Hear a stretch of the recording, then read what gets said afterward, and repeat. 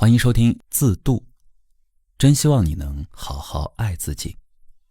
作者默多先生，由志远为您一同分享。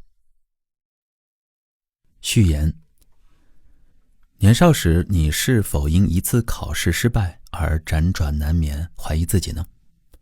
成年后，你是否因为一段不理想的关系而深陷痛苦，难以自拔呢？你是否曾经因为自己不完美而感到自卑呢？你是否曾经因他人的评价而委屈不已呢？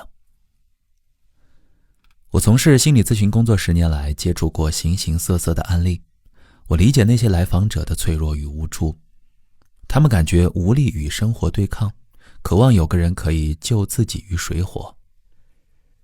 作为一名心理咨询师，我希望自己能成为所有受伤的人走向自愈的领路人，帮助他们获得治愈内心的方法与力量。我希望你可以自见，自己的自，见到的见，能够了解自己是如何成为今日之自己的。从幼年到童年直至今日，一路走来，你是否已经清楚地知道了真实的自己是什么样子的？你喜欢什么？你恐惧什么？你想成为什么样的人？你人生的意义是什么呢？我希望你可以自爱，在看见自己后，能够悦纳真实的自己。我很喜欢皮囊里的一句话，我期许自己要活得更真实，也更诚实，要更接受甚至喜欢自己身上起伏的每部分，才能更喜欢这世界。我希望自己懂得处理、欣赏各种欲求、各种人性的丑陋与美妙，找到和他们相处的最好方式。当你真正开始爱自己，你会找到自己人生美妙的韵律。我希望你可以自洽。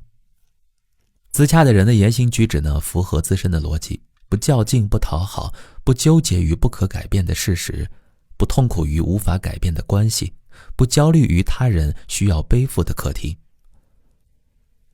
自洽是一种高级的自由，它能让你摆脱内耗，在情感上获得舒适。我希望你可以自愈。自愈的关键是转念。你越关注否定、怀疑、愤怒、颓丧等负面情绪，它们就越会活跃。你需要觉察这些负面情绪，并带领自己走出来。一件事情的成败，一个人的负面评价都不能否定你、影响你。也许你现在还不够完美，但你始终是要向前走的人，你的一生都在不断成长。终有一天你会开花，你会结果，你会变成令人惊艳的样子。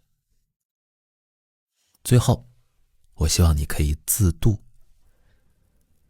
著名作家三毛曾言，心之何如，有似万丈迷津，遥亘千里，其中并无舟子可以渡人，除了自渡，他人爱莫能助。人生如河，你恰似一叶扁舟，在岁月的水流中漂浮。这行程好像远得看不到尽头，这条路似乎只有你在踽踽独行。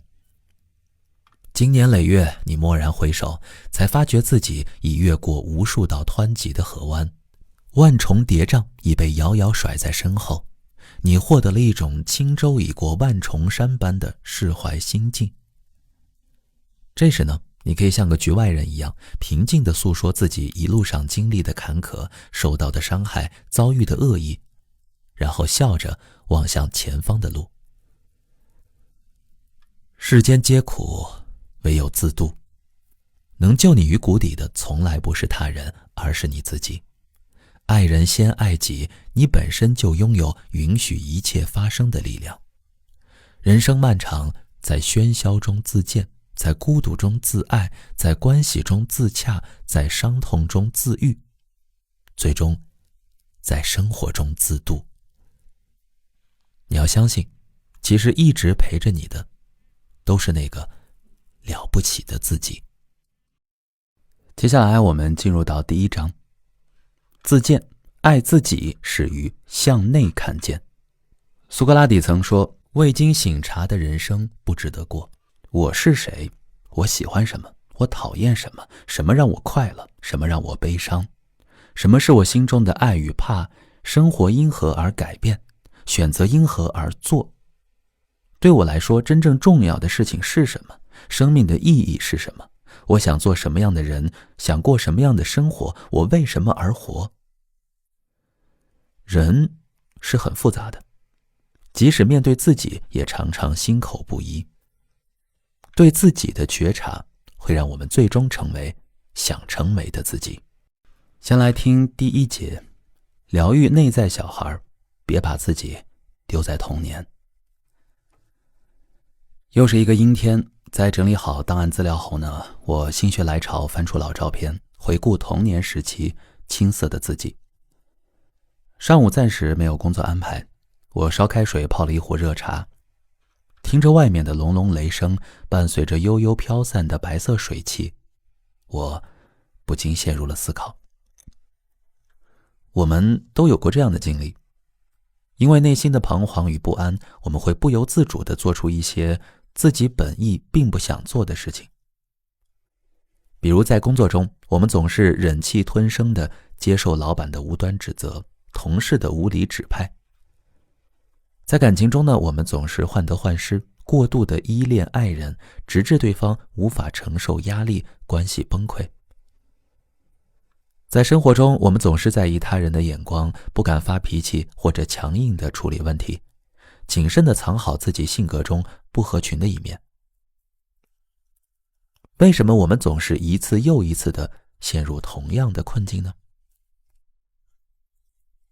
周一是阴雨天气，即使把灯全部打开，下午也像夜晚，暗沉沉的乌云似乎要把一切吞噬。一位30多岁的女性来访者走进我的办公室，她叫白梦。她看上去比实际年龄年轻，形象气质出众，但眉宇间隐藏着淡淡的忧愁。在我为她拉开咨询室的门时，她一连说了好几次谢谢。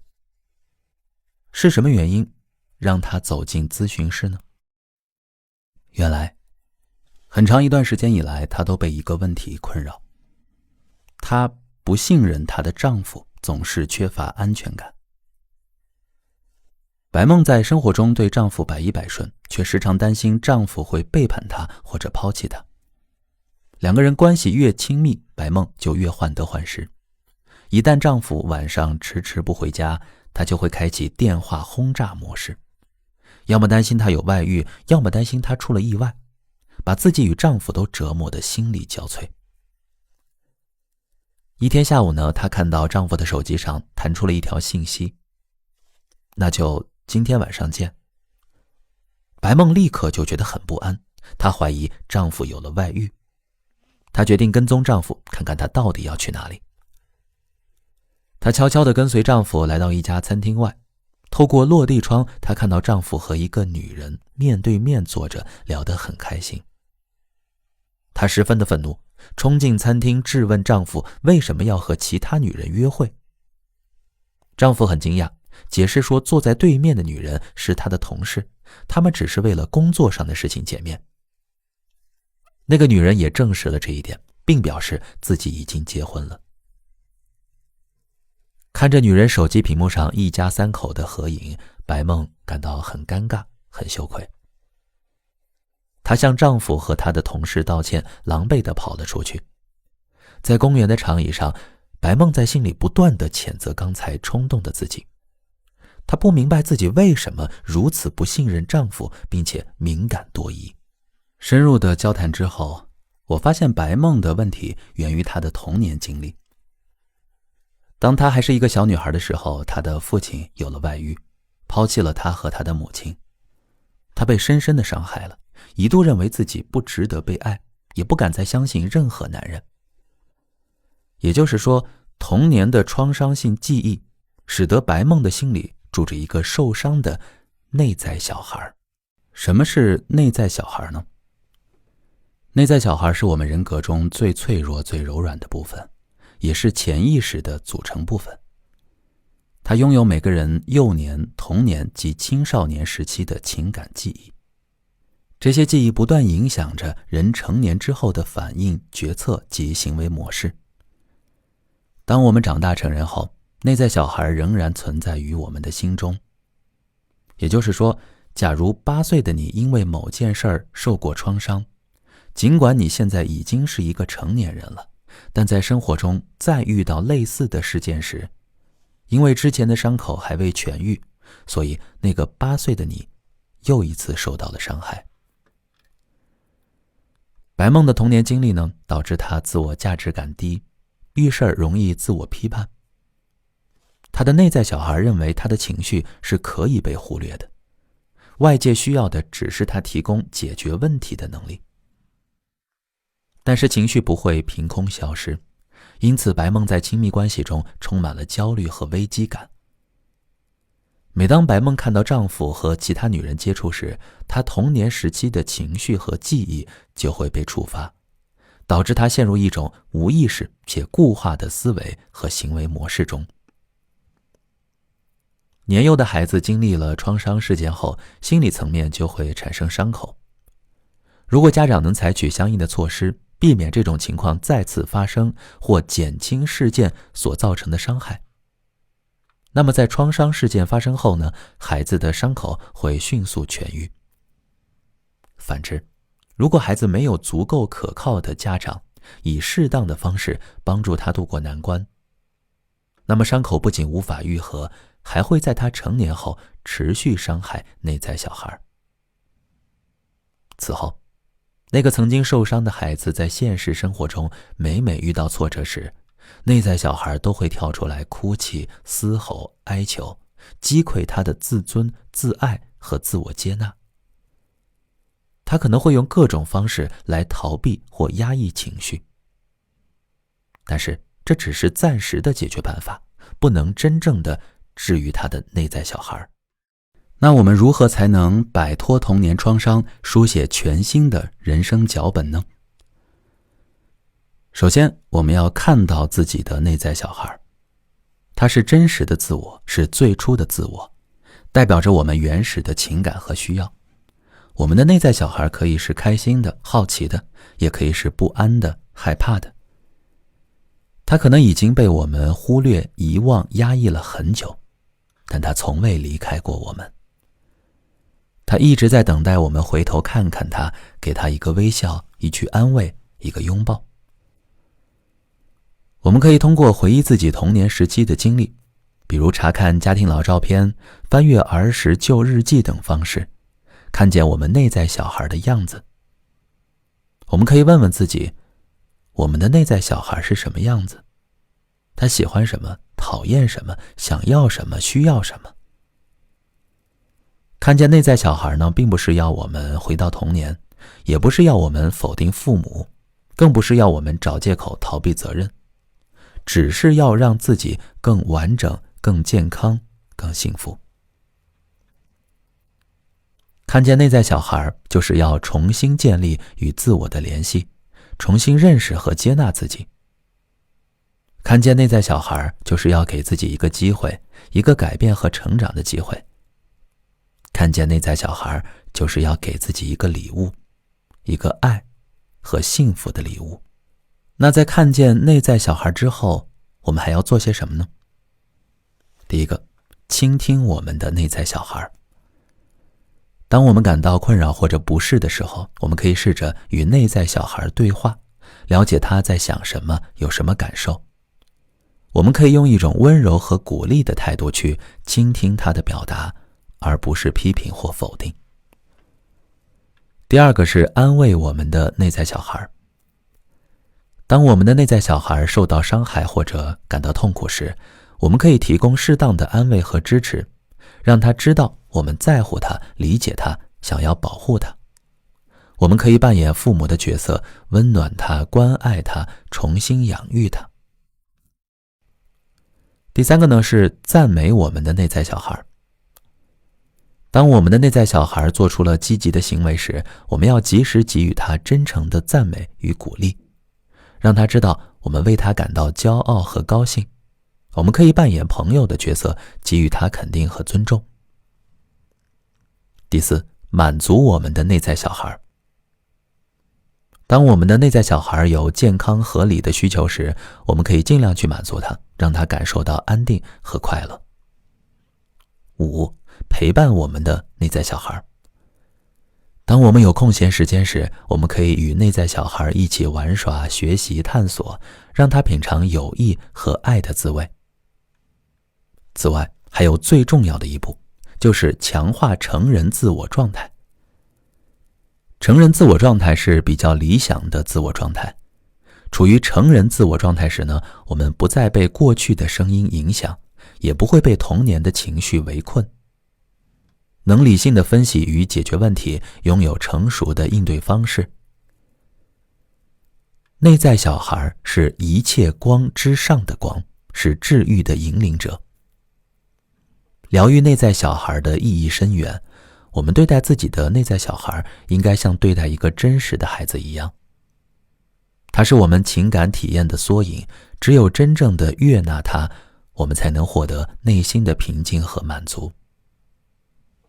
这个过程可能比较艰难，但充满价值。诊疗的最后，我引导白梦用最温柔的语气对自己的内在小孩说一句：我不会把你丢在童年，谢谢你成为我。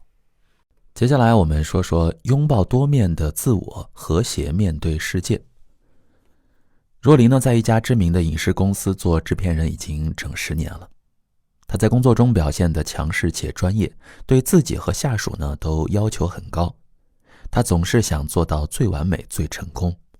若琳在公司里得到了老板和客户的尊重和认可，在业内呢也小有名气。朋友们都说她活得像电视剧里面的职场丽人，又美又飒。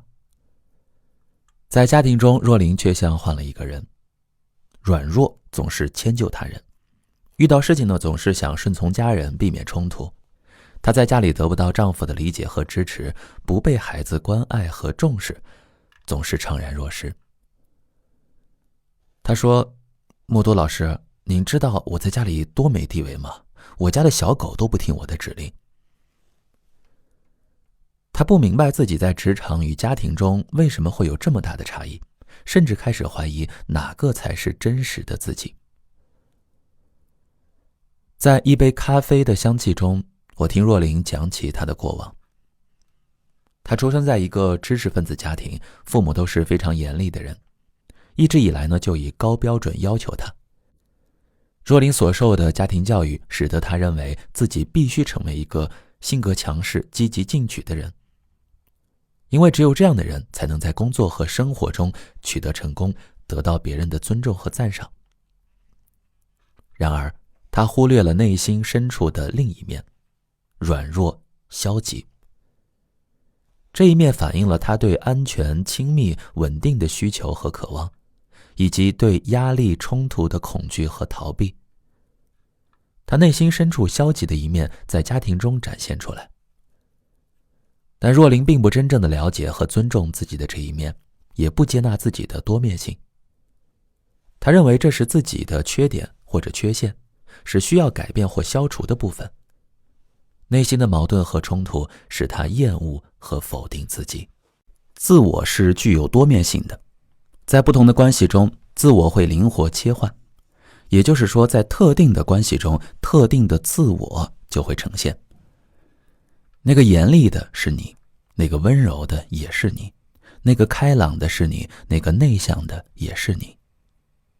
你有什么样的表现，取决于你对面是什么样的人和当时的氛围如何。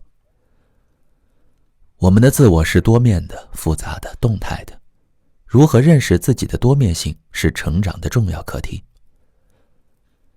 认识自己是一段关于存在意义的探索旅程，是对自己内心真相的洞见。每个人都会对某一面的自我存在不满或者恐惧，其实这些呢都是被误解的自我。如果我们想真正的了解和完善自身，就必须认识自我的多面性。那么，如何认识自我的多面性呢？瑞士心理学家卡尔荣格提出了一个重要的概念，叫做未发现的自我。未发现的自我是指那些被意识忽视或排斥，但又具有重要价值和潜力的心理内容。未发现的自我是我们认识自己多面性的关键，也是我们实现自我成长的动力。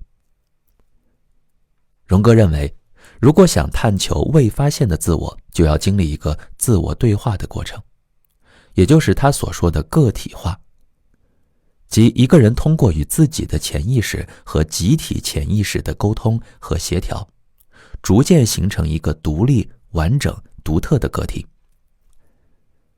个体化的过程并不容易，它需要我们勇敢并诚实地面对内心深处那些被隐藏或被压抑的部分。荣格将其称为阴影。只有当我们能够认识自己的阴影时，才能真正地认识自己的多面性，继而实现自我整合。具体来说呢，我们可以通过以下的几种方法来认识自我。一、做一些心理测试，了解自己的性格、能力、价值观等。二、用日记、信件、自我对话等方式记录和表达自己的想法、感受、经历。三、勇于面对自己的问题，敢于寻求专业的帮助，不逃避现实或者压抑自己。四、与不同的朋友交流互动，了解他们对你的看法。认识自己呢，只是第一步。更重要的是，我们要根据自己的认识去调整和改变自己。多面皆自我，每个人的心里都住着不止一个我。我与我们的和解，正是每个人必经的心理发育和人格成长之路。在人生旅途中，我们会遇到各种各样的挫折和困惑，这些都是需要我们去处理和解决的问题，同时这也是我们成长和进步的机会。调整和改变自己并不意味着否定自己，而是为了以和谐的自我去面对世界，以最真实的自我去实现自我价值。我与我周旋久，宁做我。一路走来呢，我们往往会形成一些不利于自我发展的心理模式或者行为模式。这些模式可能是从过去经历中习得的一种应对方式，但在现在的情境中却已不再适用或者对我们有害。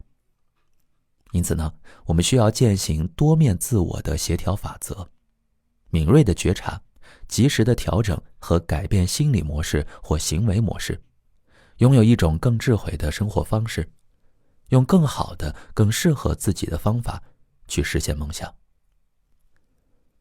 我们可以尝试用以下几种方法来调整和改变自己。一、用正向思维代替负向思维。比如说，用我可以试试代替我做不到，用这是一个机会来代替这是我的错，用我尽力就好来代替我必须做到最好等等。第二个呢，是用灵活思维代替僵化思维。比如说，用有多种选择来代替只有一种正确答案，用这是可以改变的情况来代替这是不可改变的事实。第三个，用积极行动代替消极行动。比如说，用反馈代替抱怨，用行动代替拖延。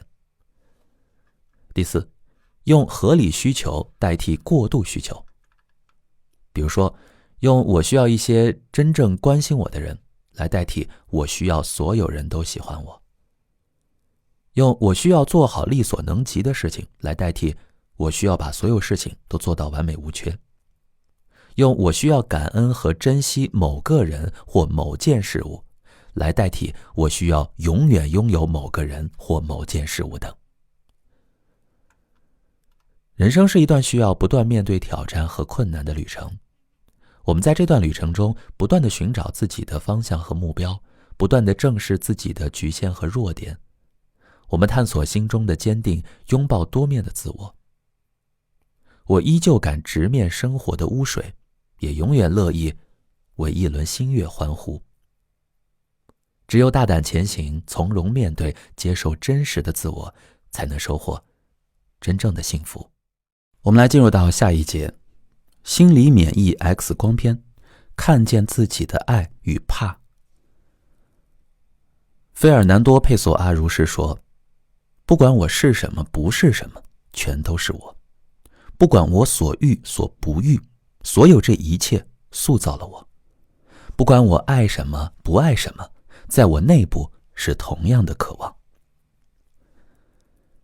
崔兰呢是一名优秀的营销编辑，他能力出众，很享受工作的乐趣。但是在工作中，他始终不善于与人沟通，尤其是在团队协作过程中，他总是觉得自己的想法比别人的更合理，所以呢，很少听取别人的意见，也不愿做出妥协或者让步。他认为这样可以保持自己的专业水准和个性，也可以避免不必要的麻烦。这种行为呢，给他带来了很多困扰。同事们反感他的态度，觉得他固执不肯合作。上司呢，斥责他的表现，认为他缺乏团队精神和沟通能力，影响了项目的进展和质量。其他公司的合作伙伴呢，也对他深感不满，认为他完全忽视他们的意见和需求，只按照自己的想法做事。崔兰渐渐地开始怀疑自己是否真的那么优秀，是否真的适合这份工作呢？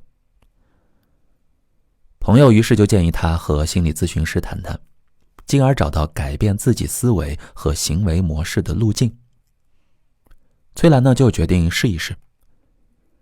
于是在一个阳光明媚的午后，他走进了我的咨询室。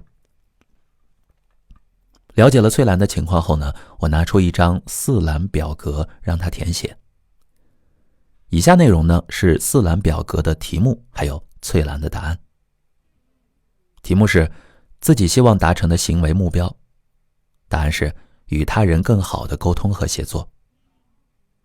第二个题目是自己与目标相反的行为，崔兰写的是不听取别人的意见，不妥协或让步，只按照自己的想法做事。第三个题目，自己目前的行为可以获得的潜在好处，他写的是保持自己的个性和专业水准，避免不必要的麻烦。最后一个问题，潜藏在自己内心的重大假设，他写道，如果听取别人的意见，做出妥协或让步，就会埋没自己的才能和贬低自己的价值，进而失去别人的尊重和认可。翠兰呢就看着自己填写的表格，豁然开朗。他之所以不愿意与他人沟通和协作，是因为自己内心深处的假设。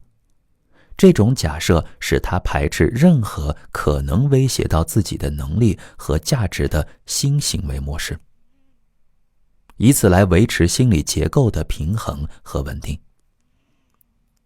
但是，这种行为阻碍了翠兰的成长和发展，也影响了她的人际关系和工作效果。一张表格让翠兰意识到了自己的问题所在，也明白了自己需要做什么。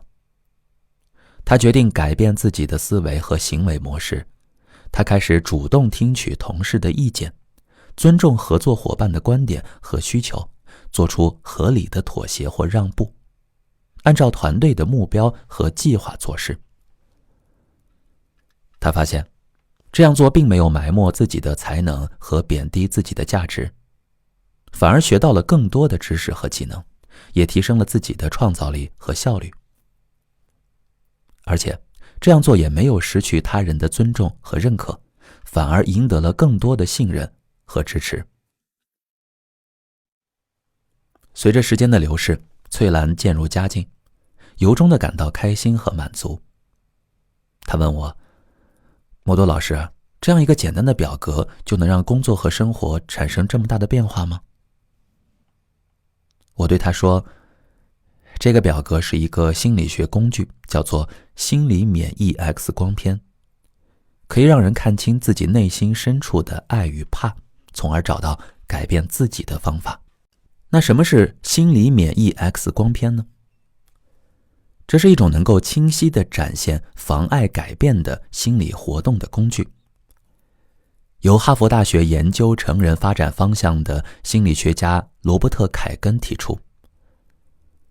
凯根认为，就像人有一套生理免疫系统，排斥不属于身体的微生物一样，人的心理呢也有一套免疫系统，它会排斥人采取新的行为模式，以此来维持心理结构的平衡和稳定。心理免疫 X 光片其实呢就是前文中提到的4栏表。4栏的内容分别是自己希望达成的行为目标，自己与目标相反的行为，自己目前的行为可以获得的潜在好处，还有潜藏在自己内心的重大假设。我们可以用这个工具来分析自己想要改变的方面。通过填写这张表，我们可以发现自己内心真正的爱与怕，以及阻碍我们改变的原因和假设，继而有针对性地调整自己的思维和行为模式，找到改变的突破口。爱与怕是关系中2种最基本的情感，它们决定了我们如何与自己与他人相处。如果由怕主导一段关系，人与人之间就会出现各种消极的沟通模式和关系模式。这些模式会阻碍我们拥有爱人和感受爱的能力。从心理学角度讲，内心的恐惧是一种对威胁或危险的情绪反应。这种反应能帮助我们采取适当的行动来保护自己。但是，恐惧有时是不合理或者过度的，会导致我们逃避正常的社会情境，影响我们的生活质量。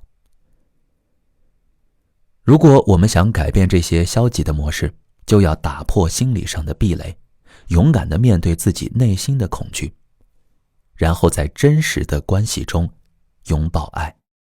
大多数人都觉得成人应该是理性的，遗憾的是，情感才是一个人最根本的东西。理性呢，就像是手机上的 APP， 情感则是 APP 底层的操作系统。一旦这个程序的操作系统崩溃， APP 就无法运行了。因此，我们非常有必要去进行自我探索，了解自己内心深处的情感，爱与怕。很多时候呢，我们无法做出改变，并不是因为没有方法或者方法不对，只是因为我们还不够了解自己。我们从小到大早已形成了一系列应对问题的行为模式，而改变需要清晰认识并放弃自己熟悉的行为模式，接受新的行为模式。心理学家卡伦·霍尼针对每个人改变的愿望和不改变的动力之间的冲突，提出过一个经典的比喻。我们想让车运行，却一只脚踩着油门，另一只脚踩着刹车，能量和动力就在这样的空转声中痛苦地消耗着。当我们用新的行为模式做事时，我们会感到焦虑。那为了避免焦虑，我们又回归到老的行为模式。而心理免疫 X 光片能让我们看到这种冲突，让我们心里真正害怕的东西显露出来，帮助我们发现恐惧和焦虑是由什么触发的，以及我们为了避免恐惧和焦虑而做出的与目标相反的行为。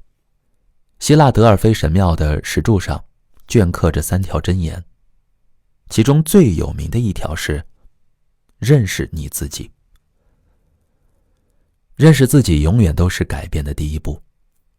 我们应该正视自己内心的爱与怕，不要逃避或否定，试着踏出心理舒适区，获取新的生命体验与感悟，从而改变自己的思维和行为模式。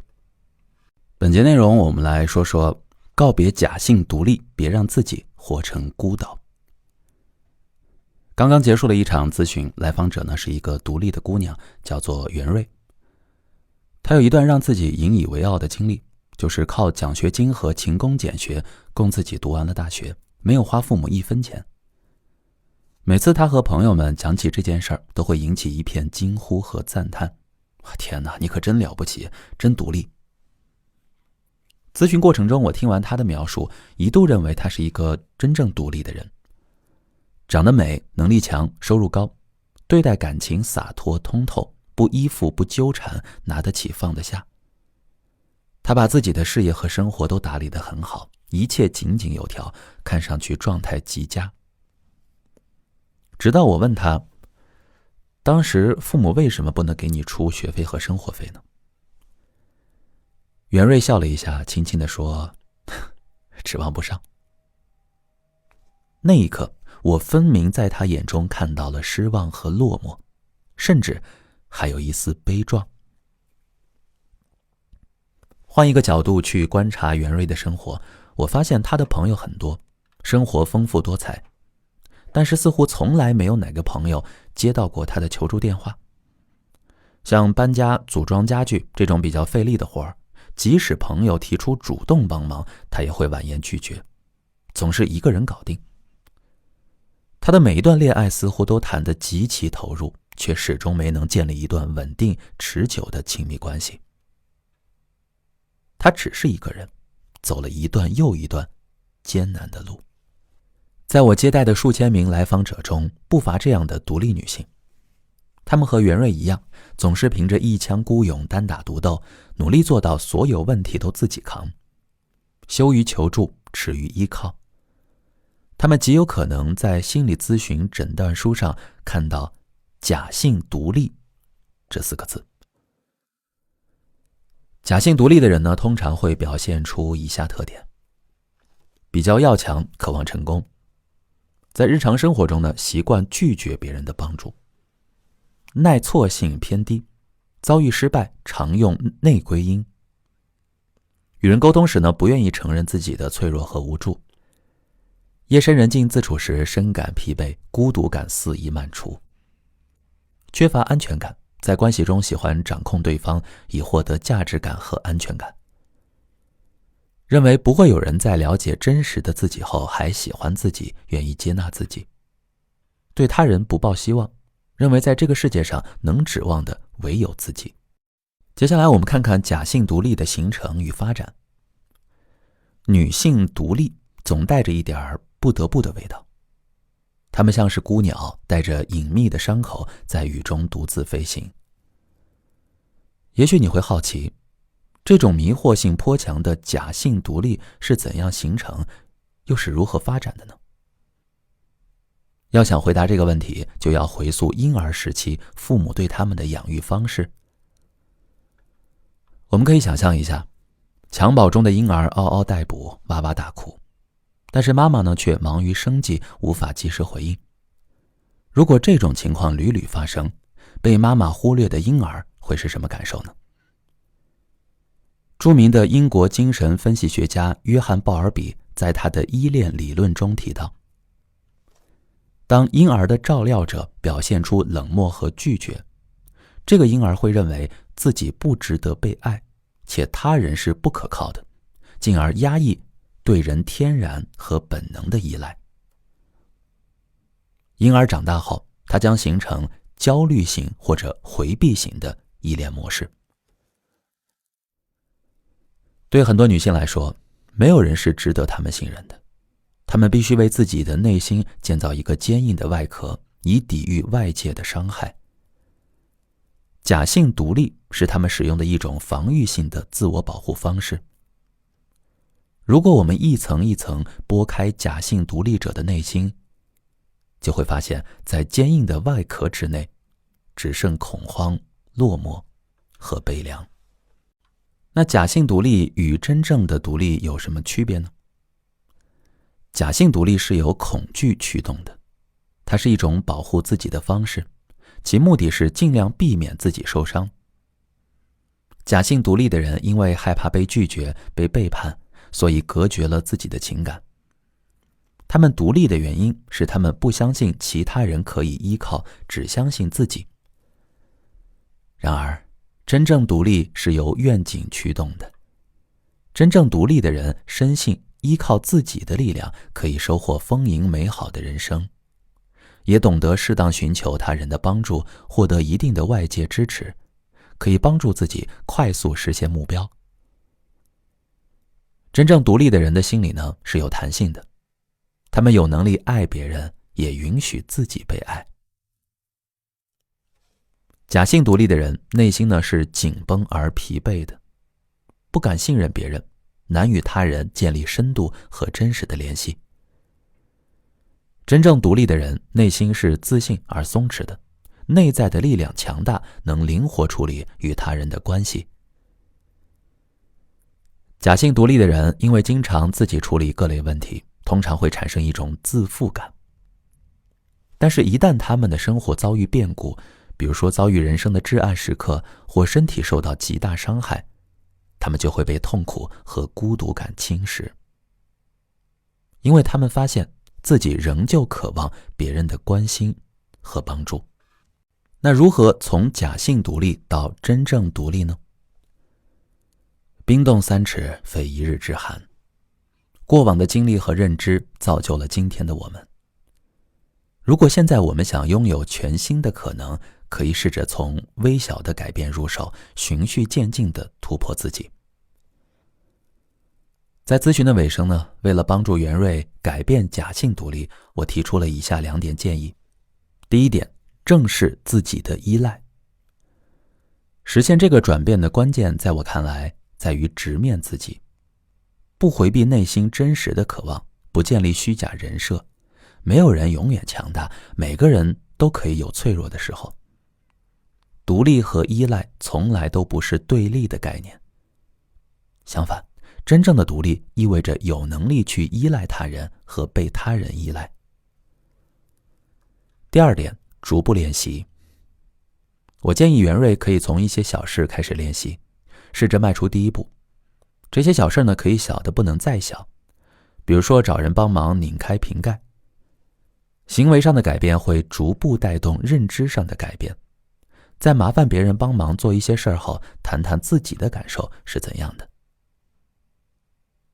对我们而言，是否有能力向别人求助，能否坦然地说出我需要你，影响着我们命运的轨迹和走向。不敢说出自己的需求，是对自我生命能量极大的羁绊和制约。如果能勇敢地说出我需要你，我们就会发现生命的意义从此不同，会发现自己值得被爱、被帮助，值得拥有美好的一切。细究起来，每个人的生活都是一本书，透过字里行间琐碎的情节，洞悉自己，了解自己，活出生命的韧性与强大，是我们毕生的功课。你以为的自己，不一定是真实的自己。某一天傍晚，夕阳从咨询室的窗口照进来，日落的柔光在街头晕开，让人感觉暖融融的。我送走当天最后一位来访者，接了一杯温水，打开手机准备享受短暂的休息时间。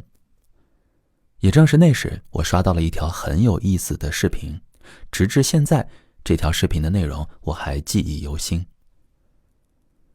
视频的内容呢，是视频的策划者找了一位画师帮几位女孩画画像。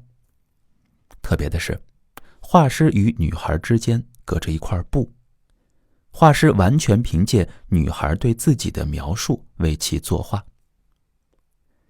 对于自己的样貌，视频中的女孩总是更着重描述自己的缺点。比如说，我有一个很宽很大的额头，我的下巴中间有块凹陷，我脸上有很多雀斑。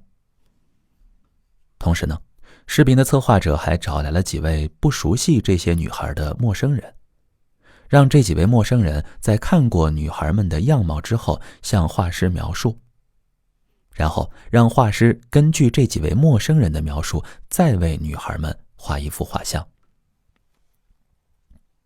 令人惊讶的是，这些与女孩们只有一面之缘的陌生人对女孩们的评价远远高于他们对自己的评价。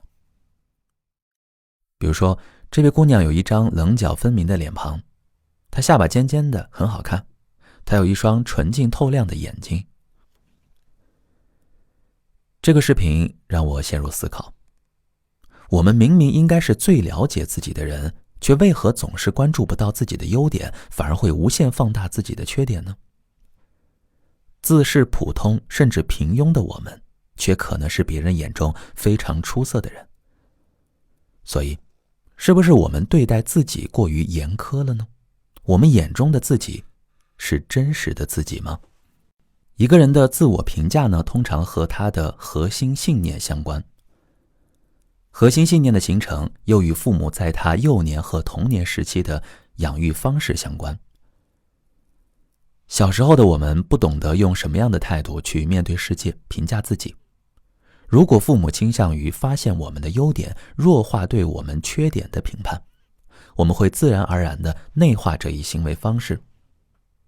但是如果父母执着于不断的纠错，我们也会被这种行为潜移默化地影响。怀有不同核心信念的人，总是在用不同的眼光看待世界，评价自己。认为我还不错的人，通常会将注意力放在自己有优势的方面。相反呢，认为我不够好的人，则会把目光集中于自己欠缺的方面。这就好比我们打开窗户，看到窗外有一座花园。那些有积极信念的人呢，总是能看到花园里色彩缤纷的花儿和高耸的树木。而那些有消极核心信念的人，看到的只有丛生的杂草，内心怎能不难过低落呢？我曾有一位同事，总是不愿意相信自己很优秀，一直以来呢，活得小心谨慎，生怕行差踏错。我们曾共同负责策划一场研讨会，经过1个月的精心筹备后，研讨会顺利召开，效果也出乎意料的好。同事们在会后聚在一起庆祝，交流心得与体会。大家喜上眉梢之时，那位同事却表现得有些不自在。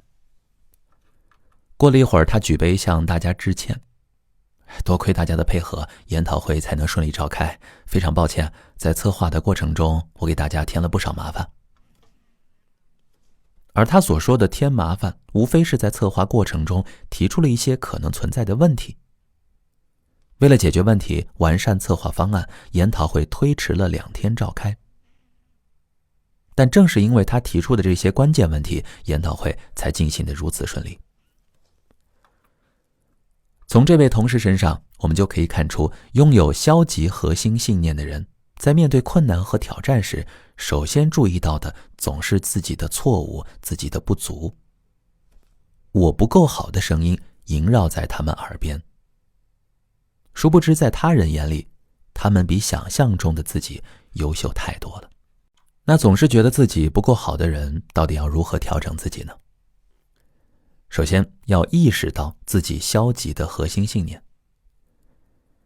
比如说你和伴侣出去旅行，因为你的提议，你们一起参观了某个门票又贵又无聊的景点，伴侣大失所望，你自责不已，认为是自己的攻略没有做到位。这个时候呢，你就要意识到自己产生了消极的核心信念。这种核心信念会让你不断的自我怀疑、自我否定。其次，在意识到自己的核心信念后，可以利用饼图技术来转变自己的信念。简单来说呢，你可以拿出一张白纸，在白纸上画一个圆形，再在这个圆形上划分出大小不等的几个区域。每个区域代表导致这件事发生的不同原因和所占的比重。还拿上文的例子举例，在圆形划分出来的区域上，你可以分别写下我判断失误 30%， 伴侣不提供任何建议做甩手掌柜 20%， 被攻略误导 35%。 这样呢，你就不会再把目光集中在自己身上，把错误全部归咎于自己，而是会从多方面考量，认可自己做得好的那部分。多次尝试后，你会发现耳边萦绕的声音已经从我不够好变成了我还不错。很多时候呢，让我们产生焦虑、抑郁等负面情绪的，往往不是一些客观事实，而是经过我们翻译和解读事实之后产生的信念。无限放大自己的缺点，只会让我们产生不合理的核心信念，进而影响自我评价。只有不畏惧瑕疵，为内心赋能，才能拥抱更好的自己。本集开始呢，我们进入到第2章，叫自爱，内在和谐，在自身中安居。自我接纳并不意味着不思进取、自我放纵。自我接纳是对自己的优点、缺点不加批判的承认，完完整整的接受自己当下的样子，不会因为自己的不足否定自己的价值、苛责自己。全然的接纳自己是应对这个世界的盔甲。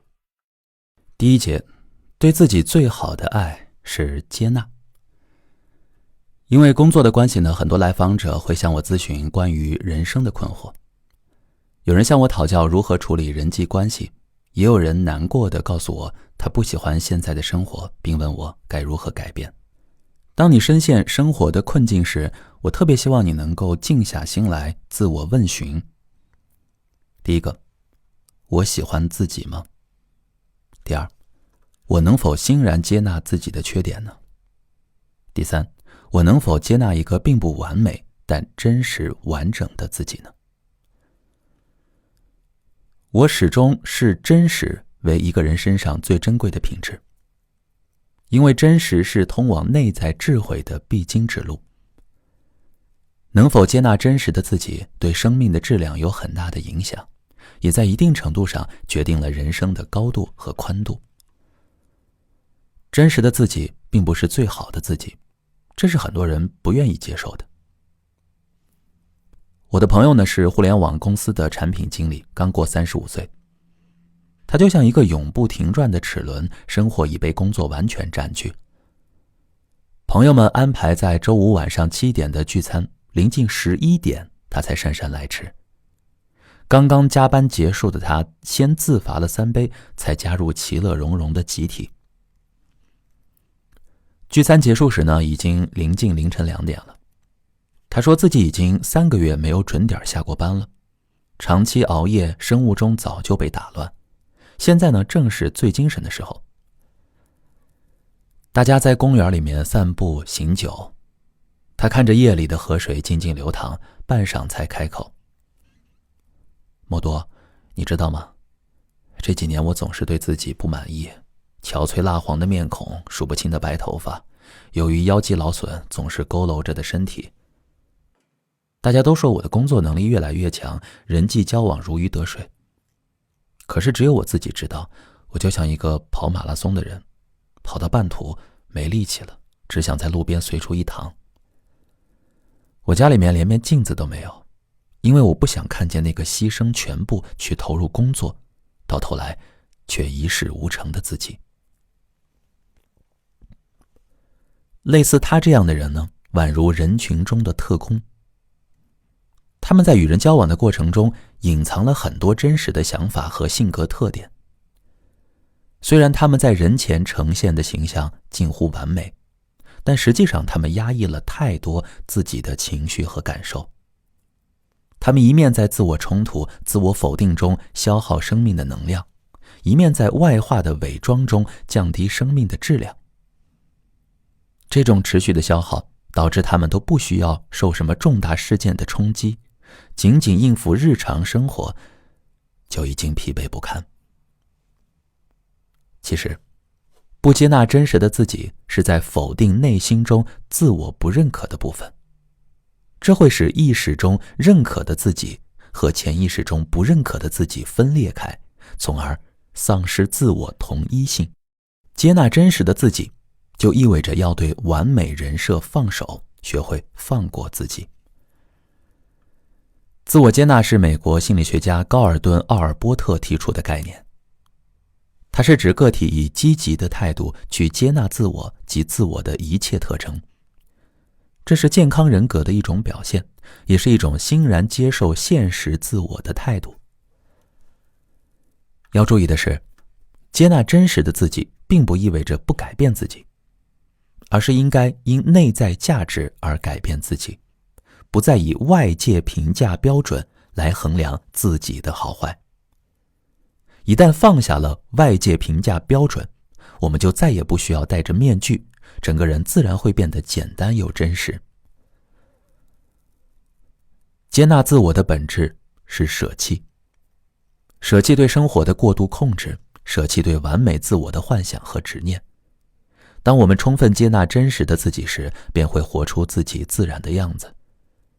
我们会发现周围的人越来越友善，环境越来越宽松自在，生活的每一刻都熠熠生辉。活出真我的人，就像涤净沙尘的珍珠，闪耀着自然润泽的光。生命的本真会让我们散发舒适的人格魅力，我们只需先在爱自己上下功夫，其他一切自会水到渠成。怎样才能做到真正的接纳自己呢？自我接纳可以逐步习得，心理学上有一些方法和建议可以帮助我们拥有这项技能。第一，制定一个自我接纳的目标。我们要改变自己过往的思维模式，从自我否定中走出来。我们可以与自己的心灵对话，告诉自己，你需要从一个充满责备、质疑和否定的世界中脱离出来，进入一个充满包容、接纳与信任的世界。拥有了这个想法后，我们自然就拥有了自我接纳的目标。第二，记录自己的优点。拥有了自我接纳的目标后呢，我们就要想方设法去实现目标。我们可以每天记录一个自己的优点，充分肯定自我价值，看到自己的长处。渐渐的，我们就会发现自己的潜力和优势，并且愿意发挥自己的潜力和优势，展现自己独有的价值。在生活中，我们也会因为常常得到正面回馈而提升自信。第三，想象与最好的自己进行互动。闭上眼睛，想象那个最好的自己脱离了身体，看着我们当下的生活。他会希望我们做什么呢？他会建议我们做什么呢？这种可视化的分离会让我们脱离当下的痛苦，利用我们内在的自我进行疗愈。第四，模仿梦想中的自己的样子。当我们陷入自我否定时，不如先尝试赋予自己价值，把自己想象成梦想中的自己的样子。我们的潜意识会对梦想中的自己产生接纳与认可，然后呢去模仿它。通过身体力行不断的模仿，我们也会慢慢的变成梦想中的自己的样子。我们能在多大程度上接纳真实的自己，就能在多大程度上活出生命本来的状态。之后，奖励也会随之而来。很多人总以为，如果他们得到了事业、爱情、财富，他们就能变得更好。事实上，只有自己先变好，才能收获那些东西。而变好的第一步就是认识并体验到真实的自己就是最好的。接纳真实的自我，保持内心的平静与安宁。与其用假我扮演角色，不如用真我纵情生活。接下来我们谈一谈跳出设定，改写人生剧本。每个人从呱呱坠地开始呢，一场独属于他的人生大戏便缓缓地拉开了序幕。太阳东升西落，四季交换更替。推开名为人间的剧目厅，眼前出现的剧本浩如烟海。在懵懵懂懂中，我们登上人生的舞台，待回过神来，早已没有退出的机会。我的来访者陶陶已经大学毕业工作3年了，但他仍被困在高考后选专业的那一天。他总觉得，如果自己当初选择了另一个专业，现在的人生会更精彩、更圆满。陶陶从小呢对艺术和设计有着浓厚的兴趣，一直想报考艺术设计专业。这一专业涉及绘画、雕塑和摄影等领域的学习。但那时，他的家人和朋友都认为陶陶应该选择会计专业，因为这个专业似乎能让他进入一个更稳定、更有前景的行业。陶陶听从了身边人的劝告，最终选择了会计专业。毕业后呢，也得到了一份薪水稳定的工作。然而多年过去，陶陶渐渐意识到自己的内心并没有得到真正满足。淘淘说，摩多老师，我最近每天晚上都在重复做一个梦，梦见我在舞台上扮演一个小角色，我明明能够冲到舞台中央当主角，可舞台中央的灯光真的好刺眼，我往后退了一步，从此再也没有一句台词。淘淘说，每当他看到身边从事艺术设计的人创作出优秀的艺术作品时，心中总会涌起无法言喻的羡慕和遗憾。他开始想象，如果他当初选择了艺术设计专业，也许现在会过上一种充满创意和激情的生活。直到一个平平无奇的夏夜，他打开了一个模拟人生的游戏，给那个游戏的主角起了一个和自己一样的名字。夜深人静时，淘淘常常对着发光的电脑屏幕发呆，看着电脑游戏中的淘淘每天在一个明亮的工作室里写写画画，创作着精美的艺术品，生活丰富多彩，充满了无限可能。淘淘深夜体验着游戏人物的美好人生，白天又要回归自己枯燥的工作。日复一日，这种反差让他感到越来越痛苦。他感觉自己被分成了两半，一半成为游戏角色，投身艺术创作的海洋，享受绚烂的梦想生活；一半是真实的自己，因为不敢做选择而被困于逃脱不掉的牢笼，至死无法离开。内心的痛苦逐渐在淘淘身上累积，让他备受煎熬。某天清晨，他在地铁站换乘时，远远看到一个很像游戏中的淘淘的背影。他长着和他相似的面孔，背着一个大画板，和朋友在楼梯上一起向上走，是那样轻快、自由、幸福。淘淘竭力想追赶，却感到一阵天旋地转，最终昏倒在楼梯旁。据医生诊断，淘淘长期熬夜，身体抵抗力低下，加上受到刺激情绪波动，才会短暂陷入昏迷。淘淘醒来后呢，向我描述，他做了一个很漫长、很奇幻的梦。在淘淘的梦中，他看到了每个人的人生都有一部独特的剧本，每个人都在自己的剧中扮演着重要的角色。人生剧本决定了我们的目标和价值观，影响着我们的决策、行为和态度，引导着我们的人生方向。淘淘之所以痛苦呢，是因为他认为自己的人生剧本再无改变的可能。而事实上，每个人都拥有改写自己人生剧本的能力。如何改写自己的人生剧本呢？第一，倾听自己内心的声音。要想改写自己的人生剧本，必须以终为始，先明白自己真正的需求，才能找到实现自我价值的方向。在做任何事情之前，我们都可以询问自己，我是否想要这样做？倾听自己内心最真实的声音，掌握改写人生剧本的主动权。第二，探索主线之外的生活。剧本都有主线，但多姿多彩的人生从来不会囿于主线。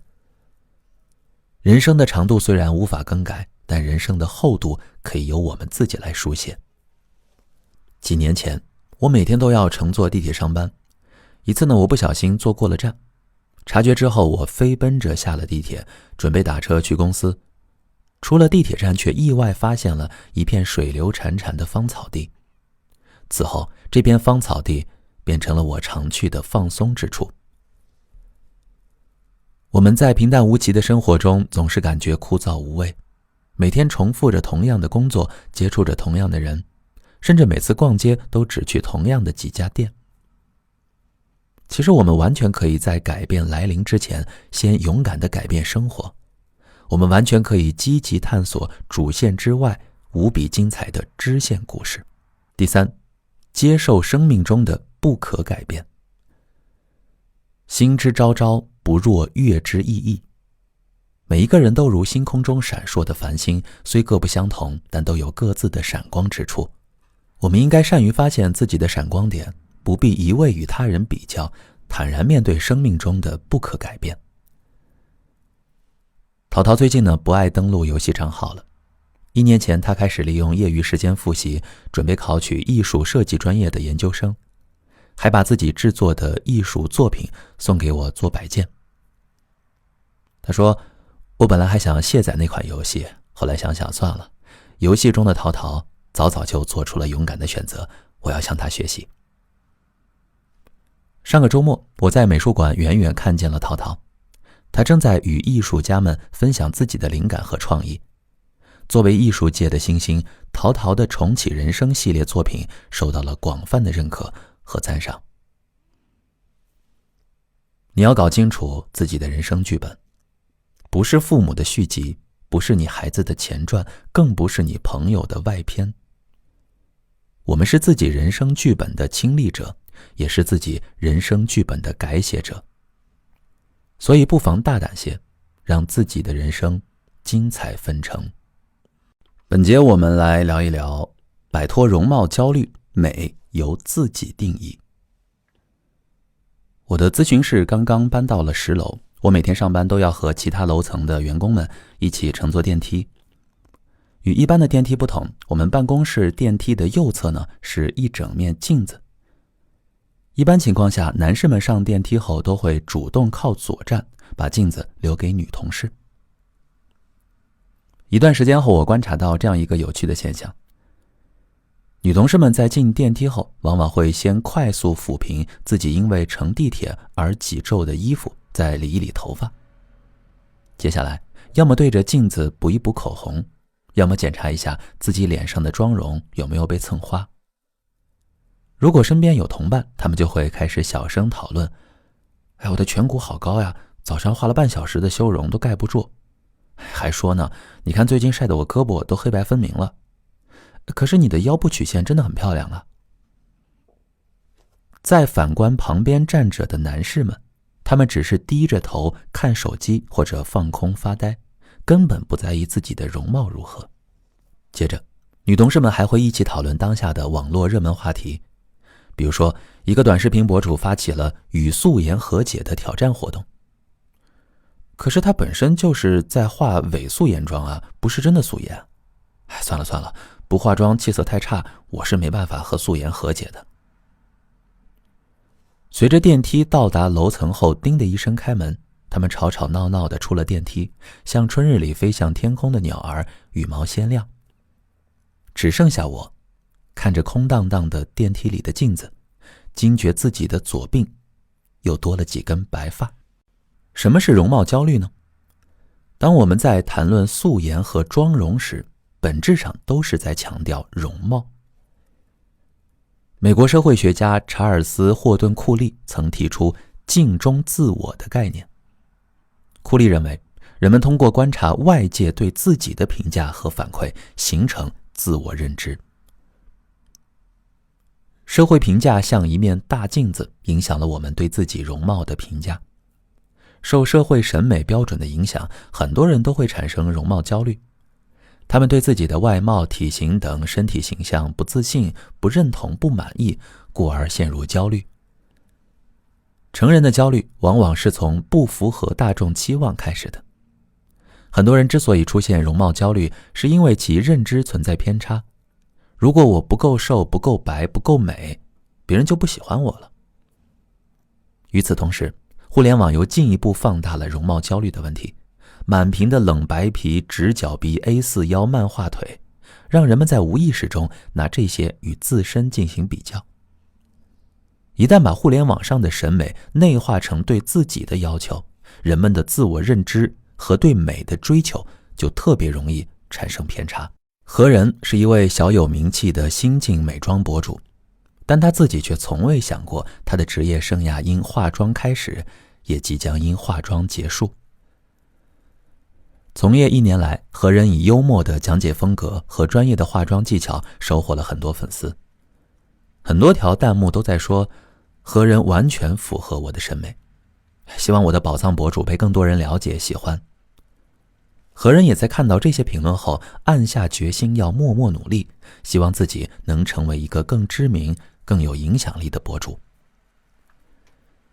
机会降临在半个月前，某部影视剧热播时，其中一位女性角色的五官神态与何人有3-4分相似。他做了一期关于该角色的仿妆视频，意外爆火。那条视频是何人自从业以来播放量最高的一条视频，他也因此收获了不少流量与关注。凌晨看着不断飙升的点赞量、评论数和转发量，何人当即决定趁热打铁，再多出几期仿妆视频。结果也和他预估的一样，后出的几条视频的数据越来越好，粉丝量在短短1周内就增加了10几万，也开始有广告商找他做产品宣传与推荐。就在何人认为事业终于要迎来春天的时候，评论区里陆陆续续出现了很多不和谐的声音。一开始呢，只是有人评论这个博主的妆容好粗糙啊，眼妆也太浓了，根本没有借鉴意义。何人及时根据评论做了调整。可后来评论数量越来越多，其中不少人开始评价何人的容貌和身材。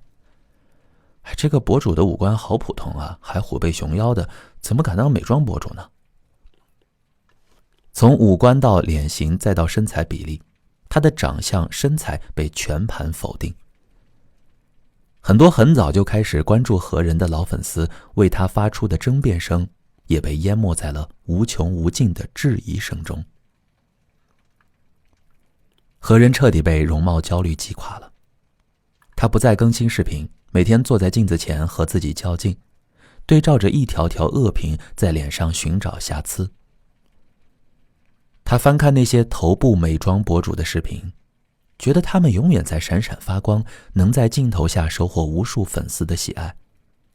他们皮肤细腻，五官符合大众审美，身材比例也是何人梦寐以求的3-7分，不像自己是五短身材，每天清晨还会水肿。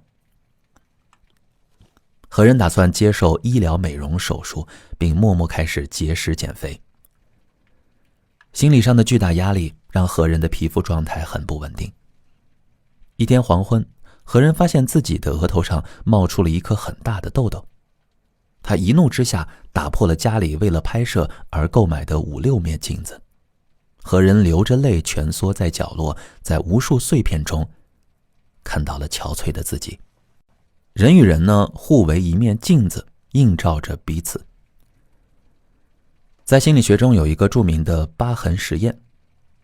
心理学家曾经征集了10名志愿者，请他们参加一项名为疤痕实验的心理研究活动。心理学家让化妆师在志愿者的脸上画上以假乱真的疤痕，然后呢，给志愿者一人一面小镜子，让他们看到自己可怕的样子。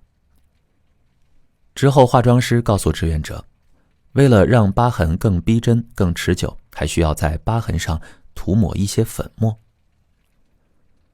事实上呢，美妆师并没有在疤痕上涂抹任何粉末，而是用化妆棉清除了志愿者脸上的疤痕。志愿者们在不清除脸上的疤痕已被清除的情况下，被带到了各大医院的候诊室，装成急切等待医生治疗的患者，暗中观察路人的种种反应。实验结束后，志愿者们都声称感受到了他人的恶意。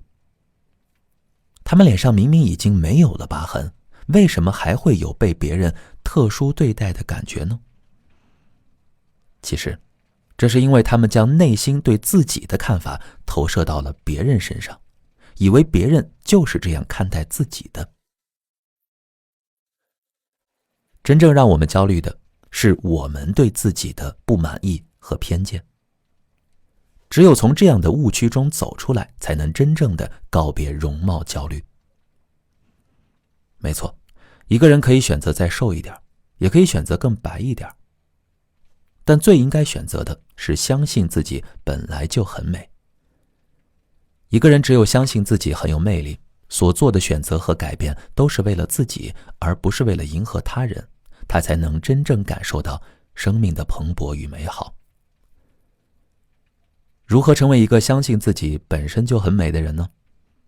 答案很简单，看见自己，接纳自己。即使我们脸上真的有疤痕，也掩盖不了我们其他地方的美。疤痕也是属于自己的故事，应该是被自己接纳的一部分。是的，我们无需靠改变自己的外表来取悦别人，自己的美也无需由别人来定义。活出真实与自在，自然会闪闪发光。接下来要谈到的话题叫不过度自省，原谅犯错的自己。夜深人静，早该入睡的时间，刘刘的脑海里面却正在上演一场热闹的大戏。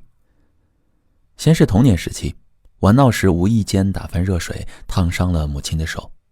时至今日，母亲的手上还留着淡淡的伤疤。要是自己当时听话不乱动，会不会避免那次意外呢？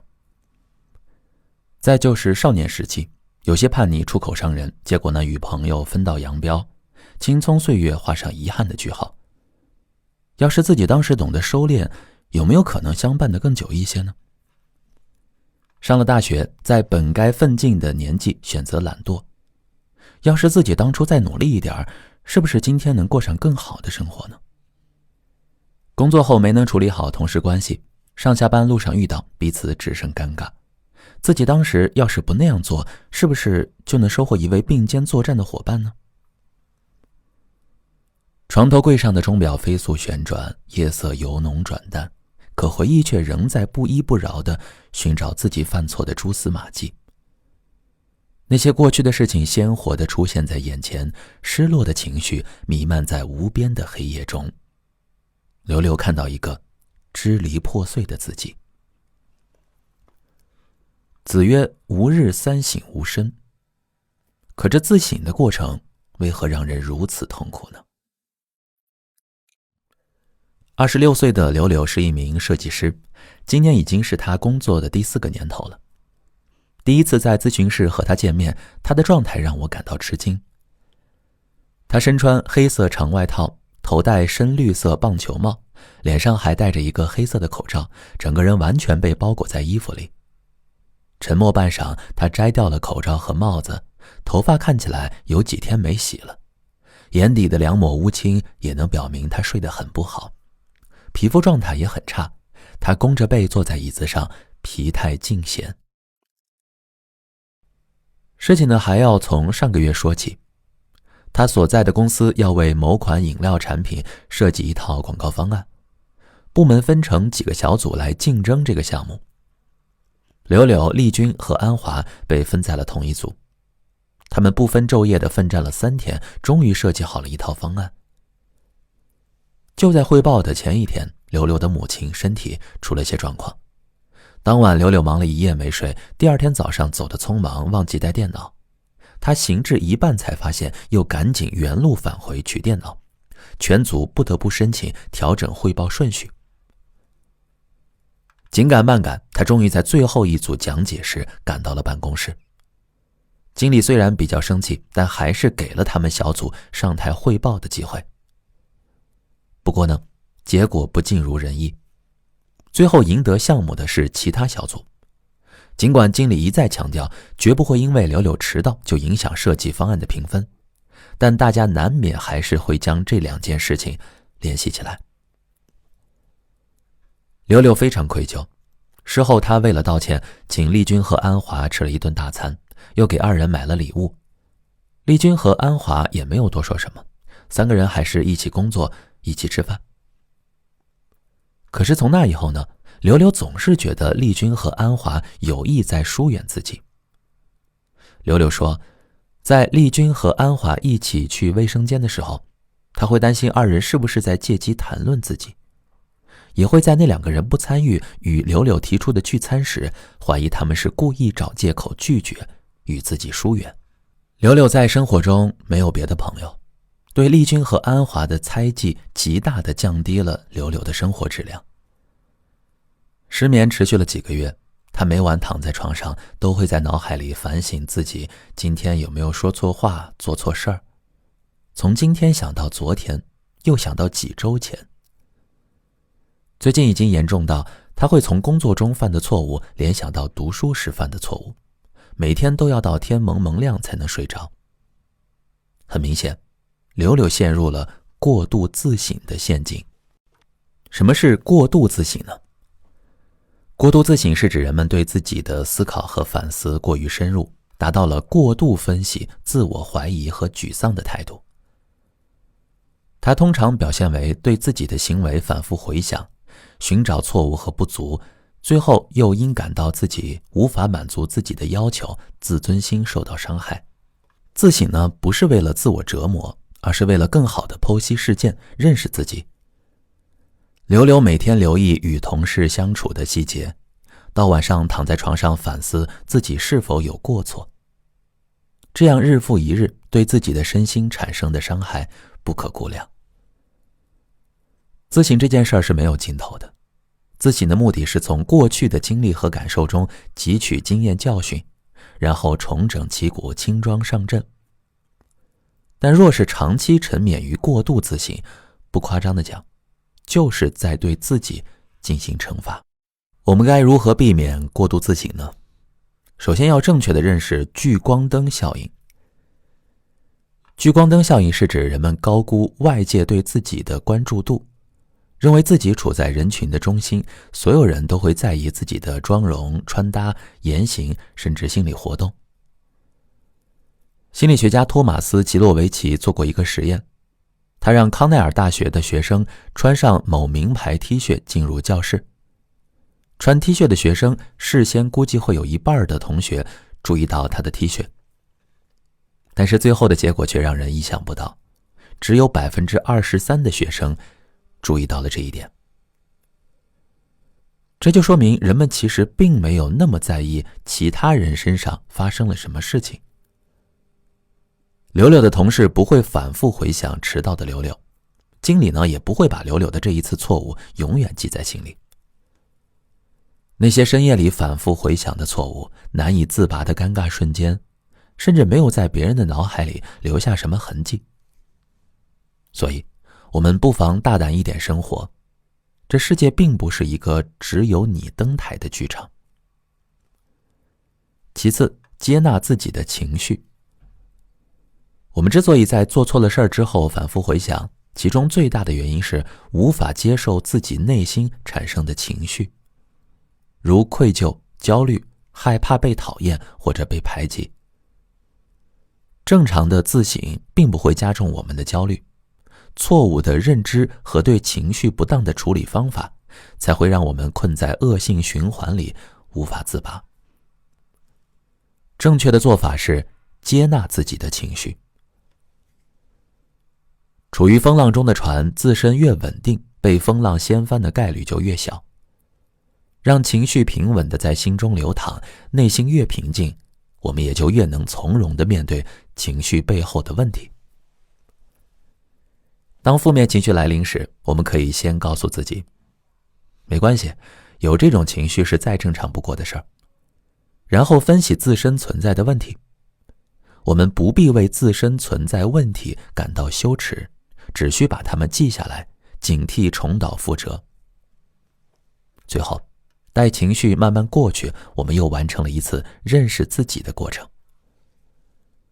如此几次，我们便能掌握一种与自我和解，让心灵变得更加澄澈透明的方法。犯错非我们所愿，但收拾好情绪继续前进，是我们自己可以做出的选择。最后，原谅自己，向前看。花有重开日，人无再少年。人生是一条单行道，过去了就是过去了，永远无法重来。也正是因为没有回头路，犯过的错误才会让人感到无比遗憾。可是，人生并非只由一个个遗憾叠加而成。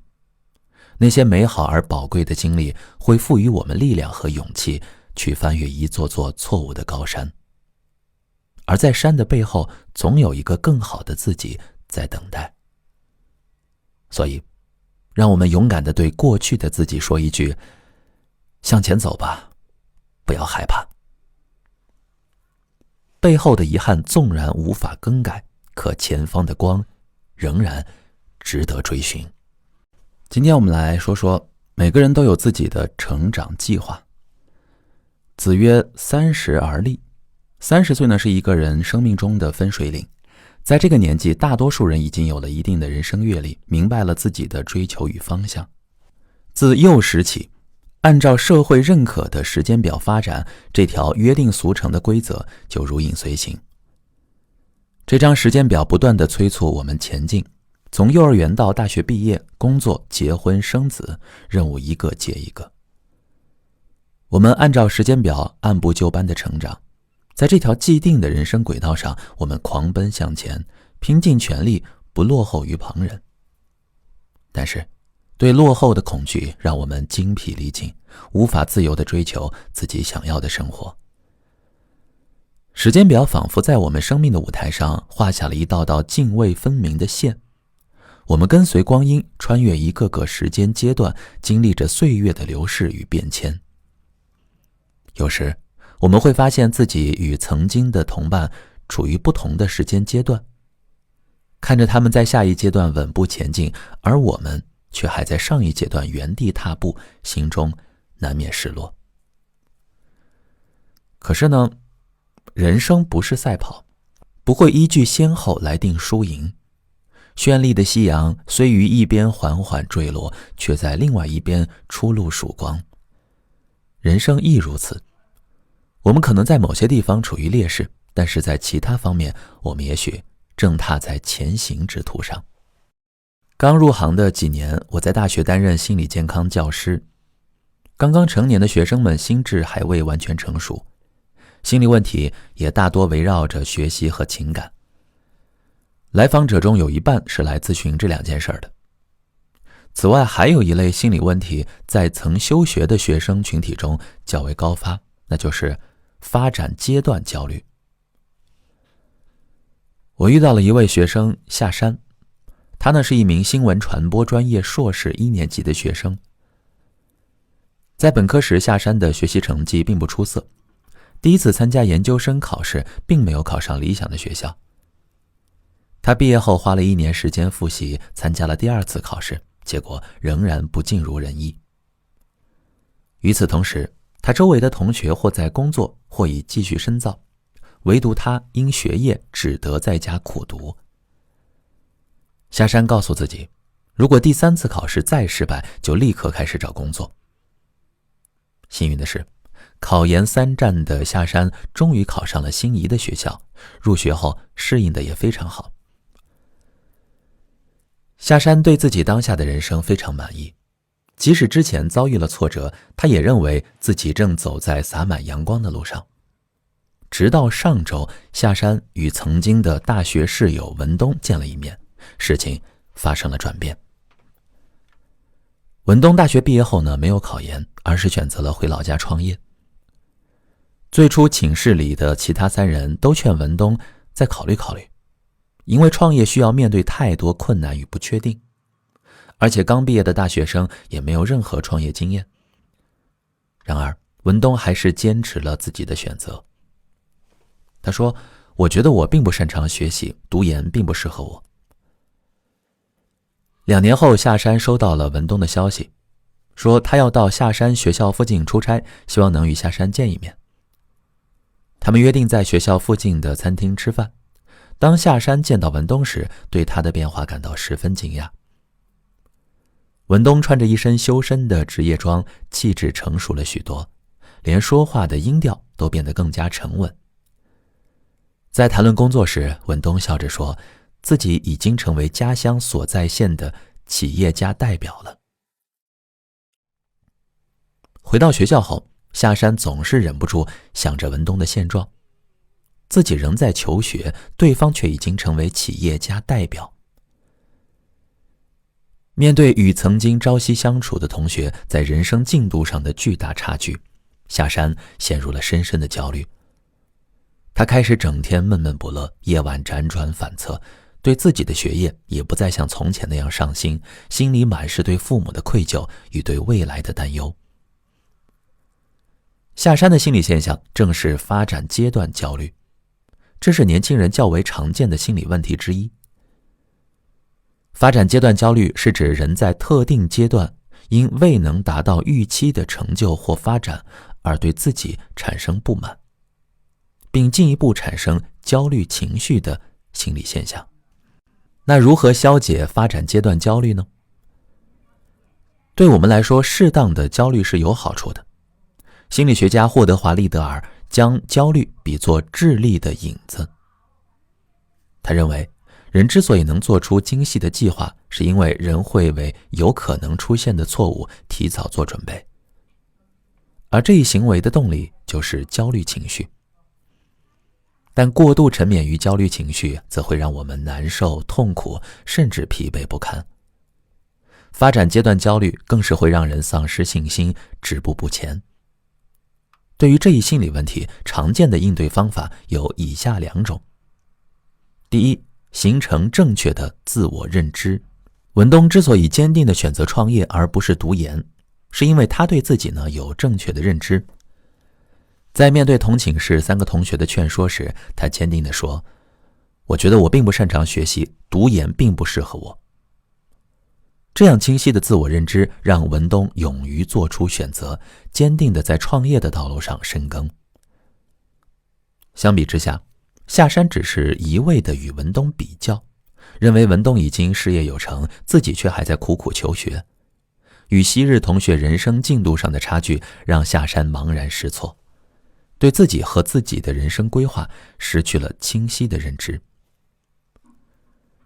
其实呢，每个人都有专属于自己的成长计划，我们应该了解自己内心的渴望与真正追寻的方向，不必因与他人纵向比较而对自己的人生丧失信心。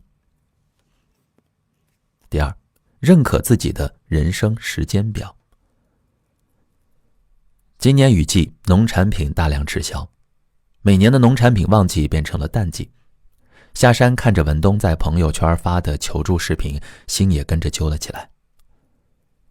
某天专业课，当老师讲到直播新业态时，夏山忽然想到，是否可以开设一个助农直播间，为文东的农产品做宣传。果不其然，助农直播的效果很好。在直播结束后，文东给夏山发了一条微信：一切都是最好的安排。生命中的每一个契机，每一次起伏，都在我们的人生时间表里拥有深远的意义。即使我们的进度比别人稍慢一些，也无需担忧，因为我们会沿途欣赏到更多绚丽的风景。人生并非只能纵向衡量，更需深度体验。慢下来的脚步，让我们拥有更多的时间去感悟生命中的美好。兜兜转转之后，我们总会到达梦想中的桃源之地。前行的步伐或有快慢之别，但人生绝无成败之分。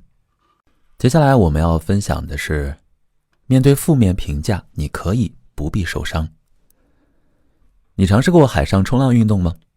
当你坐在海滩上望向大海，你看到的是层层海浪追逐前行，金灿灿的太阳挂在天空中。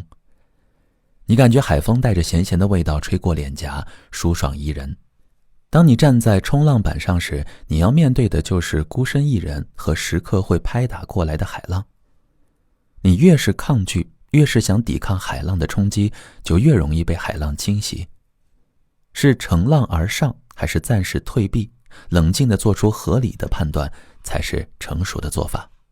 有时我觉得应对负面评价与冲浪很像，越是害怕听到负面评价，越是想和评价你的人争辩，你就越有可能受到负面评价的影响和干扰。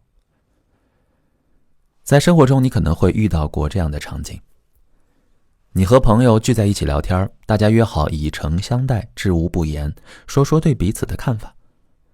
在谈论别人时呢，你听得津津有味；到谈论自己时，在听完夸赞之词后，对方刚想说不过呢，你有时候，你的心就突然咯噔一下，心里暗暗想，还是别说了，我不太想听。朋友间尚且如此，来自其他人的负面评价就更令人畏惧了。即使是没有说出口的评价，比如老师的蹙眉、领导的咳嗽，都会让你深感不安。事实上，在漫长的成长过程中，每个人都需要在与他人的碰撞中了解自我。有的碰撞可以不断强化我们自我认知中的积极方面，让我们知道自己哪部分是好的；有的碰撞则让我们醍醐灌顶，让我们知道自己哪部分是有待改进的。只有不抗拒、不畏惧负面评价，我们才能在人生之路上走得更稳、更远。我记得曾经有一位小姑娘向我寻求帮助，她对我说，我喜欢放假的时候待在家里面看书、画画，而我的妈妈总是批评我木讷，觉得我的性格难以融入社会。她总是让我出门参加一些社交活动，这让我很苦恼。详细询问后，我了解到这个姑娘非常喜欢独处，除了待在家里面看书、画画，还喜欢自己一个人到公园看鸟、拾花。我心中暗暗思忖，这是一个多么会生活的孩子呀，为什么他的妈妈一直关注他不爱社交这一点呢？于是我约了他的妈妈来到我的咨询室。经过一番深入的交谈，我了解到这位小姑娘的妈妈是在一个大家庭中长大的，家中呢有5个孩子，父母根本照顾不过来，而家中能说会道、爱笑爱闹的孩子往往比较容易得到父母的关注。这位女士是兄弟姐妹中最安静沉稳的，因而经常被忽视，得不到长辈的注意。这些经历让她觉得人如果不活泼开朗，就比较容易吃亏。因此呢，她格外希望女儿不要像自己。在心理学领域有一个常常被提起的概念，叫做投射，是指一个人将自己的价值观与情感好恶强加于他人的心理现象。这个妈妈总是对女儿不爱社交这一点过分挑剔，实则是对自己不活泼开朗的性格感到不满，又担心女儿会因为过于安静、喜欢独处而不被他人关注和疼爱。如果女儿能明白这一点，便能看到母亲批评背后的脆弱，从而减少自我怀疑和委屈的情绪。除了一些源于投射的负面评价，还有一些负面评价需要我们去面对和消化。而面对和消化这些负面评价的前提是，我们要有清晰的自我认知。在这里，我想给大家提供2种简单易行的获得自我认知的方法。第一种呢是自我评价法。这种方法需要我们在日常生活中从客观的角度观察自己的言行，对自己进行探索和评价。例如，在完成一项任务的过程中，你可以记录自己在完成任务的过程中做得好的地方和有待改进的地方。记录自己在面对困难和挑战时反应如何，记录自己在处理问题时情绪如何。这种方法有助于我们客观且多方位地了解自己，更清楚地认识自己的优势与不足。第二种方法呢是他人评价法。我们可以选择自己身边信任的人，比如说父母、师长、好友，心平气和地向他们提问：你认为我有哪些优势与不足呢？你是从我的哪些举动中发觉的呢？我们可以用自己对自己的评价与他人对自己的评价相比较。如果他人提出的负面评价恰好与我们认识到的不足相同，我们就可以从容接受并且认真改进。如果他人提出的负面评价与我们认识到的不足不同，我们就要理性分析，判断自己是否有这样的问题，是不是需要改进。长此以往，我们会发现那些负面评价不会再如惊涛骇浪般侵袭我们的内心。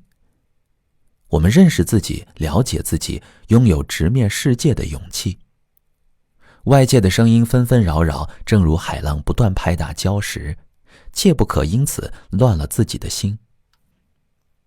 屏蔽干扰，专注眼前，道路虽远，脚步更长。接下来我们进入第3章，自洽，摆脱关系内耗，自在做自己。在生活中，我们遇到的所有问题都是关系问题，每一个人都无法离开关系而独立存在。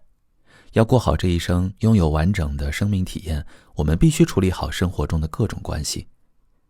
我们与这个世界本是一体，所谓外部世界，不过是我们内心的投射。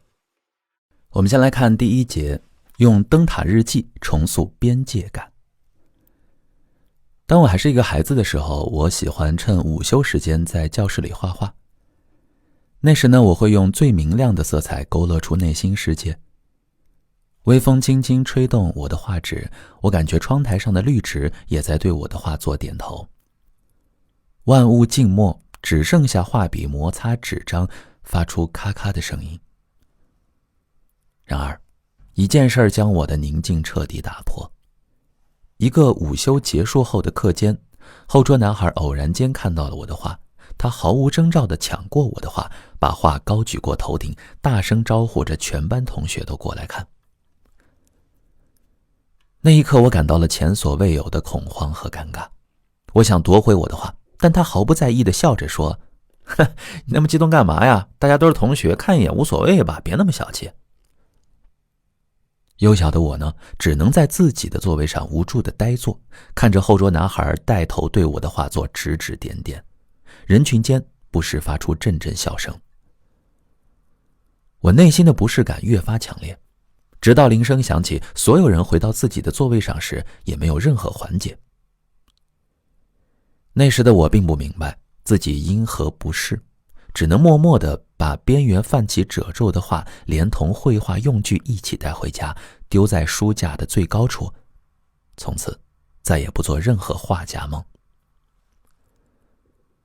许多年后，我在系统地学习了心理学之后，才恍然大悟，原来那一刻的我，个人边界正在被侵袭，而那个男孩缺少的就是对别人边界的尊重。如果我们将人生比作一次海上的航行，将我们自己比作在海上航行的小船，那么边界感就是指引我们航向的灯塔。它会告诉我们哪里是通向目的地的航道，哪里是危险的暗礁。乔治·戴德曾在其著作《自我边界》中赋予自我边界这个词一个很好的定义：你的事儿归你，我的事儿归我。自我边界呢，就像是一层隐形的屏障，可以保护我们自己的小世界不受他人侵犯。但是对我们来说，这个屏障是需要我们自己去建立和维护的。我记得有一位名叫小宁的来访者曾到我的咨询室咨询。他坐下后，我就问他，喝咖啡还是喝茶呀？他想了想，然后说，您决定吧。我把2杯饮品都拿到他的面前，他最终选择了热咖啡。手捧着咖啡杯，小宁整个人放松了不少，微垂的眼帘透露出他深深的无力感。小宁对我说，他的家庭于他而言既是避风港，也是让他无法舒展的牢笼。小宁说，每次家庭聚会，亲戚们就像是自动播放的录音机，总会追问我一样的问题，工资多少，什么时候结婚，打算什么时候生孩子。亲戚们一次又一次的提问，像是一把把锋利的刀，每次都会戳破他内心的防线。每次听到这些问题，我都心跳加速，不知所措。我曾经试图拒绝回答，希望能保留一些自己的隐私，但每当我默不作声时，他们就会说，都是一家人，有什么不能说的呢？我感觉自己就像一个供人参观点评的展示品，或是一本可以随时翻开的书。那我的感受呢？而且我爸妈会为了缓解尴尬，代替我回答这些问题。小宁的声音越来越小，他的神情也越说越沮丧。他觉得自己的需求被忽视，自己的声音无法被听见，自己仿佛是透明的。他说，有时候我会想，是不是自己的想法有误啊，或者是不是自己太过敏感。我也在心里默默发誓，要成为一个更独立更强大的人，要自己保护自己。然而无论我怎么努力，还是会被认为我是家中的小宁，是父母的乖女儿，是所有人眼中乳臭未干的小姑娘，但唯独我不是我自己。再这样下去，我感觉真实的自己就要消失了。小宁看上去就像一只在茫茫大海中迷失方向的小船，四周弥漫的浓雾让他无法看清前方的一切。每次亲戚提出私人问题，小宁的内心都在疼痛。但是由于对一家人的错误理解，他总是忍住疼痛，被迫微笑着接受这种侵犯。他的灯塔暗淡无光，他的小船失去了方向，只能任凭风浪席卷。他的边界已成为无用的摆设。为何小宁的灯塔暗淡无光，他的边界感又为何会缺失呢？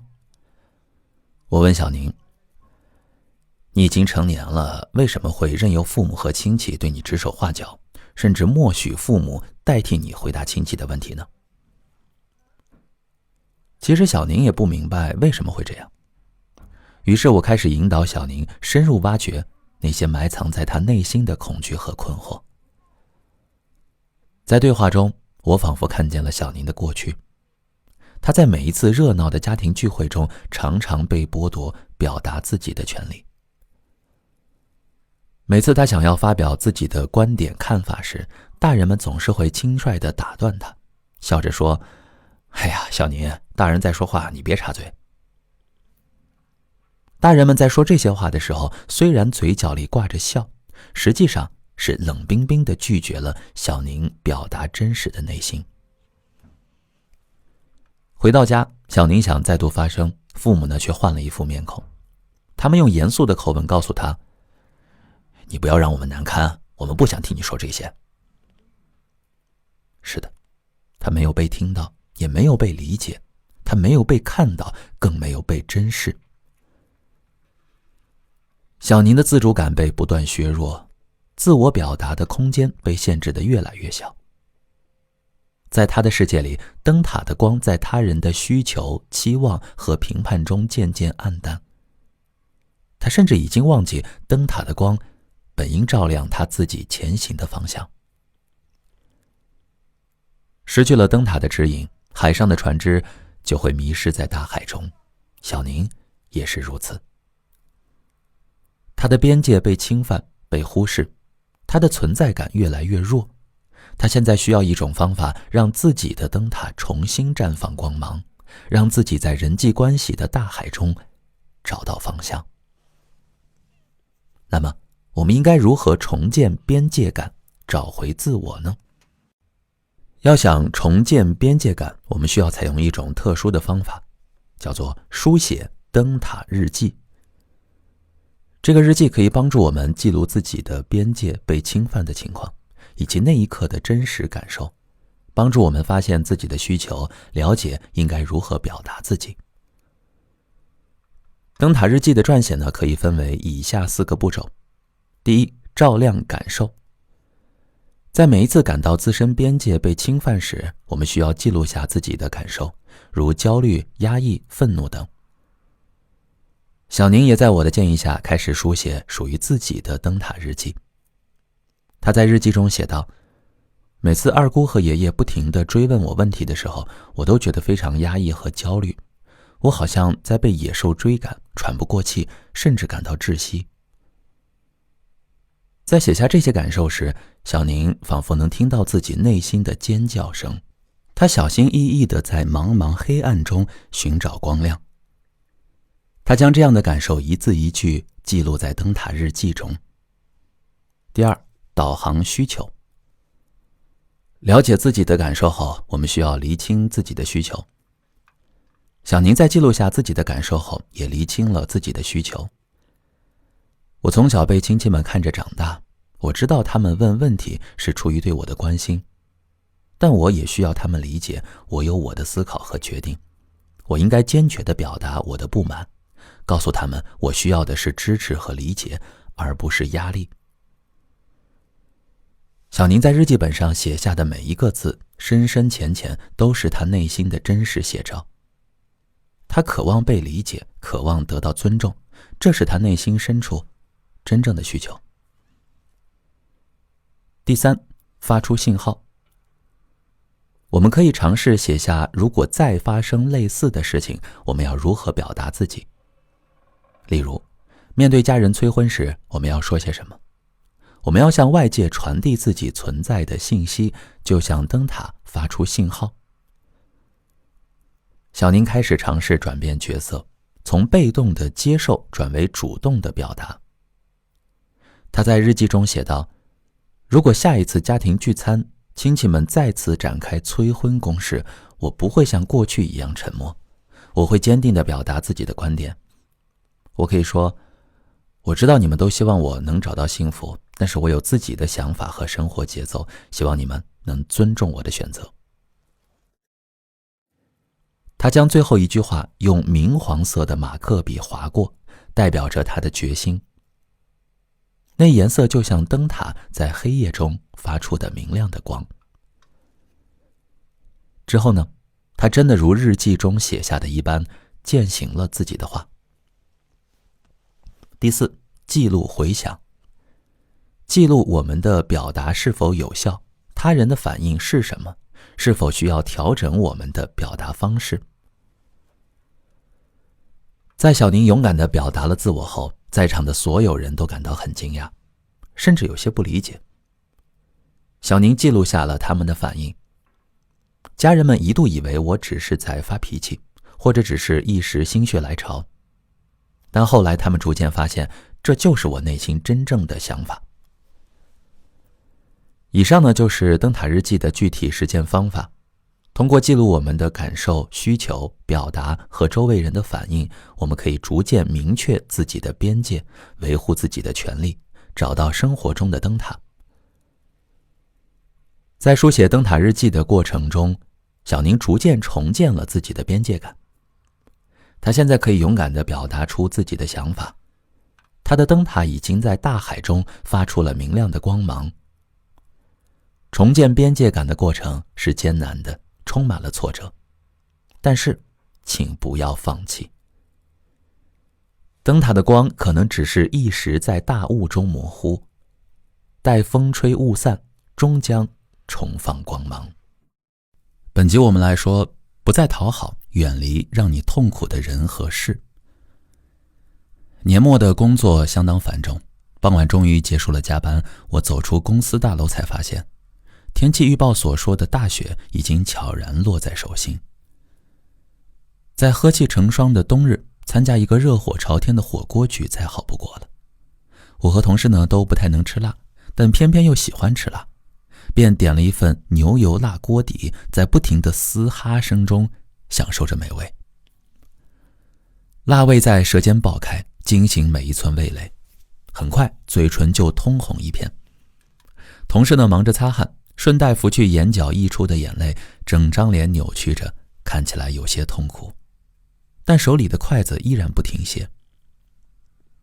同事边吃边说，吃辣这么痛苦，一把鼻涕一把泪，可为什么还是这么想吃呢？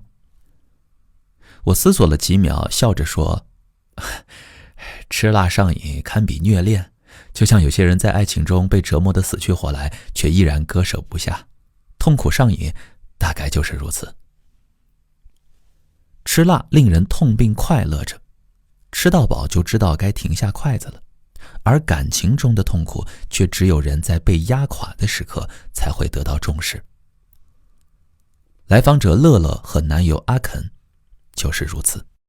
乐乐和阿肯一起来到我的咨询室，阿肯走在前面，一身新潮打扮，脏辫在脑后梳成一束。他举起手，漫不经心地向我打招呼，三枚戒指随着手的挥舞闪闪发光。乐乐低头垂手，晃晃悠悠地跟在他的身后。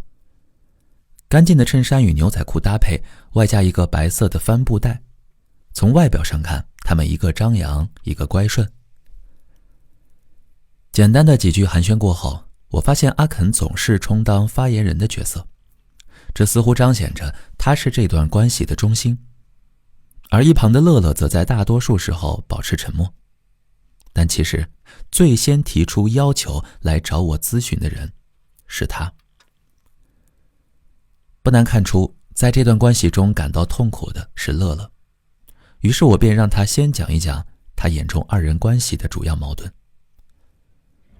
乐乐叹了口气，睁大眼睛望向咨询室的天花板，缓缓地说：他是做艺术摄影的，长时间待在摄影棚里，一天都找不到人。我好希望他能抽空给我发发消息，分享一下日常，吐槽一下工作中遇到的烦心事儿，哪怕随便拍几张天空的照片也行。但他总推脱说，每天的工作太忙了，要没日没夜地待在摄影棚里，我本来就很累了，你懂事一点。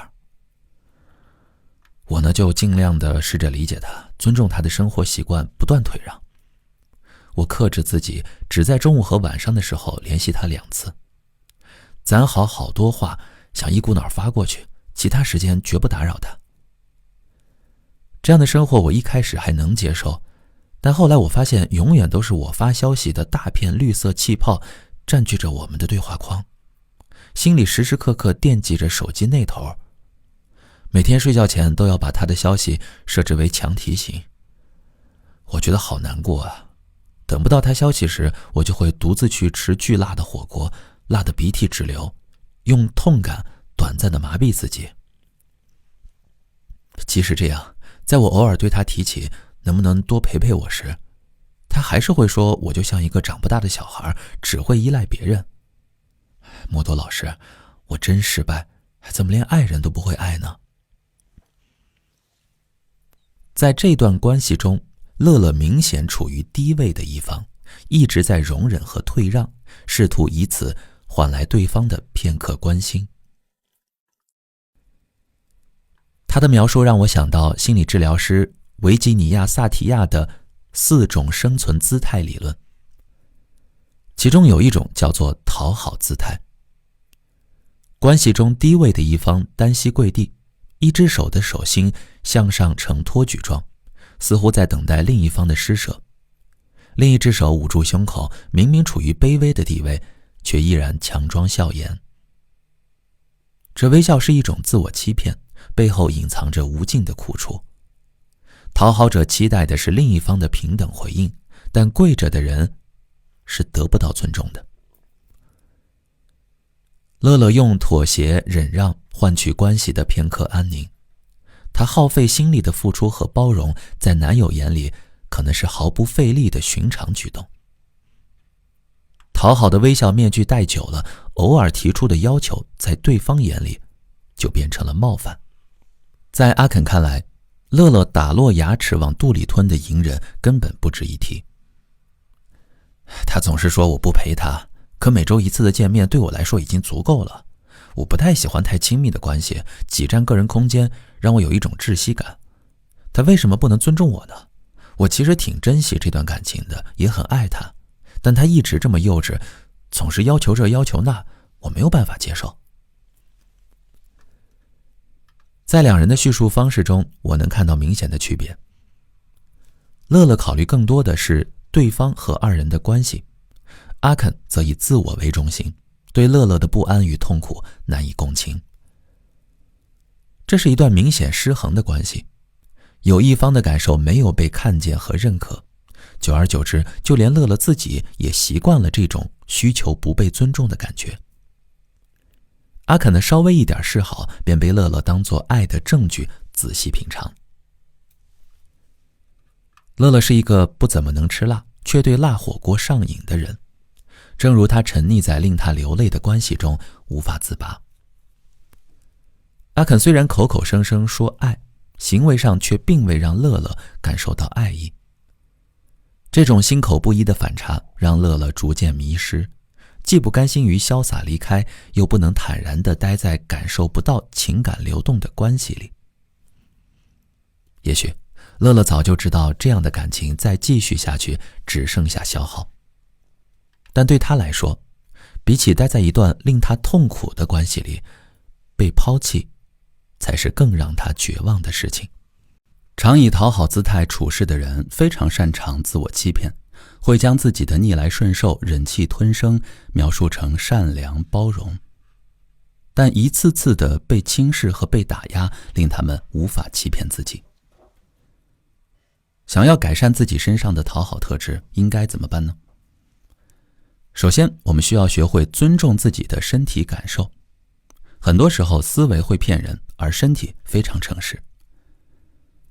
美国催眠治疗师斯蒂芬·吉利根认为，人有3种智慧，分别是身体的智慧、认知的智慧和场域的智慧。一个人太依赖认知的智慧，会将自己禁锢在头脑之中，让自己沉浸在对爱的幻想里。如果我们想跳出头脑的陷阱，就要与自己的身体建立连结，用身体聆听别人发出的信息。当我们和一个人接触时，我们会感受到对方是冷还是热。与温柔友善的人相处，我们会感到温热柔软，像是泡进一汪温泉水中。而和严苛的人相处，我们会感到阴冷肃杀，仿佛置身于冰窟。头脑还没来得及反应，身体就会先发出警报。有时候，为了使痛苦变得容易消化，我们的思维会对困难的处境做出合理化的解读。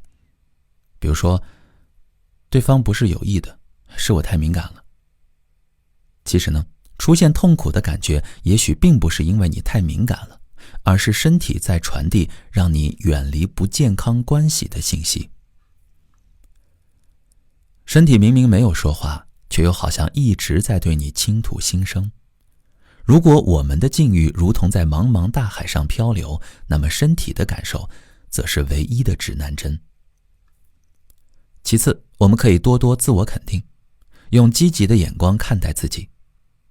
常以讨好姿态处事的人，习惯从外部获取价值感，习惯从别人的反馈中勾勒自己的形象。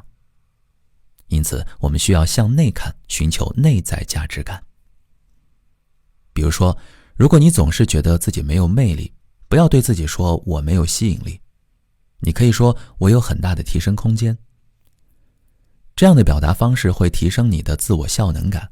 容貌也许不容易改变，但体态与身材完全可以通过努力改善。在自我否定之前，你可以先想一想，自己能做到的有哪些，放下不能改变的，改善可以改善的。做完这些后，你的价值感也会油然而生。真正丰满的爱应当是温暖的、包容的、滋养的。那些需要你在痛苦中咀嚼的爱意是应当被舍弃的。关注你的情绪与身体，让最真实的自己迸发出最蓬勃的生命力。接下来说说情感勒索，以爱为名的操控游戏。你经历过这样的一天吗？还有15分钟就要下班了，你想，终于要结束这忙碌的一天了。这时呢，主管却临时下达了一堆任务，让你加班做完。他义正言辞地说，你资历尚浅，这些都是为了磨练你。要知道，现在竞争这么激烈，你不努力，外面随便找个人都能替代你。终于结束加班，你呢披星戴月地回到家，疲惫不堪地瘫在沙发上，只想点个外卖，刷刷手机。父母呢却一定要你吃他们亲手做的健康养生餐，并把它们重新加热端到你的面前。听到你的拒绝后，爸爸火冒三丈，天天吃外卖成个什么样子啊，一点都不体谅你妈，她在厨房里里里外外忙活了2个小时。哎呀，你呢本想解释，我从来没说过今天我想吃苦瓜和糙米啊。但看着父亲佝偻着身体转身的背影，你把话又咽了回去。深夜，你还是吃完了妈妈做的饭，钻进被窝，正准备享受独属于自己的时间。这时呢，朋友的一通电话又毫无征兆地拨了过来。原来，朋友和对象吵架，一气之下决定去相隔千里的城市散心，并要你请假同去。你就不能陪我一次吗？你是我最好的朋友，如果你不在我身边，我会觉得自己很孤单。你是不是不把我当朋友啊？面对以上这些情况，你是不是感觉很无助，也很困惑呢？好像他们总能找到一个合适的理由，让你不得不忽略自己的感受，被迫满足他们的需求。如果你违背了他们的意愿，他们就会有足够正当的理由来责怪你、否定你，让你觉得自己是一个糟糕的人。这其实就是情感勒索，一场被巧妙包装的操控游戏。情感勒索呢，是美国心理治疗师苏珊·福沃德提出来的概念。勒索者以爱之名，使用要求、胁迫、施压、沉默等间接勒索的手段，让对方产生罪恶、恐惧、羞愧等负面情绪，最终控制对方，让对方顺从自己。我这么做都是为了你好呀，你不听我的话，白白费了我的一番苦心呀，你不听我的就是不爱我。这些话语啊，就像风筝的丝线，把我们牢牢绑住，阻碍我们飞往更高的天空。每次看到美丽的风筝在天空中轻轻摆动，我总是会想起我的来访者林妍。她和男友相恋2年，但他们的关系犹如天气一般阴晴不定，从晴空万里到电闪雷鸣、刮风下雨，就在一瞬间。他说自己就像一只受牵引的风筝，似乎有着奔赴蓝天的无限自由，实际上却被一根透明细线紧紧拴着。这到底是怎么回事呢？林妍有一个忠诚的伴侣，但她的男朋友总是想翻看她的手机。每当林妍拒绝时，她的男朋友就会说，为什么其他情侣就能互看手机呢？情侣之间就应该以诚相待，没有秘密啊。还没等林妍解释，男朋友继续说，你不让我看，一定是有事瞒着我，你心里有鬼。我对你这么好，做什么事都先考虑你，你却连这点事都要计较，那我们在一起还有什么意思呀？我真的是瞎了眼。一开始呢，林妍只是疑惑，为何男朋友前一秒还与她甜言无比，下一秒就大发雷霆上纲上线呢？她想，一定是因为男朋友心情不好，他们之间才会爆发冲突。这件事儿只是偶然发生的，不要多心。但她渐渐发现，每次发生这样的事儿，男朋友都会小题大做，而且情绪一次比一次猛烈，从咒骂变成拍桌子、摔东西，由短暂的发火转变为长期冷战。她彷徨失措，试图修复亲密关系间的裂痕，像把断开的风筝线的两头打个结一样，使两人亲昵如初。可她每次想解释、想讲道理时，男朋友就会用一句，如果你真的爱我，就不要说那么多，堵得她哑口无言。林妍在困惑的漩涡中慢慢失去了自我。她开始思考，男朋友发这么大的脾气，是不是代表翻看手机不是一件小事啊？是不是不让他翻看手机真的代表自己不爱他呢？她甚至对自己说，他要看就看吧，反正我没做亏心事儿，只要给他看了就不会争吵了。某天夜里呢，林妍口渴，起来去客厅喝水，迷迷糊糊间撞见了男朋友正在试图破解她的手机密码。泛着亮光的手机刺痛了她的眼睛，也冻结了彼此残存的信任。林妍来咨询时犹豫地问我，我和我的男朋友之间真的是爱吗？如果真的是爱，为何这份爱让人如此痛苦，让人忍不住想逃离呢？为何我不仅没能得到爱的滋养，反而如同身处爱的荒漠，时时感到窒息呢？毫无疑问，这不是爱，而是情感勒索。但它常常以爱的名义让我们深陷其中，无法自拔。我们只有学会应对情感勒索，才能建构起一段和谐健康的关系，并在这段关系中得到滋养。我们为什么会被情感勒索呢？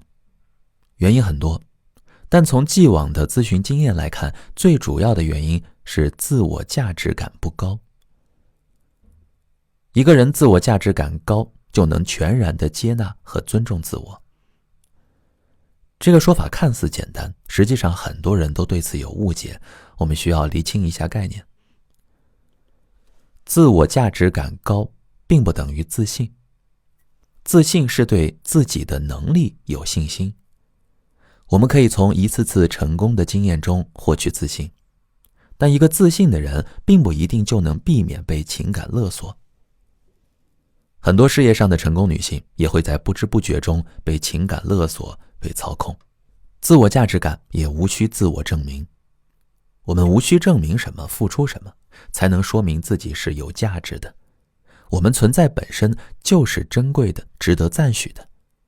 即使我们失败了，做不成某事儿，我们也依然相信我很好。简言之，不假外物，天然地认为自己是值得的，自己天生就是值得被爱的，这才是真正自我价值感高的表现。很多人自我价值感低，恰恰是因为他们以外界标准来衡量自己。他们的成长环境、文化背景要求他们将自我价值与外界的评价联系在一起。自我价值感低的人总是竭力掩盖自己的不配得感。他们往往因为幼年时期物质或精神方面的匮乏，在成年后依旧认为自己没资格要求别人做什么，没资格获得美好的东西和生活。似乎只有足够乖巧、足够自立、足够优秀，自己才能被他人、被这个社会接纳。他们从未感受过无条件的爱，习惯了用付出换取爱，默认如果自己不做点什么，就不配拥有爱。在这种情况下，他们就会轻而易举地陷入情感勒索的陷阱，痛苦且无法自拔。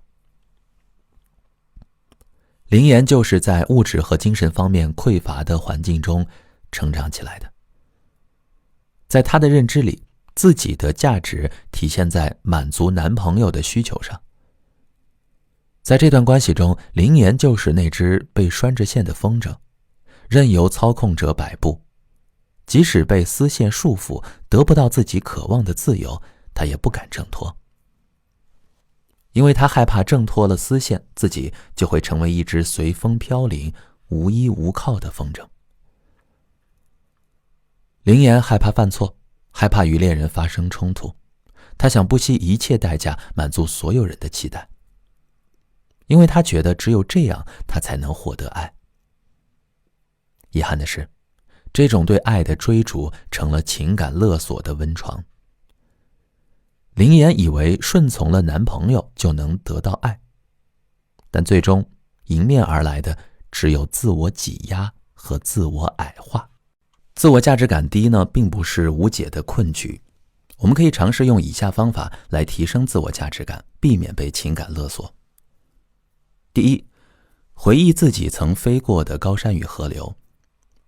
我们可以想象自己是一只雄鹰，我们应该为自己飞过的每一座高山、每一条河流感到骄傲和自豪。每一个人都是独一无二的存在，我们的价值不由别人决定，而由自己决定。试着在每一天结束之际回想自己的一天，记录下那些让自己感到自豪的瞬间。慢慢的，我们会发现自己的价值，并开始欣赏自己。第二，肯定每一次飞翔。我们需要培养自我肯定的习惯。在日常生活中，无论是完成了一项重要的任务，还是做了一个小小决定，我们都应当对自己说，我做得很好，我有能力，也有价值。通过这样的自我肯定，我们将对自己越来越信任，自我价值感也会随之提升。第三，试着再飞高1厘米。每次比之前再飞高1厘米是对自己的超越，也是不可否认的成长。循序渐进的提升自己，会让我们看到更绚丽的风景。林岩最后一次踏入咨询室是来与我告别的。临走前，他笑盈盈地说：“莫多老师，我这只风筝好像长出了翅膀，可以自己飞了。”那天看着他的背影走向马路，米白色的裙摆左右摆动，随风飞扬。恍惚间，我仿佛看到真的有一双翅膀在他身后徐徐展开。他这只看似羸弱的风筝，已经做好了挣脱丝线的准备，要飞向无尽的远方了。自我价值感的提升是让我们自由翱翔于天际的翅膀，也是我们面对生活中狂风骤雨的底气。接下来我们说说课题分离，不要背负他人的课题。最近有这样一条让人不舒服的新闻引起了我的注意。某高中为了培养孩子们的感恩意识，举办了以别怕变老为主题的活动。在学校的安排下，家长们被化妆成白发苍苍的老人，与孩子们面对面站立。校长在台上慷慨激昂的演讲，告诉台下的同学们，父母之所以日渐苍老，是因为他们为子女付出了很多。很多孩子流下了眼泪，为自己不够努力而深感愧疚，决定以后要好好学习。孩子听话，父母感动，学校的目的是达到了，但活动背后的逻辑却令人毛骨悚然。学校呢，将父母的苍老归咎于孩子，这种做法是在无形中将孩子放到了加害者的位置上。孩子一旦认同了这种观点，愧疚感便如影随形。他就像一头巨兽，在孩子们背后追逐。孩子们努力不让自己停下来，并不是因为对自己的人生有缜密的安排，而是因为一旦停止奔跑，就会被扣上不懂事儿、不听话的帽子，继而被巨兽吞噬。来访者宇浩就遭受着愧疚感的困扰。他呢，优秀且上进，刚大学毕业就去了上海，并靠自己的努力找到了一份月薪可观的工作。拿到第一笔工资时呢，宇浩犹豫再三。在进行了一番艰难的心理斗争后，他决定好好犒劳一下自己。他去了一家心仪很久的日料店，日料店里的寿司鱼肉鲜美，珍珠米粒分明。宇浩呢，咀嚼着美食，内心被幸福感包围着，忍不住拍了好多张照片发在了朋友圈。结果母亲看到他发的内容后，在家庭群里面问候他，说又去奢侈消费了。然后发了一张自己的晚饭照片，是水煮青菜和腐乳，再配一碗白粥。接着宇浩又收到了母亲的信息，我和你爸在家只有粗茶淡饭的份儿。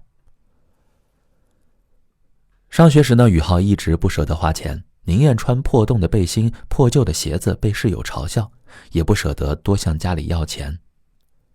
他一直记得母亲的嘱咐，咱们家条件真的很一般，能供你上大学，爸爸妈妈已经砸锅卖铁了。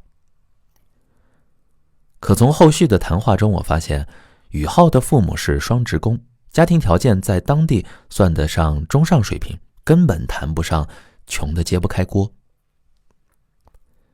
宇浩在看到母亲消息的那一刻，心就像被针扎了一样难受。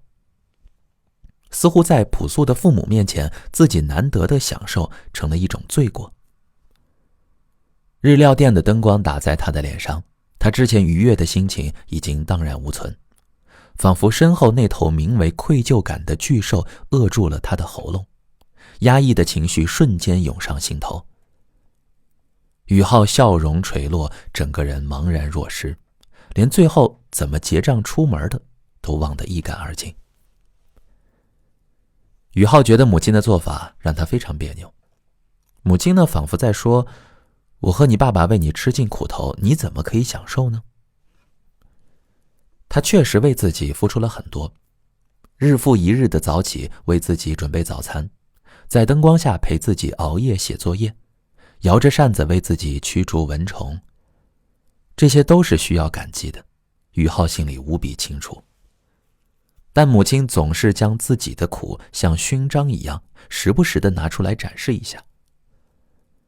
这不仅没让宇浩感受到亲情的温暖，还给他带来了巨大的压力。妈妈这么辛苦，我怎么配过得好呢？所以，日常生活中的宇浩也总习惯于亏待自己。他住在离公司很远但房租很便宜的房子里，每天上下班通勤时间长达3个半小时。吃便宜的饭菜，即使生病了也不肯去医院看病，只是自己默默地扛着。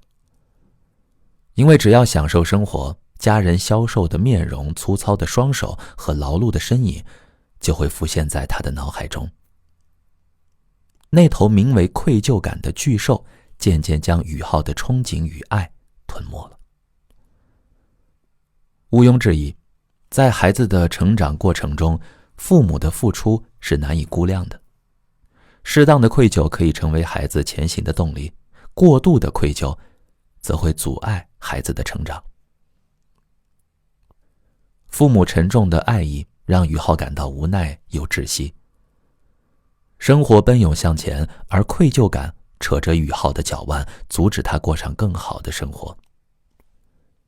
宇浩不知道的是，只有与父母给的愧疚感告别，他才能迎来真正的独立。愧疚可以被划分为健康的愧疚与不健康的愧疚两种。如果某人因为我们的行为受到伤害，并且愧疚能够使我们积极做出改变，补偿对方，关心对方，这就属于健康的愧疚。比如说，我们因为工作繁忙忘记了母亲的生日，导致她闷闷不乐。在这种情况下，母亲受到了情感上的伤害，我们需要补送祝福，再进行其他弥补。这种因犯错而产生的愧疚便是健康的。而不健康的愧疚呢，往往是我们自我惩罚的手段。就像前文中的宇浩，母亲的生活方式并不是因为宇浩偶尔吃一次大餐导致的，这时候的愧疚只会让宇浩徒增压力。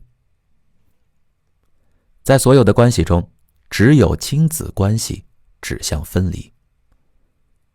随着孩子逐渐长大，父母能够给予孩子的影响越来越小，父母应当给孩子足够的空间去探索自我和认知自我。然而，这种精神上的分离不仅是对孩子的考验，也是父母需要面对的一次精神断奶。如果孩子不能时刻看到自己、认同自己，那么父母本身该如何存在呢？总是让孩子产生不健康的愧疚的父母，自我分化水平往往是较低的。他们制造了一条隐形的脐带，用愧疚做养料，把远在天边的孩子从心理上拴在了身边。他们是矛盾的，一边希望孩子越来越好，一边又害怕孩子过得太好，走上了一条与自己不一样甚至更好的道路。这对他们来说，无疑是一种心理层面的背叛。让子女愧疚是一种隐形的控制方式，也是父母寻求子女关注的一种方式。我们一直不太明白，为什么父母总是喜欢叫苦呢？其实很简单，他们内心真正渴望的，可能只是我们在奔赴属于自己的前程时，也时常转身看一看他们。当发现自己被那头名为愧疚感的巨兽追逐时，我们该怎么办呢？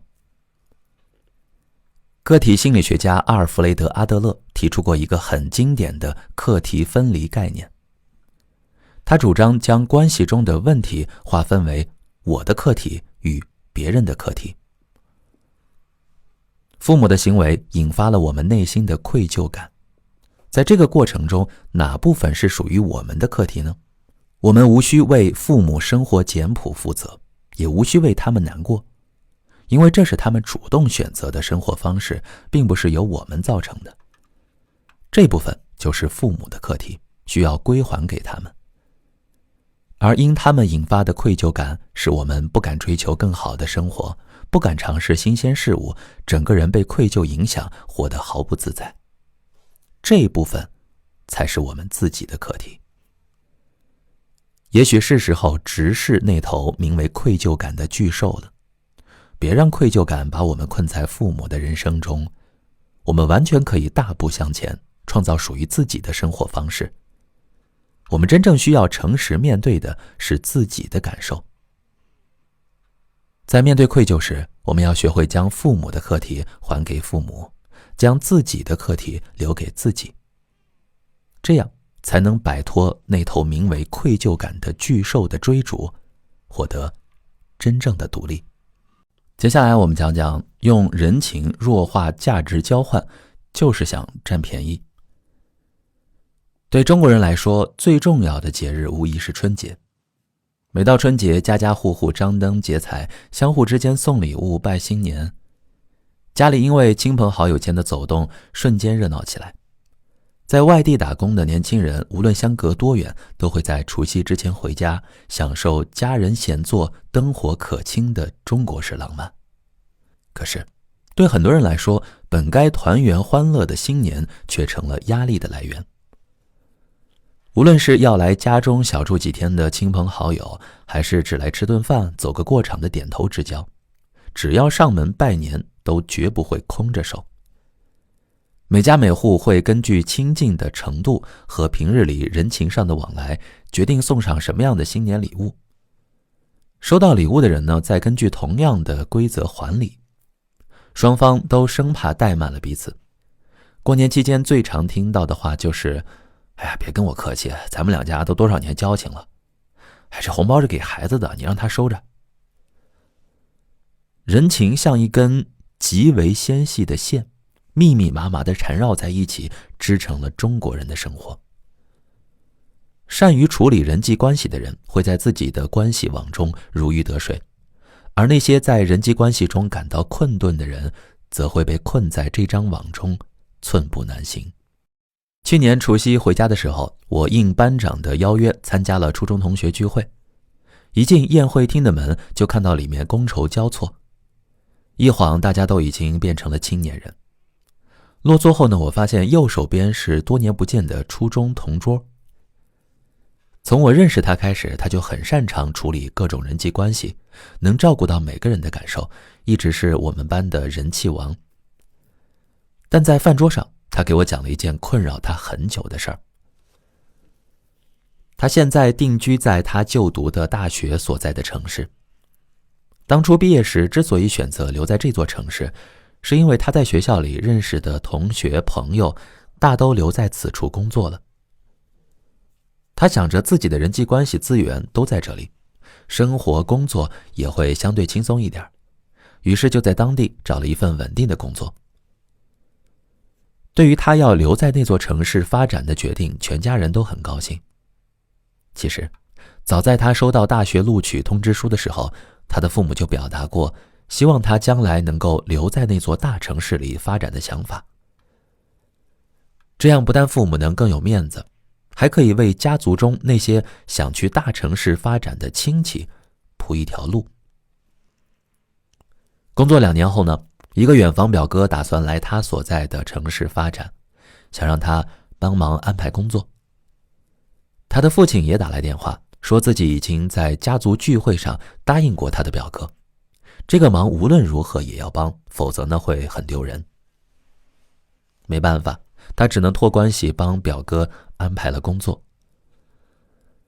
说到这儿，他灌下一大口啤酒，无奈地说道：我当时想着，怎么说我也在这座城市打拼2年了，却不能让亲戚们小瞧我和我们家，于是一咬牙就答应了。但我也没想到他是个那么麻烦的人。表哥进城之后呢，先是暂住在他的家里。表哥因为不想挤地铁去上班，就麻烦他每天上班之前先开车把他送到公司。因为要绕路送表哥上班，他每天都要提前2个小时起床。后来他实在受不了了，只能把车让给表哥开，自己乘地铁去上班。没想到表哥才拿下驾照不久，又不熟悉该市的路况，刚一上路就违反了交规。他赶紧去交了罚款，消除违章记录。表哥看着他忙前忙后，非但不帮着出钱出力，反而躺在家里怡然自得。因为不想让老家的亲戚们觉得自己没用，他呢就将这些事儿都忍了下来。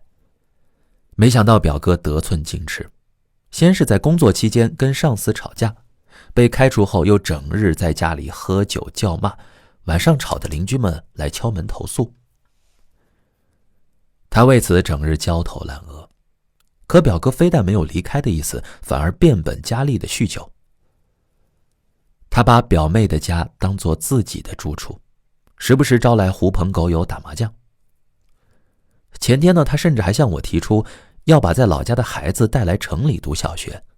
他瞪着眼睛要我赶紧办，否则就要在家族群里面好好的告我一状。老家的父母也打来电话，让他找找关系，再帮表哥一次。他十分为难，说我要是不帮他，等他回了老家，还不知道怎么和别人说我。可要是再帮他，前前后后我也花了不少钱和精力，实在是吃不消了。表哥的要求，父母的希冀，家乡亲戚们对自己的看法，他感觉自己困在这三者之间转来转去，没有一刻清静，每想到都会觉得头疼。每天忙碌了一天回到家，他推开门看到的却是满地的烟头和酒瓶。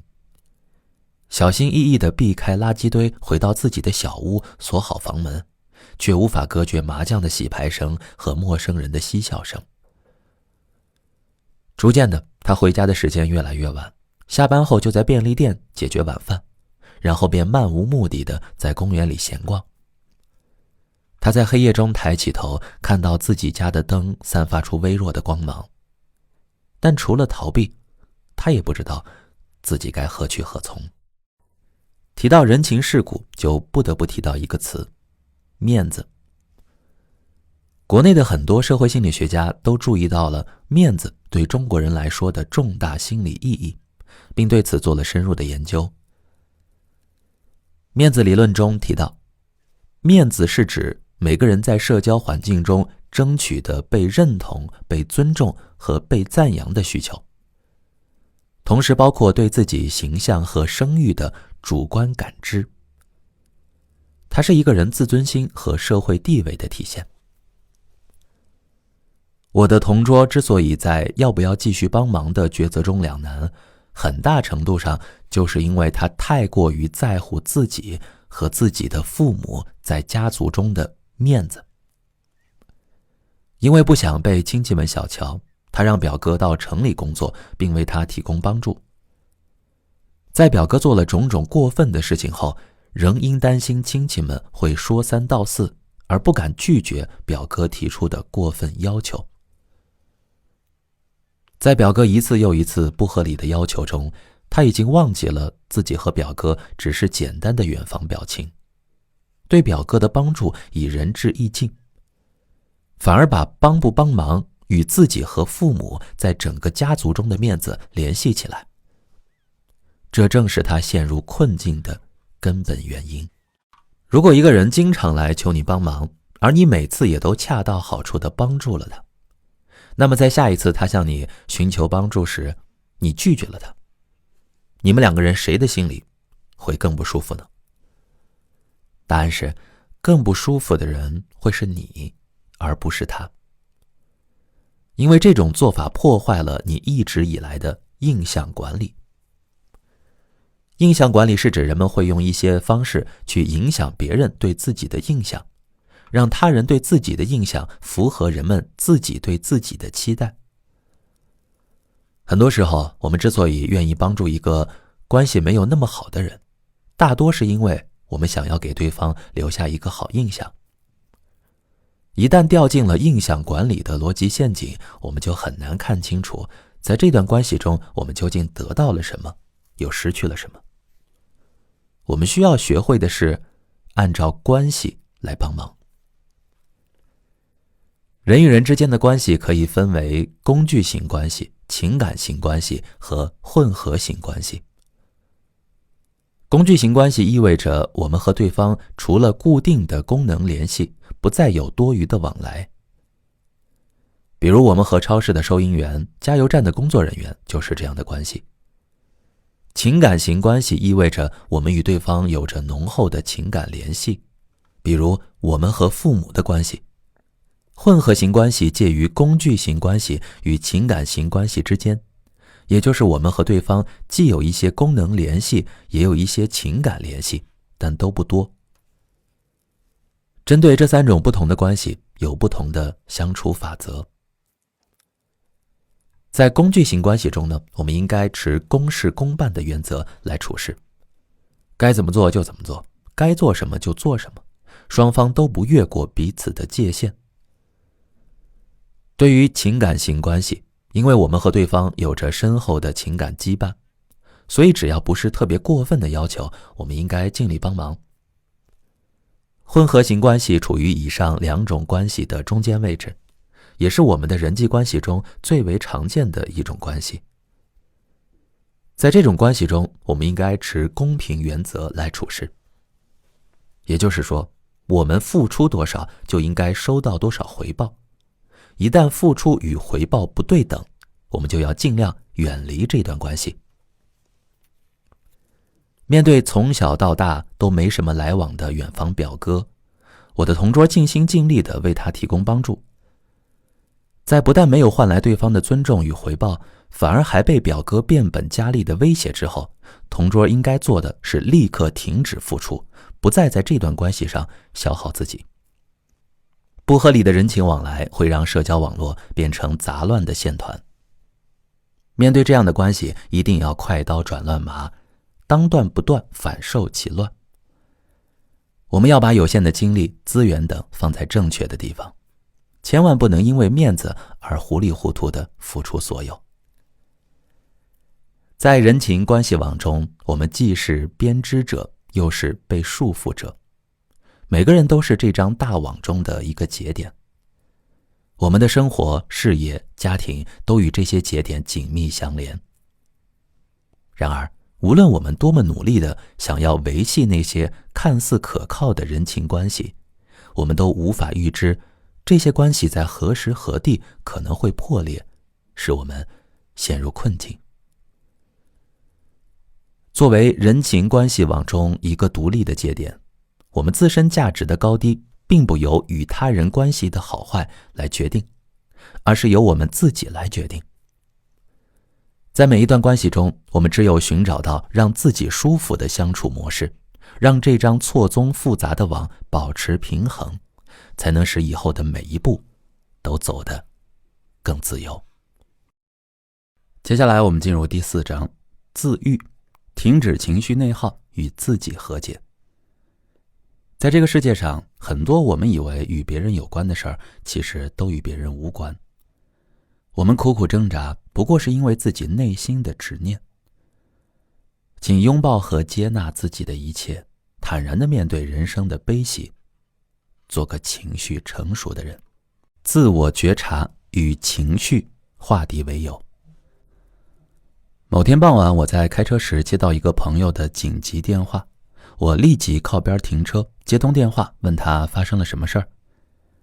他火急火燎地对我说，最近我真的快气疯了，又和同事吵了一架，他们一个个的都在针对我。我就引导他慢慢说清整件事的原委。下属们不知道怎么了，一个个懒懒散散，好像都在和我对着干。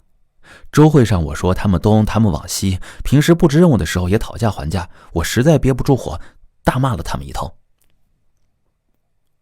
我等他说完再次询问，看得出来你最近确实压力很大，那现在呢，好点了吗？他平静下来，缓缓地说，不知道为什么看到他们这么不配合，我那股无名火唰的一下就窜了上来，怎么都压不住，和以往的生气还不太一样。我心里替他高兴，他能觉察到情绪的异样是一件好事儿。我就继续问他，那是怎么不一样呢？他说，我最近手头要忙的事可太多了，以往就算他们犯再大的错误，我也不会当面发火，但这次不一样，这股怒气仿佛积压了很久，像一堆一点就着的稻草。说着说着，他的语气从愤怒转为委屈。今天我从天没亮就一直忙到傍晚，看着夕阳慢慢落下去，办公室一片灰暗，我的心情就特别不好，总感觉有一种铺天盖地的焦虑感朝我奔涌而来，仿佛这空空世界里只剩下我一点点的被暮色侵蚀，心像被一只手攥着，想哭。我真的很想把事情都赶紧做好，谁没有难处呢？可光难过委屈有什么用啊？工作还是要一件件的完成。但我渐渐发现，我好像再也没有办法忽视自己的情绪了。我跟他说，听上去真的很难受，我们不妨静下来，慢下来，先不去想现实中发生的事情，就让情绪自然的出现，不要排斥它，不要打压它，不要逃避它，就让它静静的在那里。你静静的看着，静静的陪伴着它。或许这时你能更加清楚地认识引起焦虑和痛苦的原因，你就不会感觉那么压抑了。他嗯了一声，半晌都没有再说话。过了一会儿，他才轻轻地开口：我一直急着解决手头上的事情，不想让自己陷入焦虑，但事情好像总是忙不完。在承认和接受自己的情绪后，我反而觉得好一点了。其实我心情不好，也不完全因为工作上的事儿。电话末尾，我们约好了下一次详谈的时间，同时我也叮嘱他，再有这种情况出现时，先觉察自己当下的情绪，允许和接纳情绪的产生，并与之共处，再去探讨情绪产生的原因。正如朋友经历的那样，负面情绪是很难通过忽视和压制消除的，它更可能是在我们还没觉察的时候，一点点积累起来，然后在将来的某一天集中爆发。就像一堆被暂时放置在角落的垃圾，当我们关注整体空间时，会暂时忽略这些垃圾，但随着垃圾不断堆叠，总有一天我们会注意到垃圾的存在。忽视和压制只会让负面情绪越积越多。对于负面情绪呢，我们应当采取更加合理的应对方式。朋友在向前奔跑时忘记了安顿好内心，情绪被长期忽视，焦虑本是内心中的一点火星，在不经意间竟发展成燎原之势。学会觉察，可以帮助我们及时感知排解负面情绪，不至于让负面情绪越积越多。觉察力是将潜意识意识化的能力，也是保持情绪稳定的必备能力。情商的作者丹尼尔·戈尔曼认为，觉察是拯救自己的最后一根稻草，它能帮助我们跳出第一视角来看待自己。那么，我们该如何践行觉察呢？当我们感觉到有情绪来袭时，可以先暂时放下手头的事情，闭上眼睛，做3次深呼吸，让注意力集中在自己的情绪上，不抵抗，不评判，只是全神贯注地去感受。接着，试着在心里描述自己的情绪，是伤心还是愤怒，或者是其他情绪。还可以说一下自己身体上的变化，如心跳是否加快，呼吸是否变得急促。如果有可能，我们也可以探究一下引起情绪的原因。做完前2步后，可以慢慢睁开眼睛，回到现实。这时我们会发现自己的心境已与之前有很大的不同。对待情绪，不忽视，不较劲，保持悦纳、耐心、友善的态度，人生画卷自会在我们面前徐徐展开。情绪是我们内心最真实的反应，每一次负面情绪出现，都像一枚铃铛响起，提醒我们内部有问题，有需求要被我们看见。不管遇到什么事儿，我们应该先觉察自己的情绪，允许情绪自然流露，允许感受充分表达，就在当下。去看看我的内在发生了什么，真实的自己到底是什么样的，我为什么会产生这样的感受。只有不断地在情绪中看清自己的思维模式和旧日创伤，才有可能得到疗愈的机会。相信我们都有过被负面情绪控制的体验，每一次被负面情绪控制，其实都是在失去。但我们失去的并不是理智，而是当下。如果我们发现自己有大量的负面情绪，从根本上说，要么是因为过分关注过去，也就是责备自己或他人，要么是因为过分关注未来，也就是对未知恐惧、忧虑。解决的方法很简单，就是看到过去的不可逆转和未来的虚幻性，专注于当下。对于负面情绪，如果我们能够接受它，感谢它，把它当作一种提醒，它不但不会伤害我们，反而会促使我们改变和成长。每当提醒的铃声响起，并不代表坏事将近，而是情绪在告诉你，你该关照关照内心了，那里有被你长期忽视的东西。我能够觉察自己的负面情绪时，改变就已经发生。但光有觉察还不够，我们还需要更深层次的探索情绪产生的原因，看清自己背后的需求，才能更好地处理情绪，安抚情绪。后来我和那位朋友又详谈了一次，他姗姗来迟，说是刚写完营销方案，又急匆匆地把孩子送去上辅导班，过来的路上堵车了。我对他这种忙碌且不知疲倦的生活方式感到好奇，也在这背后嗅到了一丝存在已久的焦虑的味道。认识你很多年了，你好像一直都这么拼命，上次也是，都那么焦虑了才打电话给我呀。他的回答印证了我的猜测。没有办法，穷怕了。刚工作那会儿，15块钱的盒饭我分2顿吃，同事们都说我是小鸟胃，其实我哪是小鸟胃啊，是真舍不得吃。后来他们知道我没钱，有什么活动也渐渐不再叫我一起去了。就这样，我和大家越走越远。我大概明白过来，他被同事忽视时的感觉愤怒，在工作没有进展时深感担忧。其中一部分原因来自当下，而更大一部分原因来自过去。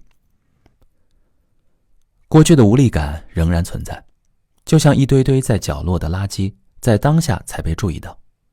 那些记忆再次被唤起，对贫穷的恐惧，对疏离的无奈等情绪一下子涌现出来，不知不觉间让他感觉自己又回到了初出茅庐的时候。这位朋友在面对态度懒散的下属时，明明可以公事公办地要求他们正式合作，却误把自己当成从前那个被疏离的自己，一言不合就和同事大吵一架。而人只有感到自己内在弱小的时候，才会用吵架的方式证明自己的强大。我将我的想法说给朋友听，他的眼睛一下子亮了起来，说好像真是这么回事儿，我居然一直都没有意识到。过了一段时间，我们再次联系，言语间我感到他整个人松弛了不少。他告诉我，通过不断练习觉察情绪，他已经学会了在情绪爆发时将自己拉回平静状态。每当负面情绪涌来，那枚铃铛叮当作响时，他不再奋力反抗，而是静静地感受情绪的风暴逐渐席卷而过。他说，感到焦虑的时候呢，心扑通扑通的跳，我就试着问自己，当下的状况真的有那么糟糕吗？是不是过去那些不好的感觉又冒出来了呀？想清楚后，不开心的次数就少了很多。他的坚韧与成长打动了我，在他身上，负面情绪真正成了自我觉知、自我探索的工具。我相信他虽然偶有低谷，但低谷之后一定能看到更开阔的天地。我很喜欢《无人知晓》中的一句话，未来无人知晓，但我愿意放手，愿意纵身一跃，愿意去冒险，愿意相信自己的身体和心，愿意在场，去体验，去经历，去把自己变得更加丰盈、专注和放松。最终，我允许万事万物穿过我自己。祝你我享受当下，无论好坏，允许万事万物穿过自己，接纳真实的自我。本集我们来说说与孤独握手言和，学会高质量独处。人流熙熙攘攘，我们虽不停地与人擦肩而过，但是想要找到能相知相守的另一个人，却异常艰难。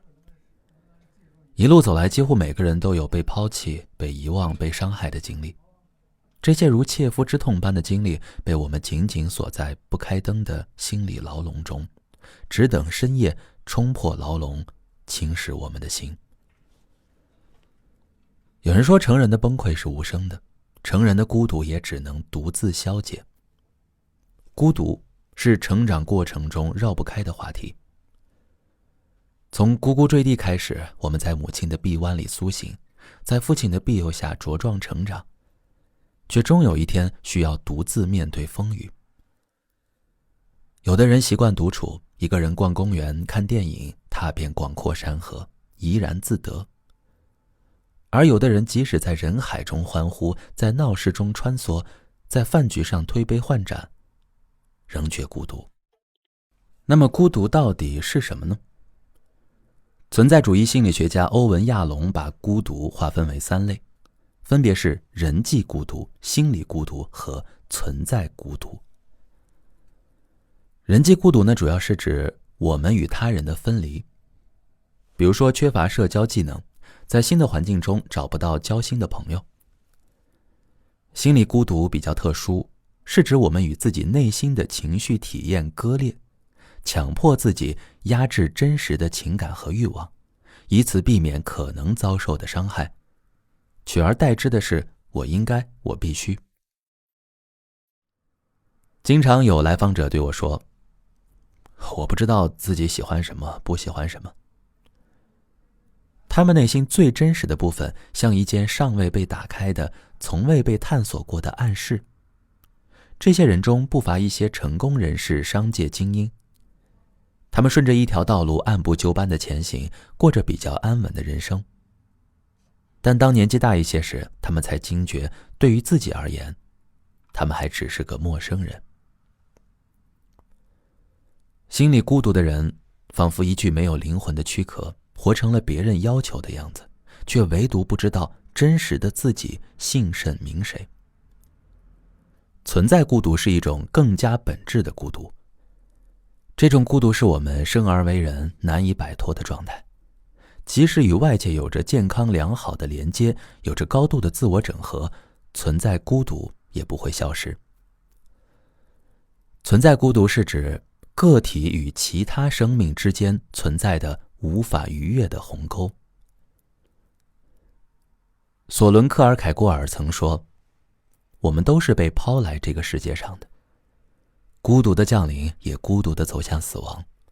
无论我们与亲人的关系多么密切，与伴侣如何甜蜜，与朋友多么无话不谈，也终究无法改变一个事实：我们无法彻底理解彼此，无法完全消除孤独感。存在孤独更像是一种生命的底色，我们消除不了，只能带着它生活。那是一个晴天，咨询室里来了一个很不一样的女人，短发，一身职业装，腰板笔直。女人打着电话进门，边走近边冲我点头微笑。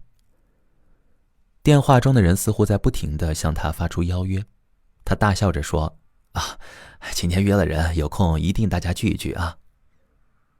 终于挂断电话，电话的另一边根本不知道她状态极差，已经到了需要心理咨询的程度。初次见她呢，她给我一种健谈开朗的感觉，但听了她的困惑后，我却感受到了这种开朗背后的哀愁。来访者叫小慧，今年30岁，大学毕业之后一直从事销售工作。她每天都需要维护客户关系，带着礼品当面拜访客户，询问购买意向。经常在结束了一天的工作后，嗓子干哑，笑容也僵在了脸上。小慧呢，从不诉苦，朋友圈里她是严格执行6度分割理论的社交女王。她经常把通过6个微信好友，我能认识全世界这句话挂在嘴边。作为公司蝉联多年的销售冠军，她在很多领域都有自己的人际关系资源。无论是朋友还是客户，有需要帮助时总是能想到她。可是这些看似热闹的圈子从来没有让她感到真正的快乐。她对我说，她总是感到异常孤独。她的情绪呢，是突然出问题的。一次拜访完客户，走出办公楼，她记得很清楚，那天的天气很好，阳光洒在树叶上，泛出金色的光。他想找个人说一句，这棵树也太漂亮了，我好像从来没有见过那么好看的树。但他向四周看了看，只有沉默运作的旋转门和黑压压的大楼。他身旁空无一人，始终空无一人。那天他在那棵好看的树下哭了很久，含着眼泪打开手机，想跟朋友说两句话。但他翻遍了长长的通讯录名单，没有找到一个能安抚他低落无助情绪的人。小慧的表达欲望非常强烈，但在咨询刚开始时，她因担心不被咨询师接纳而有所焦虑。在我的逐步引导下，她终于说出了心底的想法。能看得出来，她已经很久没有对别人敞开心扉了。我也感谢她能够信任我。平时根本没有人愿意听我说这些，我也不敢说。因为学历低，起点低，小慧内心始终隐藏着深深的自卑感。为了保护脆弱的自己，无论工作还是社交，她总会刻意表现得非常积极，以防被人轻视或孤立。可她内心柔软细腻的部分仍在游荡着，渴望倾诉和被爱。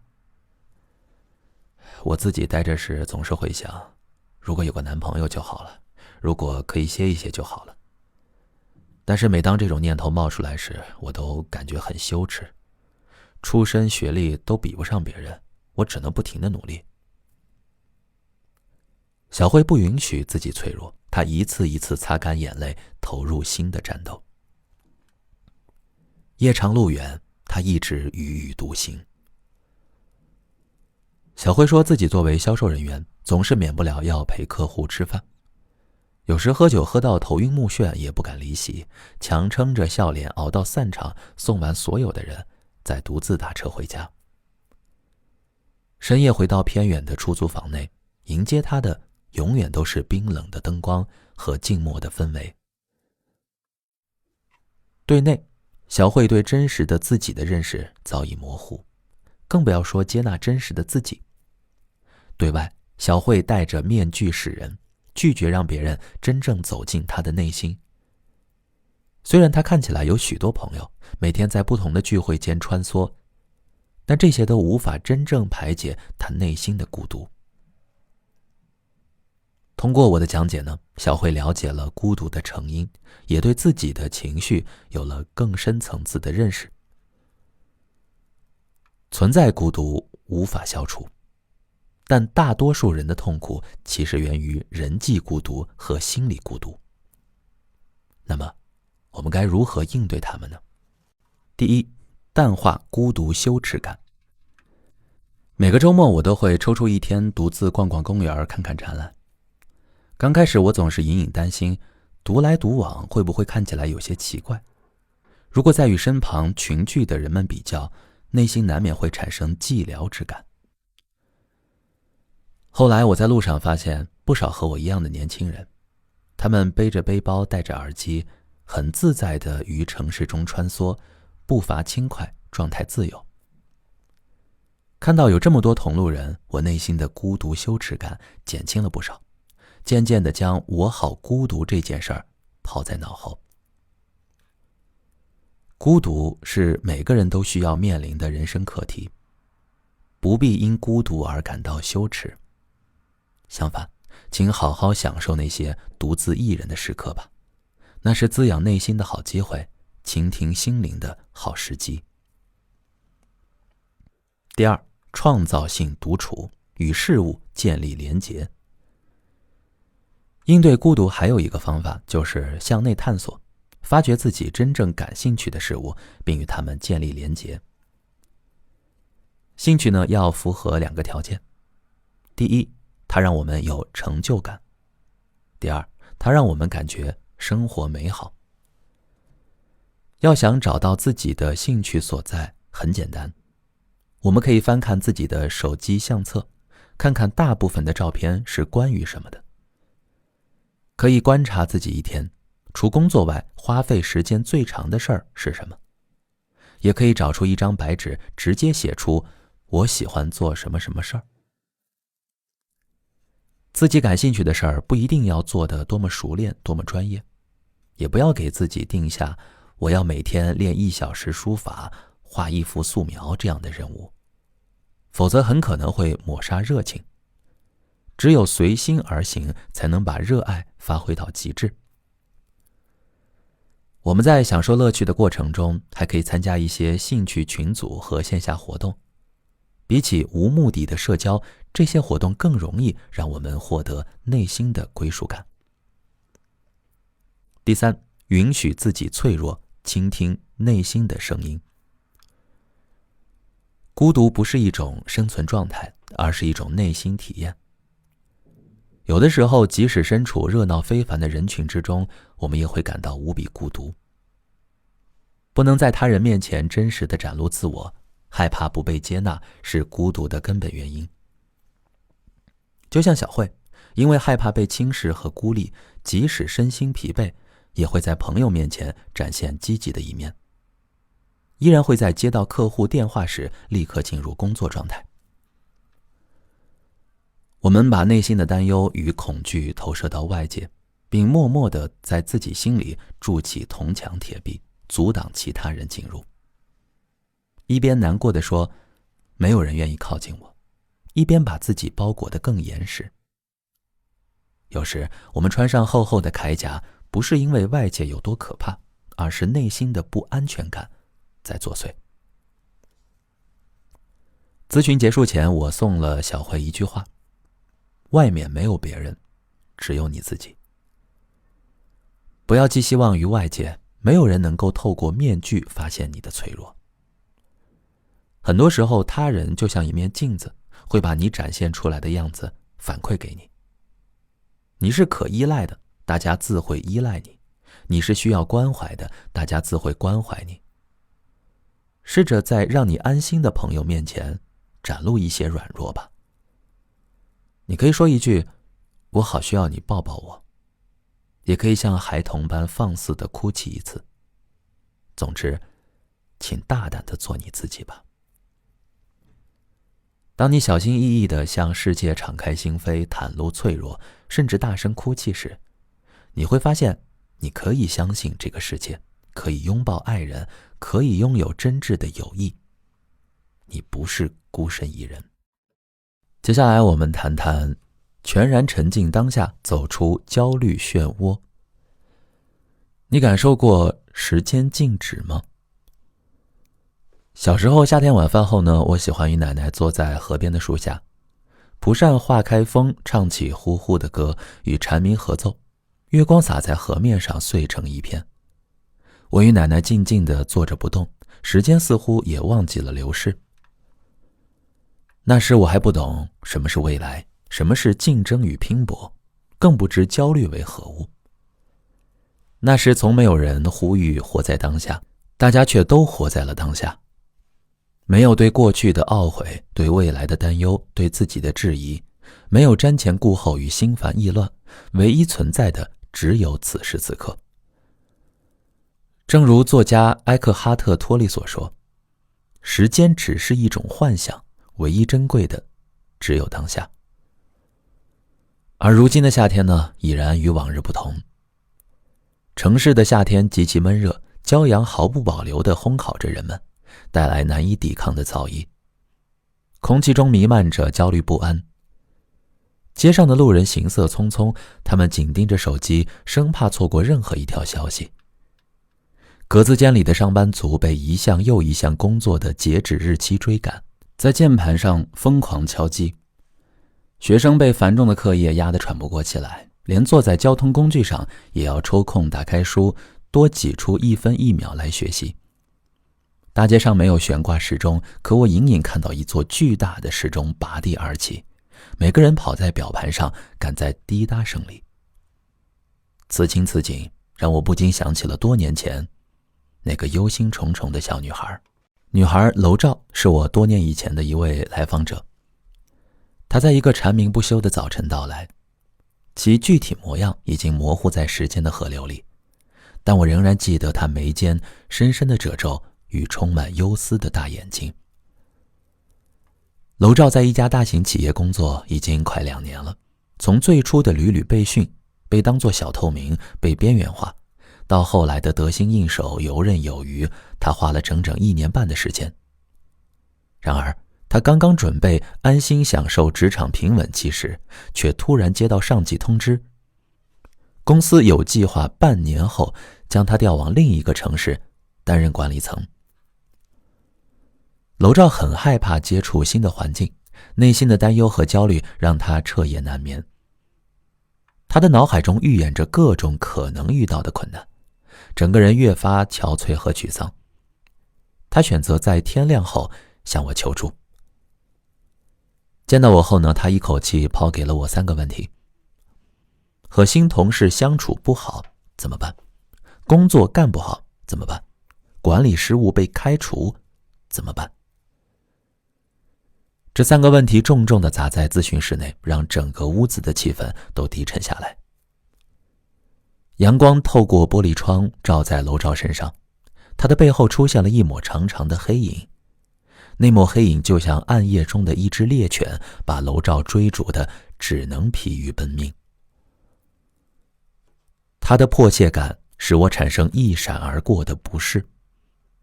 在他提问时，我有一种奇怪的感受，仿佛坐在我对面的不是一位花季少女，而是一位操劳多年、保守悲观的中年男子。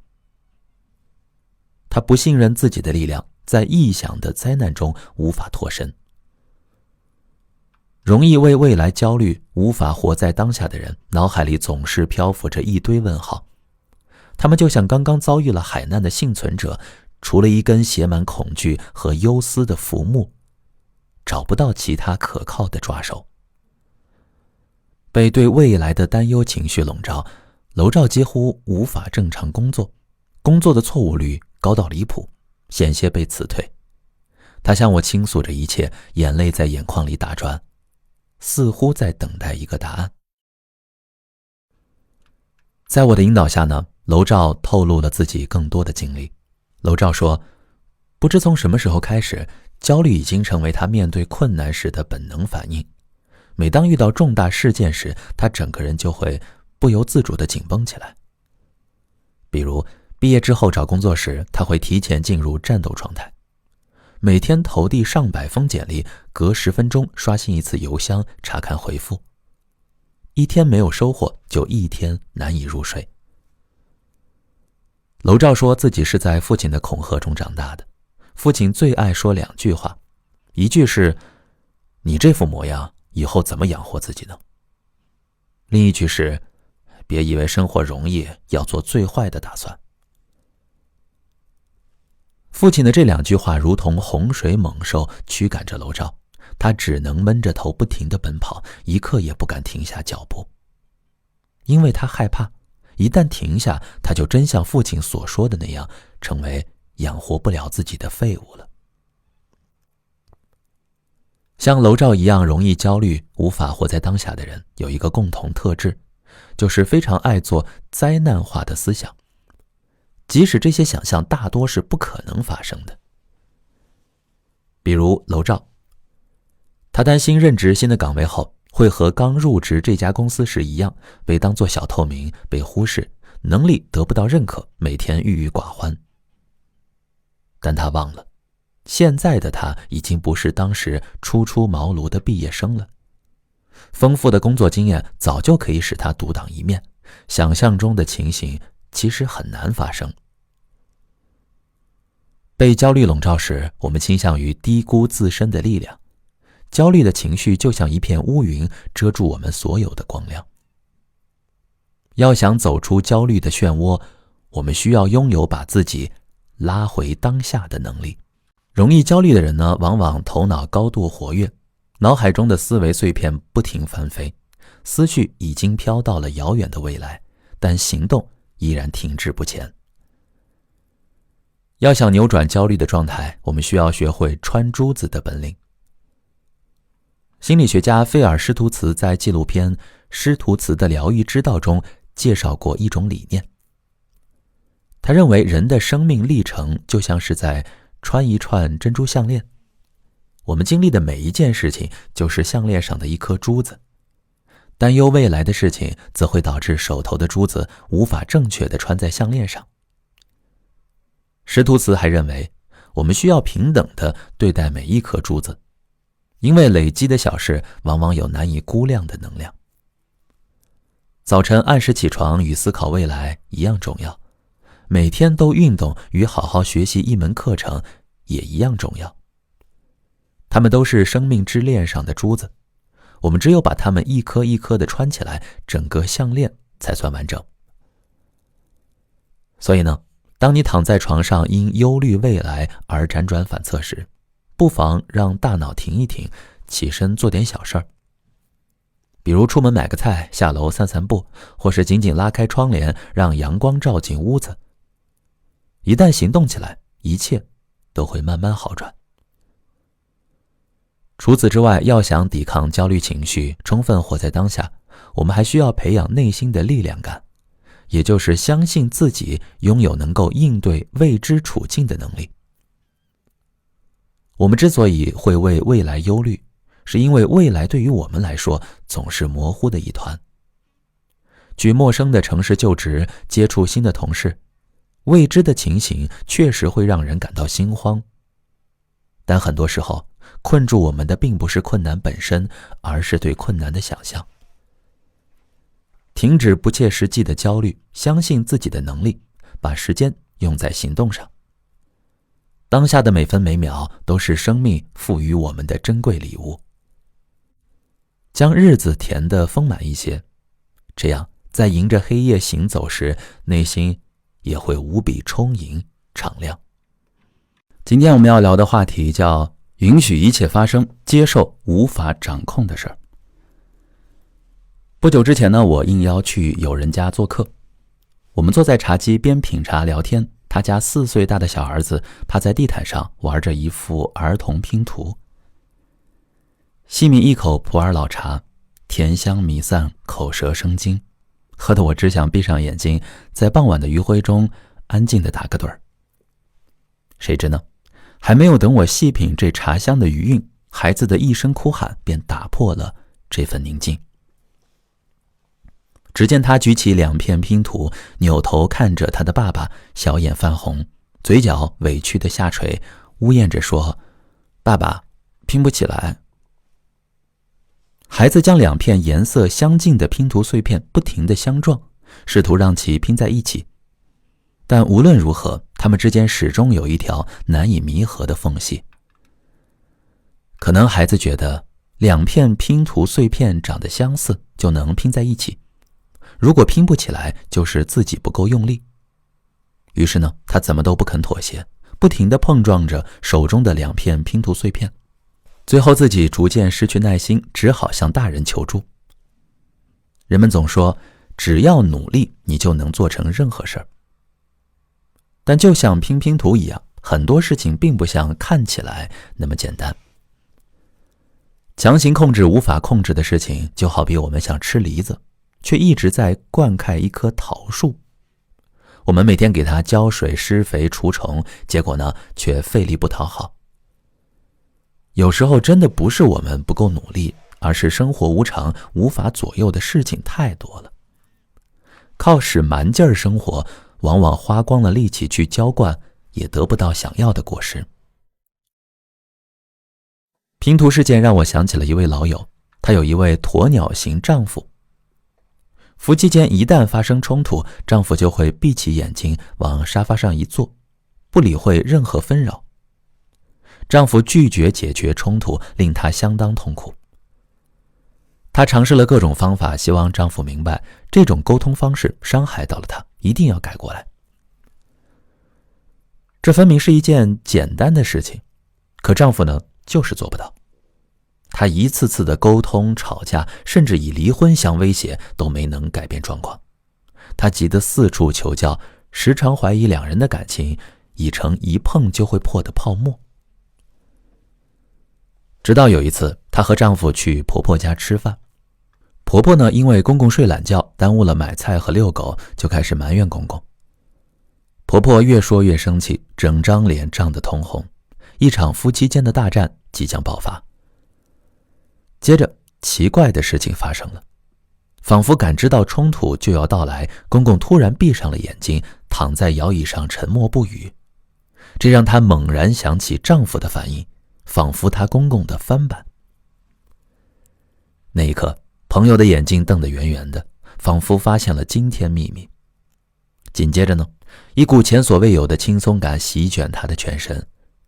原来一切都有迹可循。这种应对冲突的模式是丈夫从小耳濡目染习得的，想要他立马做出改变，也许真的很困难。他对我说，承认自己无能为力的那一刻，我好开心啊。很多时候呢，不是事情在为难我们，不放过我们的可能是内心对失控的恐惧。直面自己的无力感，也许是一种解脱。一谈起掌控欲，我们首先想到的可能是叱咤商场的精英、高期待的父母、不苟言笑的领导。他们看起来强大又难以亲近，和他们相处总是感觉有些压抑。实际上，掌控欲更容易出现在安全感低的人身上。他们很容易被外部环境影响，如果无法控制事情的发展，他们也总是从自己身上找原因。像我的那位女性朋友，一心想要帮丈夫改掉回避冲突的习惯，一方面确实是为了两人的关系，另一方面则是为了安抚自己内心的不安。因为在她的眼里，丈夫的不回应直接与不爱她画上了等号。丈夫的每一次冷处理都让她的内心备受煎熬。殊不知，这样应对冲突的模式和爱不爱她完全没有关系，只是她的丈夫从原生家庭中习得的一种模式而已。太想掌控和改变现实的人，往往习惯于自我苛责，外界的任何负面反馈都可能牵动他们敏感的神经。这让我想起了自己的经历。刚毕业时呢，我非常想去一家头部心理咨询机构工作，于是我在网上投递了简历，并且有信心能够收到面试通知。结果呢，却杳无音信。我为此消沉了很久，一直在反思是不是我的简历做得太差，或是我根本不够优秀，才导致了这次惨败。大约半年后，我重整旗鼓，再次投递简历，并入职了那家机构。偶然在一次和直系领导交流时，我才得知，半年前他们根本没有招聘意向，网站上发布的招聘启事只是忘记撤销了而已。我心里好像有什么东西在破土而出，温暖且有力量。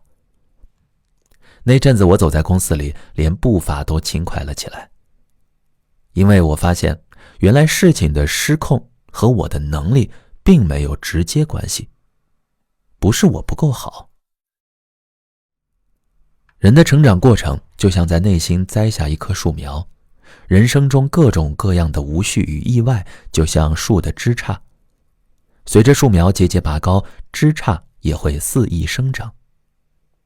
在此期间，人们会经历一段时间的秩序敏感期，也有人将它称为执拗期。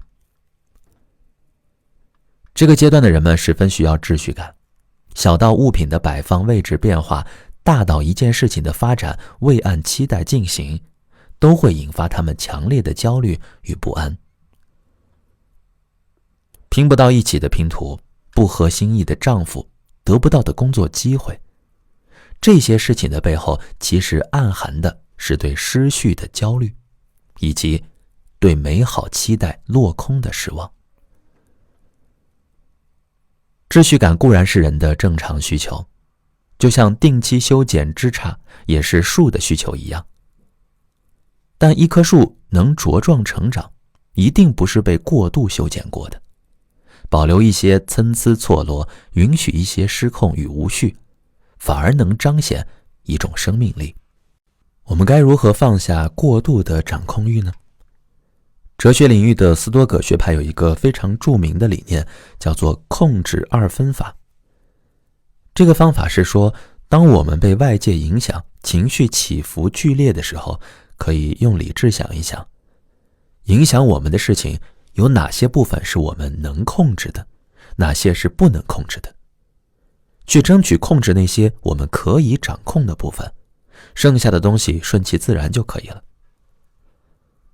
还是拿那位女性朋友举例，她的丈夫总是回避冲突，触发她的不安感受，她试图让对方做出改变，但对方的行为已成定势，短期内很难调整。如果我们遇到类似的事情呢，可以问自己以下3个问题：一，为什么这件事儿对我的影响如此之大？它引发了我的哪些情绪呢？2，对于这件事儿，我能控制的部分有哪些？3，如果事情永远不能改变，要怎么做才能好好生活下去？第一个问题可以帮助我们看清自己真实的情绪，愤怒的背后往往隐藏着恐惧和脆弱。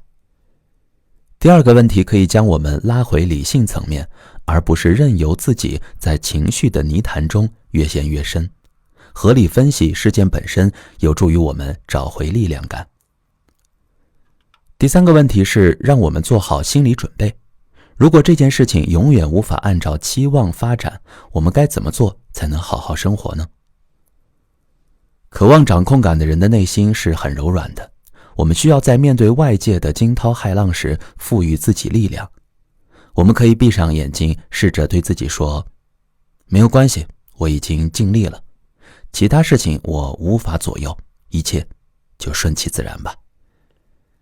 然后睁开眼睛，手臂环绕，抱一抱自己。接下来我们谈谈体面地表达愤怒，勇于对不合理说不。之前呢，看中国台湾作家林奕含的《房思琪的初恋乐园》，其中有这样一句话令我记忆犹新：忍耐不是美德，把忍耐当成美德，是这伪善的世界维持它扭曲的秩序的方式。生气才是美德。书中的女主人公13岁的房思琪被补习老师李国华诱奸，在忍耐中逐渐长大的她备受反思和自我拷问的煎熬，最终崩溃，选择结束了自己的生命。而本书之外，这本书的作者也是女主人公原型的林奕含，则选择将自己的伤痛公之于众，以愤怒的口吻讨伐龌龊与罪恶。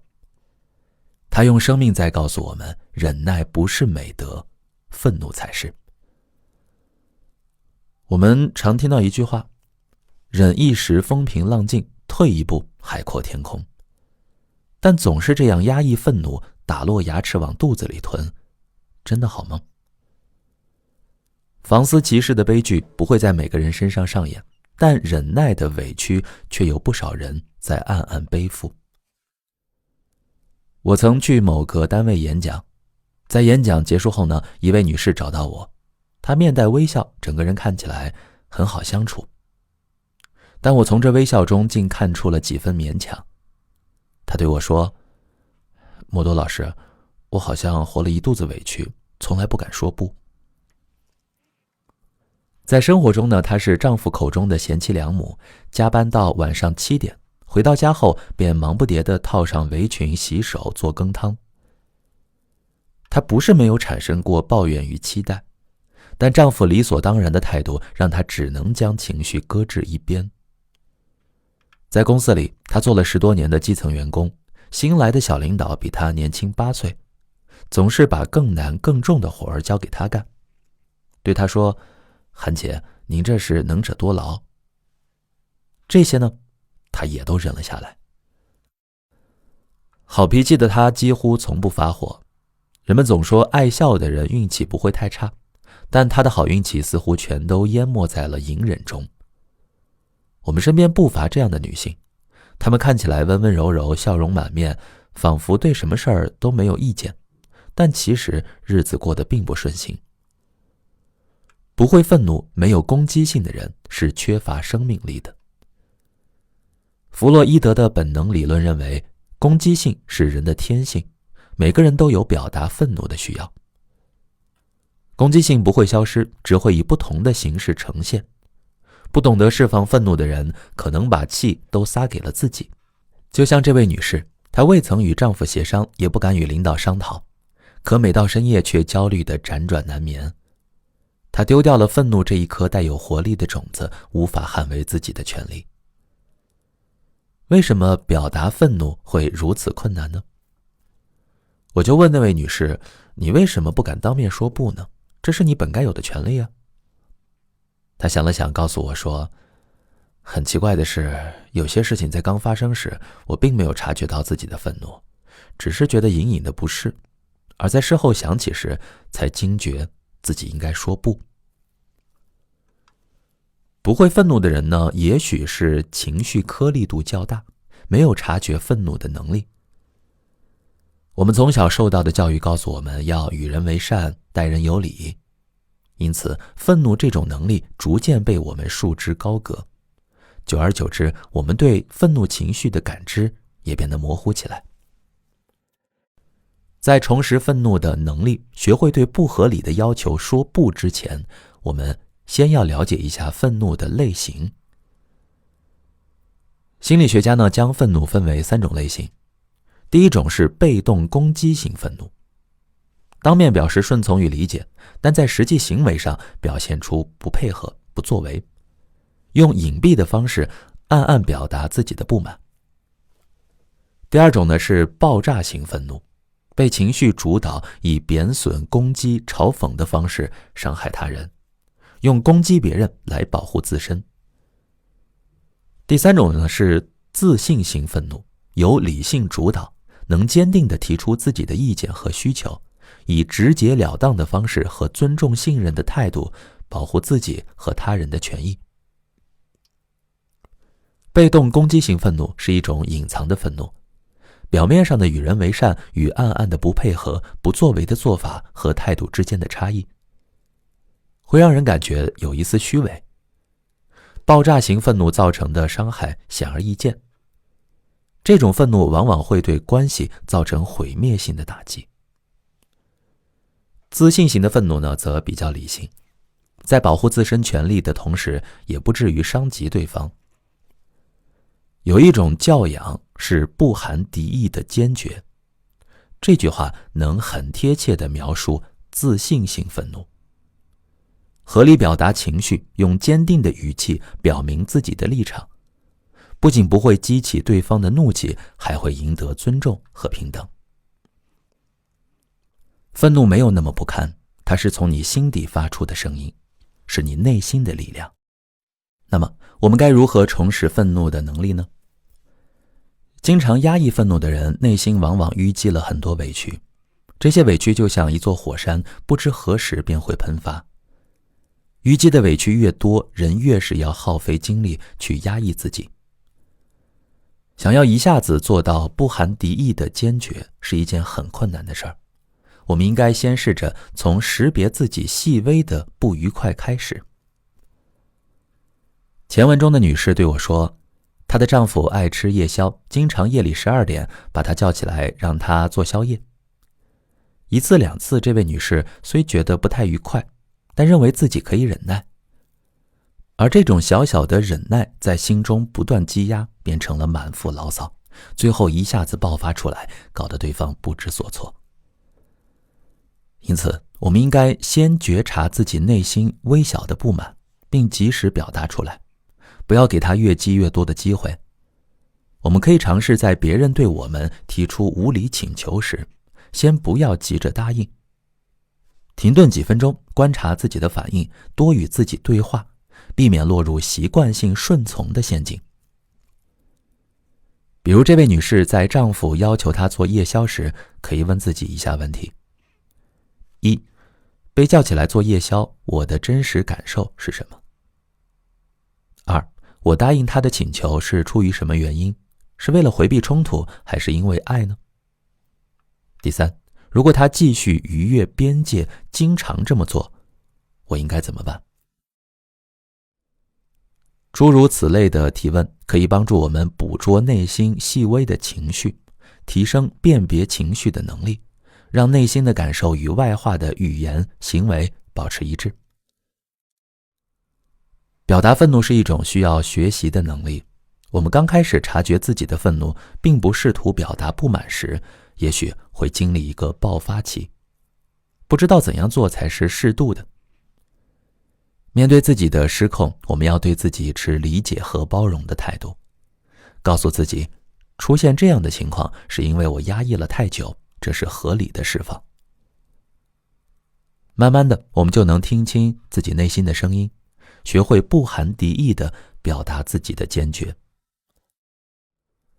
用情绪砂纸打磨我们的情绪颗粒度，别再让懂事、善良、好脾气成为我们隐忍的枷锁。拥抱愤怒，轻松生活。接下来我们说说第5章的内容，自度，逐光而行，活出你想要的模样。心理学家大卫·希伯里曾说，所谓活得好呢，其实是接受原本的人生，接受原本的自己，接受原本的结果，抓住机遇，做自己力所能及的事儿，并满足其结果。总有一天，当我们将目光从外界转移到自己身上，关照自己的感受，专注于自我成长与发展，不再执着于追求求而不得的东西时，我们会发现，那些曾经梦寐以求的，正在一点点向我们靠近。接下来我们说说爱自己，为自己而活。一些来访者呢，本身就是心理学爱好者，在与他们的交谈中，我常常听到一些耳熟的疗愈词语，其中被提及最多也让人困惑的，当属爱自己这3个字。王尔德说，爱自己是终身浪漫的开始。近年来，大众对爱自己的口号与行为推崇备至，但很少有人清楚什么是真正的爱自己。裴林第一次来咨询室时，全身各处都在诉说着愁苦。他的眼神黯淡，左手手腕上呢贴满了缓解腱鞘炎疼痛的膏药，身侧背着一只硕大的妈咪包，为照顾孩子而设置的手机闹铃从一进门就开始响个不停。裴林告诉我，她是一位快40岁的全职妈妈，有2个女儿，老公负责赚钱，裴林则在家照顾一家子的饮食起居。她说，结婚后的日子飞快流逝，她过37岁生日那天，一个人坐在沙发上直到0点。她突然发现，如果抛开母亲和妻子的身份，她根本不知道自己是谁。从那天开始，她一边阅读心理学文章，一边自我探索，并逐渐意识到，人要先认识自己，学会爱自己，生活才会有声有色。但要怎么爱自己呢？裴林依然很迷惑。裴林跟随网上的一些教程帖子学习，每天对着镜子说，我真棒，我是最优秀的，我一定能行。就这样日复一日坚持了30多天。然而他并没有如愿以偿地爱上自己，反而越来越怀疑，我真的很棒吗？我真的做什么都能行吗？这是不是一种自我欺骗呢？在我看来，裴林的内心充满了疑惑和冲突。虽然她已经是2个孩子的妈妈了，但最需要养育的其实是她自己。裴林一只手托着下巴，眼睛盯着办公桌的角落，似乎在思考什么。大概过了半分钟，他转过头与我对视，眼睛湿润，缓慢地说，我好像并不那么喜欢自己，我不想对自己说谎。上周五呢，裴林在陪大女儿练琴的时候累到睡着了，直到女儿合上琴盖，他才猛然醒来。与此同时，客厅传来了小女儿的哭声，他既没有陪伴好大女儿，也没照看好小女儿。一阵自责突然涌上心头，裴林实在忍不住，就躲到卫生间里大哭了起来。她仿佛变回了30年前那个手足无措的小女孩。裴林对女儿们的事情很上心，大女儿的生活起居、学业、兴趣班，小女儿的营养、睡眠状况、早教，她无不尽心。她实在太想成为100分的妈妈了。每当实现不了内心的目标时，他就会被深深的无力感侵袭。裴林在内心埋怨自己，没有事业也不赚钱，为什么连带孩子都带不好呢？她被这种自我谴责的声音包围着，根本无法做到真正的爱自己。裴玲之所以无法坦然地爱自己，是因为她对自己的爱是有很严苛的条件的。裴玲认为，只有成为一个完美的妻子、完美的母亲，才值得被爱。其实呢，如果我们要想做到真正爱自己，无需自己方方面面都做到完美，反而可以直视那些做不到的地方，用自我关怀的方式对待自己。像对待自己的女儿一样对待自己，可以在心里想，如果我的女儿现在遭遇了失败，我会怎样鼓励她、安慰她呢？学着以温柔的方式善待自己，不单单是对自己说我很棒，我很优秀，而是要允许自己做不到。将自己当作孩子，即使我们作为一个女儿不那么优秀，也依然值得最饱满的爱意。我让裴玲继续对着镜子与自己对话，只不过要把内容变成，我知道你非常爱这个家，没有人是完美的，你已经尽最大的努力了。随着与玲玲对话的逐步深入，我对她的生活经历有了更全面的了解。在回归家庭前，她是一家教育咨询公司的运营主管。她以前总是能从节节攀升的数据和良好的用户反馈中获得价值感。今年是她成为全职妈妈的第3年，从前的价值感慢慢消散，她的内心感到越来越不安。裴玲会从朋友圈里看到前同事们的生活，有人晒自己的钩针手作，有人痴迷于侍弄花草，也有人坚持在职场上打拼，大家各有各的色彩。反观自己，所有的时间都被2个孩子占据。虽然2个孩子活泼可爱，给生活增添了不少甜蜜，但裴玲依然感到恐慌。不知道除了家庭赋予的身份，自己还能是谁？仿佛裴玲这个名字正在逐渐消失，只剩下某某的妈妈、某某的老婆这类没有独特性的称谓。裴玲对我说，在当妈妈前，她也是一个爱玩的小女孩。她从小眼馋弟弟的轮滑鞋，工作后拿到工资的第一件事就是给自己报了一个轮滑课。她喜欢爬山旅行，便呼朋唤友，周末夜爬泰山，在山顶等着看日出，感叹自然的壮美。现在回过头来看看当时的自己，真是个充满生命力的小姑娘。谁知道现在，生活过成了一潭死水。艾瑞克·弗洛姆说，爱不是一种感受，还是一种积极的努力，其目的是爱的对象的幸福、发展和自由。裴玲将自己的爱全部倾注在了孩子和丈夫的身上，为他们的未来而努力，却在不知不觉间忽视了自己。虽然从短期看，沉浸在妈妈、妻子的角色中，可以暂时不考虑个人的发展，不用随着社会的发展而不断学习，也无需处理复杂的人际关系，只需安心陪伴女儿成长，见证丈夫的成功，就是一种幸福。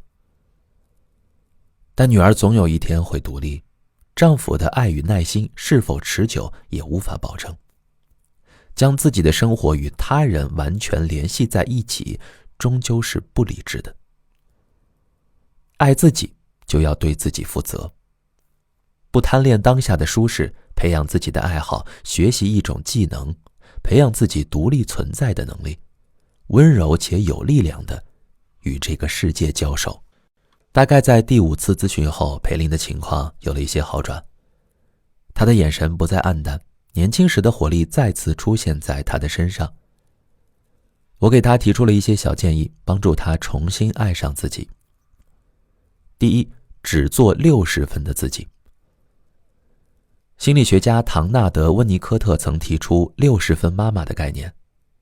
他认为，一个事事力求完美的妈妈会让孩子体会到难以承受的控制欲，60分妈妈则能够认识到自己的不完美，他们接受这种不完美，并愿意与孩子共同成长。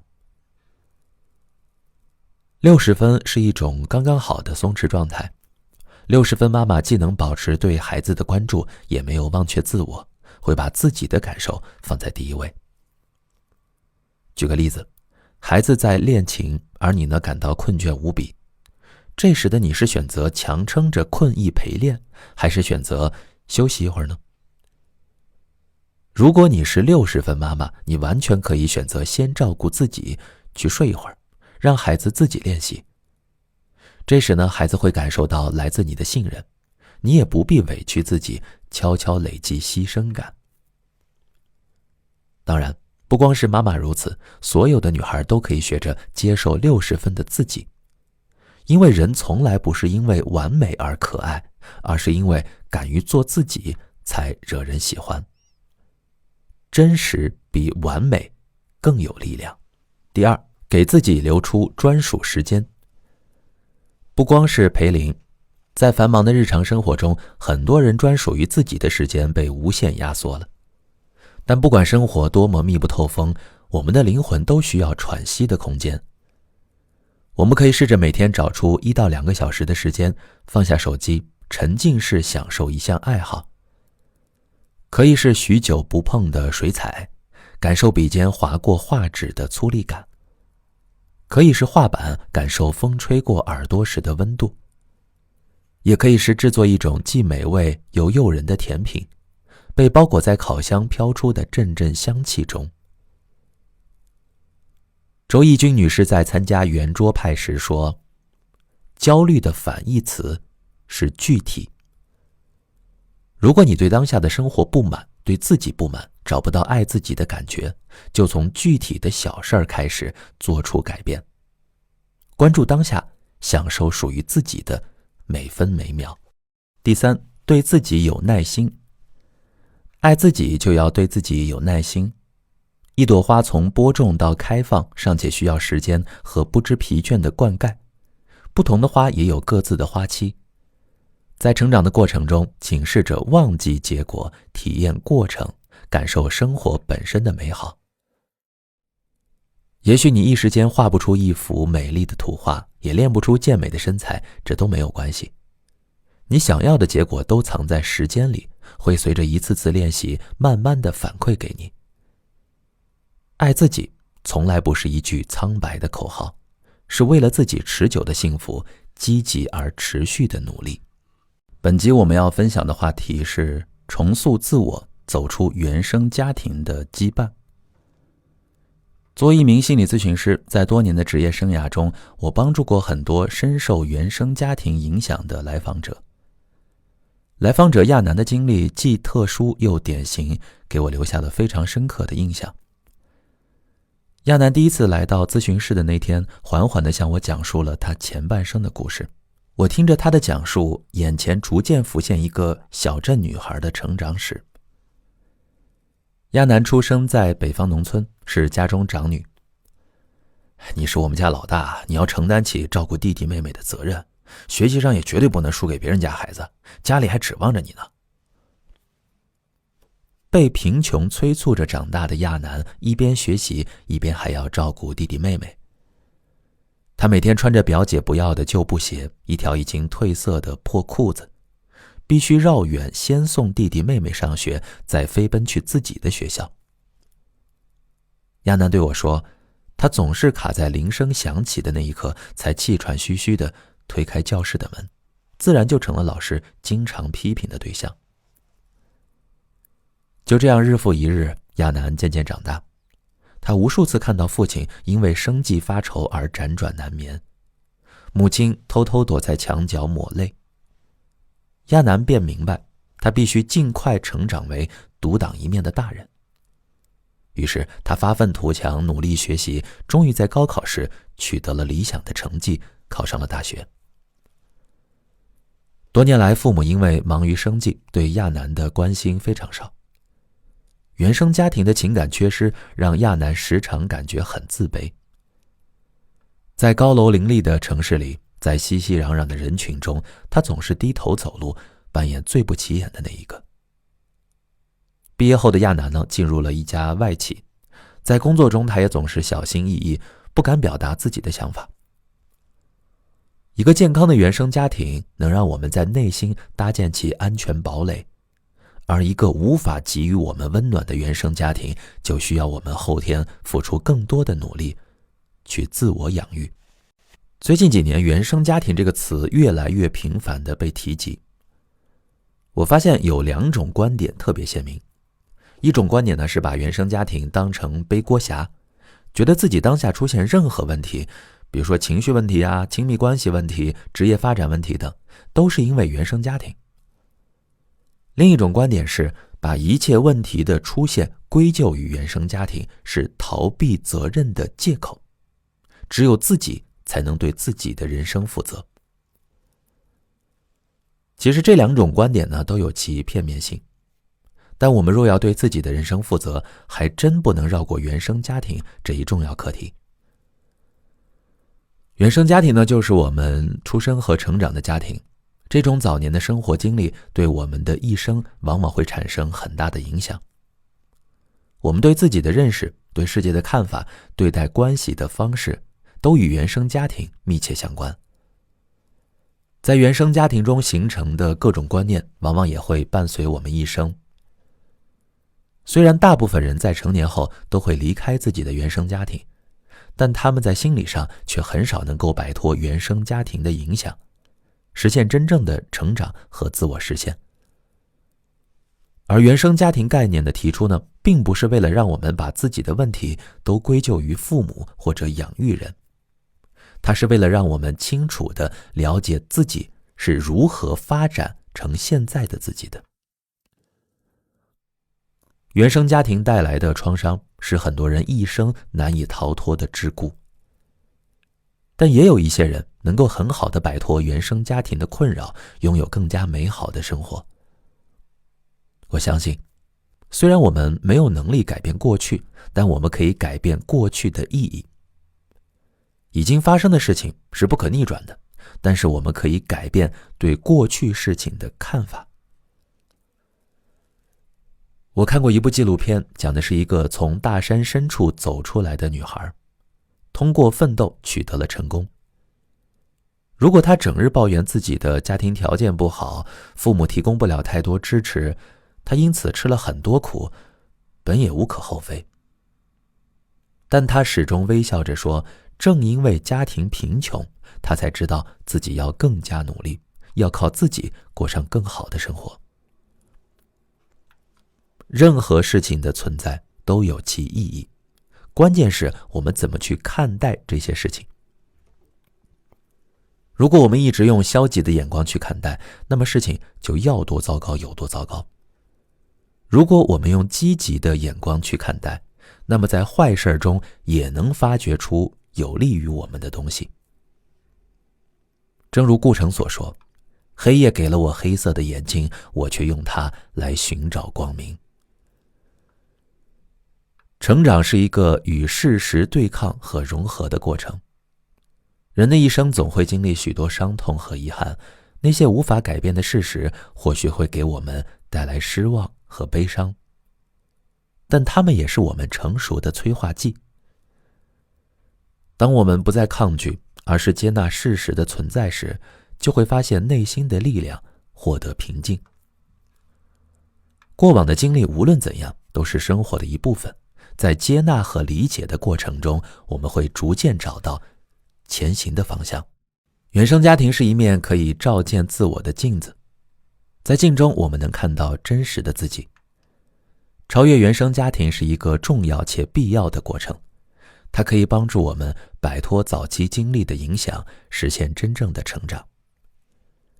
超越原生家庭并不意味着我们要切断与原生家庭的联系，或者一味地否定原生家庭。相反，超越原生家庭意味着我们要与原生家庭和解，即在保持自我独立的基础上，与原生家庭建立一种更加健康和平衡的关系。要想超越原生家庭，我们需要做到以下3点。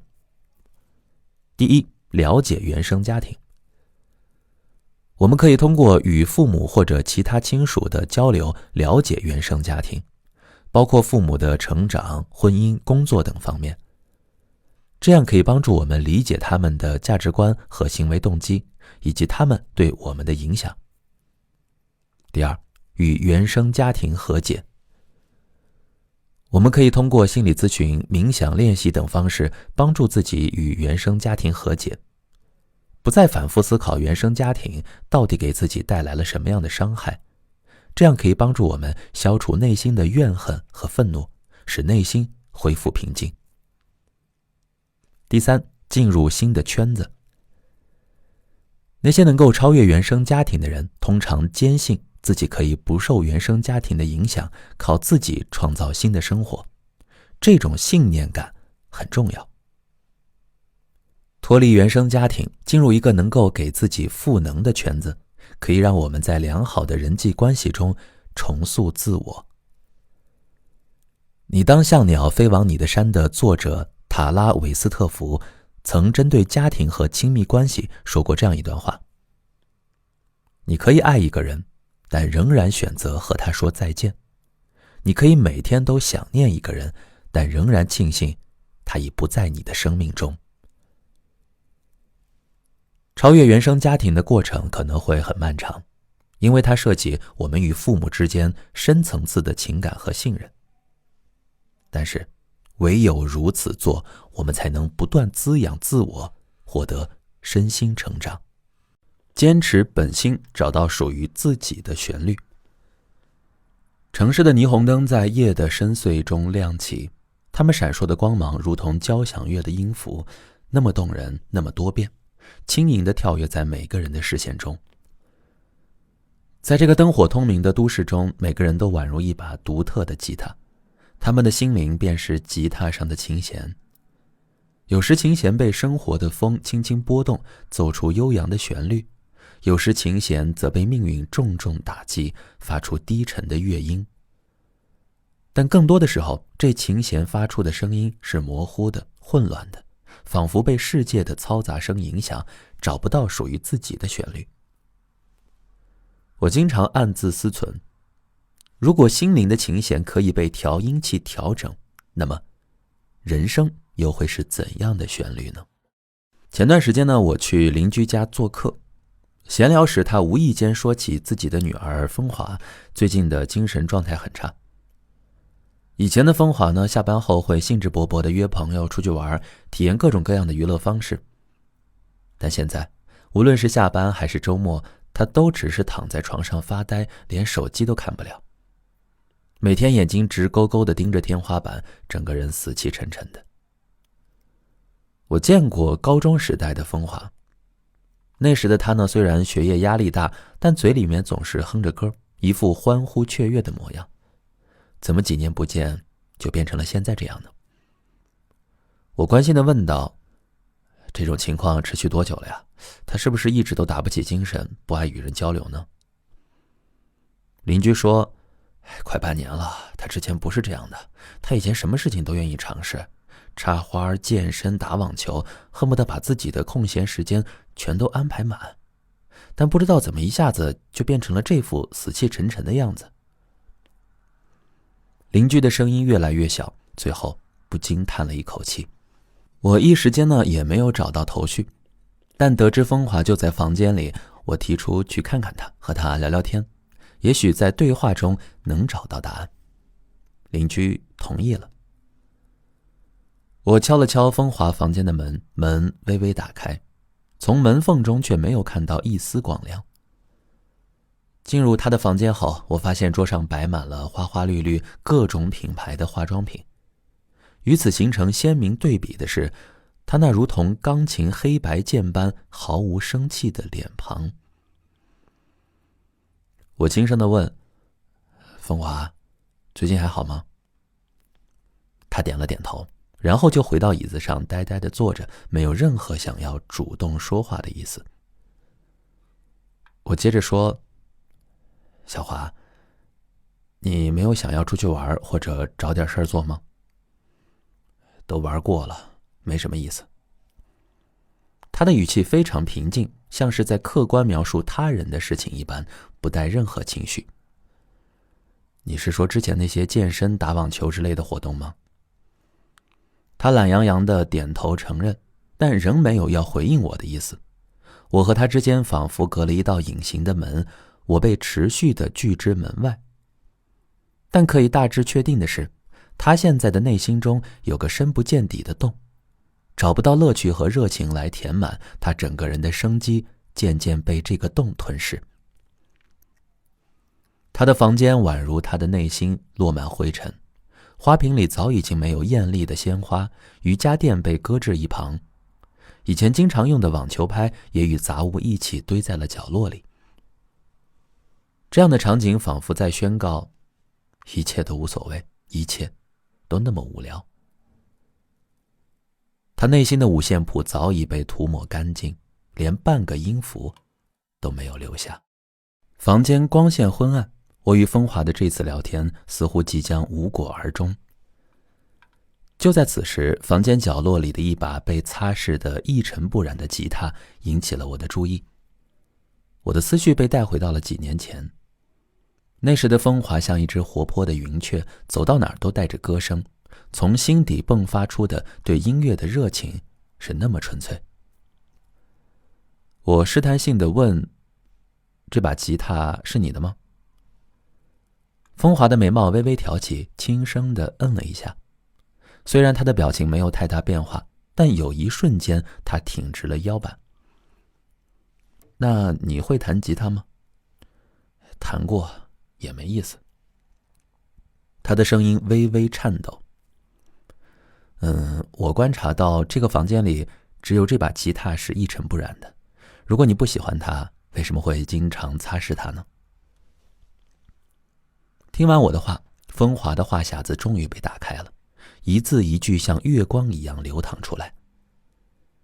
风华告诉我，小时候的他一有空就会拿起吉他自学各种歌曲，但是他的父亲认为这样的业余爱好不能当饭吃，他需要一份真正能赖以生存的工作。于是每当风华弹奏吉他时，父亲总会大发雷霆阻止他。长此以往，他的热情被不断打压，最终选择放弃了自己真正喜欢的事情。他一下子说了很多，仿佛要把之前被压抑的情绪全部释放出来。我轻轻地问，你还记得当初学吉他的感觉吗？他抬起头，似乎是被我的问题打动了。那时候的我对音乐充满热情，但每次被父母责骂，我都觉得自己的选择是错的，我又不敢再说自己热爱吉他了。他的这句话触动了我，我判断他现在正处于认知失调的状态。美国社会心理学家利昂·费斯汀格对认知失调下的定义是，当个体心理上存在两种对立的认知时，为了缓解由此带来的紧张与不适，个体通常会选择采取一些方法来追求心理上的平衡。风华在热爱音乐和父亲的反对之间体验到了认知失调。这种失调来自两种对立的认知。一种认知是他热爱音乐，并能从音乐中找到乐趣。另一种认知是父亲的态度让他认为音乐是一种不切实际的追求，他觉得自己的选择是错误的。为了缓解心理上的不适感，他放弃了弹吉他，以避免与父亲发生冲突。对现在的风华来说，他的心中深植了一个观念，对音乐的追求远远比不上一份正常的工作。我们相对无言地坐在那里，房中一片安静。过了一会儿，我望着他，轻轻地说，无论何时，你内心的旋律都不应该沉默，它是你的灵魂之歌，永远都应该被听见。正如琴弦断后换了新的仍能继续弹奏，我们人生路上遗失的旋律也总能再次响起。在那一刹那，仿佛时间停滞了片刻，只有我们两人与那把吉他共同编织着未完的歌谣。我打算用正向反馈循环法来帮助风华重新找回自己的热爱。所谓正向反馈循环法，是指通过不断地给予正向反馈，帮助风华自我强化，让他有勇气重拾对音乐的热爱。那天之后呢，我与风华约定，每个周末我都去他家，和他一起弹奏那把沉寂已久的吉他。初次呢，我们只选了一些简单的曲子，试弹了一会儿，风华便越来越熟练，手指开始在琴弦上飞舞，周围的空气似乎跟着音乐躁动起来。每一次琴弦的震动都像是心跳，越来越有力，越来越强烈。那些被埋藏的破碎的记忆，像是音符一一跳跃出来，组成了风华心中的乐章。仅仅是简单的尝试，风华就得到了极强的正反馈。他露出了久违的笑容，又连续弹奏了好几首曲子。没过几周呢，风华的进步显著，他还主动加入本地的音乐社团，与其他热爱音乐的年轻人交流与合作。在热情友好的环境中，他们彼此鼓励，彼此肯定。风华得到的正反馈越来越多，对音乐的热爱也越来越强烈。在伙伴们的鼓励下，他一边弹着吉他，一边颤抖着声音，为父亲演唱了一首他自己创作的歌。那首歌记录了他的成长，他的挣扎，还有他的爱。每一个音符都是他内心的声音，那么真实，那么感人。在歌声结束时，他的父亲眼眶泛红，他终于明白了女儿对音乐的热情，也体味到了他曾经的痛苦。自那天起呢，风华不再蜷缩于房间的角落，父亲也开始鼓励他。夕阳下，他们会共同在阳台上弹唱，父女的互动如同音乐中的和声，虽然旋律不同，却构成了最和谐的乐章。那个曾经否定风华爱好的人，终于给风华送去了最大的肯定。心中的音乐，那些深藏的旋律，是不能被遗忘的。当挫折与困难像错音一样出现时，只要我们坚持本心，终会奏出最动听的歌曲。接下来我们说说战胜约拿情节，不惧成长。在公共区域的办公桌与同事们交流时，我总是不自觉地把目光投向咨询室。一间小小的房间，却承受了无数来访者的纠结、痛苦和释然。在小哥和我面对面交谈之前，我先看到的是他在门口逡巡的身影。他似乎下了很多次决心，才最终推开了门。这让我不禁疑惑，这个女孩会有什么样的心结呢？小哥坐在我的对面，两只手握在一起，纤细的食指紧扣着，睁大眼睛望向我，困惑地说：“老师，我觉得自己就像走在一条混混沌沌的路上，似乎哪里出了问题，但左看右看又找不到症结所在。”我们的话题就这样缓缓展开，沿着小哥的成长轨迹慢慢回溯。说起自我评价，小哥自嘲，他说自己平时还不错，在大家眼里呢也算优秀，却总在关键时刻掉链子。比如他上学时英语成绩很好，但是在学校推荐他参加全市的英文演讲比赛时，他找借口推辞了。后来在电视上看到同班同学代替他参加了比赛并获奖了，他心里很不舒服，还偷偷哭了鼻子。他想，那个站在领奖台上的人其实应该是自己。填报高考志愿时呢，他握着笔犹豫了很久，最终没有填报自己心仪已久的学校，改填了一所比较普通的大学。其实呢，他的分数足够让他进入他心仪的学校。小哥说，他永远忘不了那个下午，想到自己努力了那么久，依然没有勇气填报自己心仪的学校，他再次泪流满面。我插了一句说，你不是说自己的成绩一向很好吗？报志愿时为什么要退而求其次呢？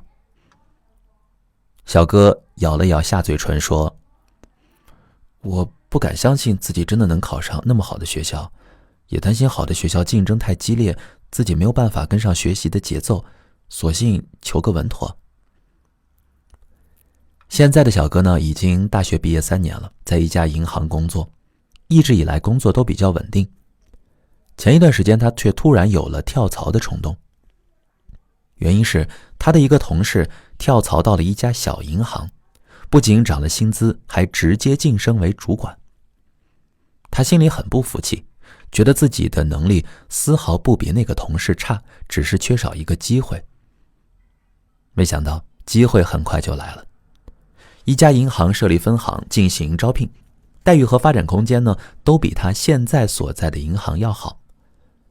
朋友引荐了他，对方领导见了他之后呢，也颇为满意，希望他能尽快到岗。但谁都没想到的是，他在几天之后做出了一个令人费解的选择，放弃这次难得的机会，仍然留在原单位继续工作。因为这件事，小哥还和父母吵了一架，父母不理解他的决定，还指责父母干涉他的选择和生活。纵观小哥这些年的经历，无论是上学时对比赛的逃避，填报高考志愿时的退却，还是工作时对新岗位的放弃，都不是偶然发生的情况。这背后是否有什么值得探讨的心理现象呢？在生活里，有小哥这种经历的人为数不少。说起来，谁都渴望成功，没有人喜欢失败，但每个人的内心在害怕失败的同时，隐约还存在着对成长和成功的恐惧。这也印证了著名的心理学家亚拉伯罕·马斯洛在人性能达到的境界中提出的约拿情节。传说呢，约拿是一位先知，他的内心一直渴望得到神的重用。某天，神终于给他安排了一项重要的使命，他却开始东躲西藏。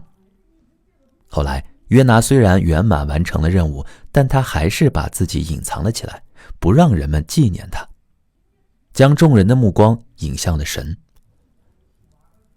马斯洛用约拿指代那些渴望成功，却又因为某些内在阻碍而害怕成功的人。简单的说，约拿情节是一种对成功恐惧、对自身伟大之处恐惧的心理。这种心理导致人们不敢去做自己本来能做得很好的事儿，不敢开发自己的潜力。约拿情节的基本特征就是逃避成长，拒绝机会。这是一种阻碍自我实现、阻碍自我价值验证的心理。它使我们既自信又自卑，既渴望成功又无所作为。如果约拿情节得不到及时解决，发展到极端，就是自毁情节。人类的心理是复杂而奇特的，约拿情节这种复杂的心理现象是如何形成的呢？从某种意义上说，约拿情节的产生与人在成长过程中的文化背景有关。在集体主义文化中，低调是一种安全、稳妥的做法，甚至呢是一种美德。所谓枪打出头鸟，主动表现自己的人很有可能会被人讨厌，甚至招惹事端。很多人习惯了隐藏自己的真实个性和需求，去迎合主流的观点和行为方式，如此也就放弃了自己成长和成功的可能性，最终流于平庸。可以看出，约拿情节的本质是恐惧。这种不敢成功又不甘平庸的心理，常常会把人拖进自我消耗的泥沼。你是否曾经也像小哥一样，面对自己朝思暮想的目标，却在距至一步之遥的时候落荒而逃，事后又无限懊恼呢？你是否也希望自己在职场上拥有一份精彩，获得更高的职位和薪资，却因为担心自己无法接受挑战，因而选择继续在舒适区里蜷缩呢？世上没有跨越不了的事儿，只有逾越不了的心。勇敢的人才会生出隐形的翅膀，逆风飞翔。我们该如何勇敢地追求荣誉、成功、幸福呢？战胜约拿情节，走向自我实现，其实只要3步就可以做到。简单第一步，消除防卫心理。当我们在向自己渴望的目标靠近，却产生了逃避的想法时，就是我们的防卫心理发生了作用。我们试图给自己建立一个内心的安全区，然后呢，躲进去。这时我们需要做的是识别自己的防卫心理，敞开心扉，然后鼓起勇气消除防卫心理。这么做必然是痛苦的，因为安全区的外面是未知的世界。但是这么做也是值得的。正所谓不破不立，只有打破内心的桎梏，才能真正实现心中的目标，拥有想要的生活，而不是一生都在压抑梦想，埋葬激情。自我实现第二步，向能力高度发起冲击。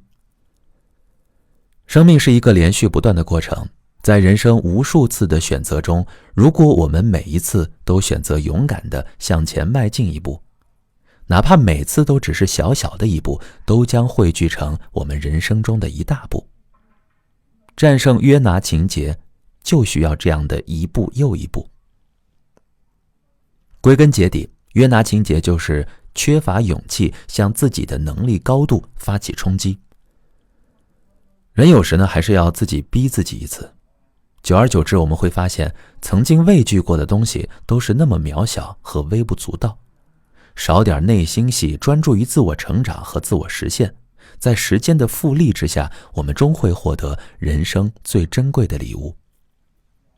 积极进取第三步，铸刻你的成功印记。有人说，机会就是时光之流中发光的一刹那。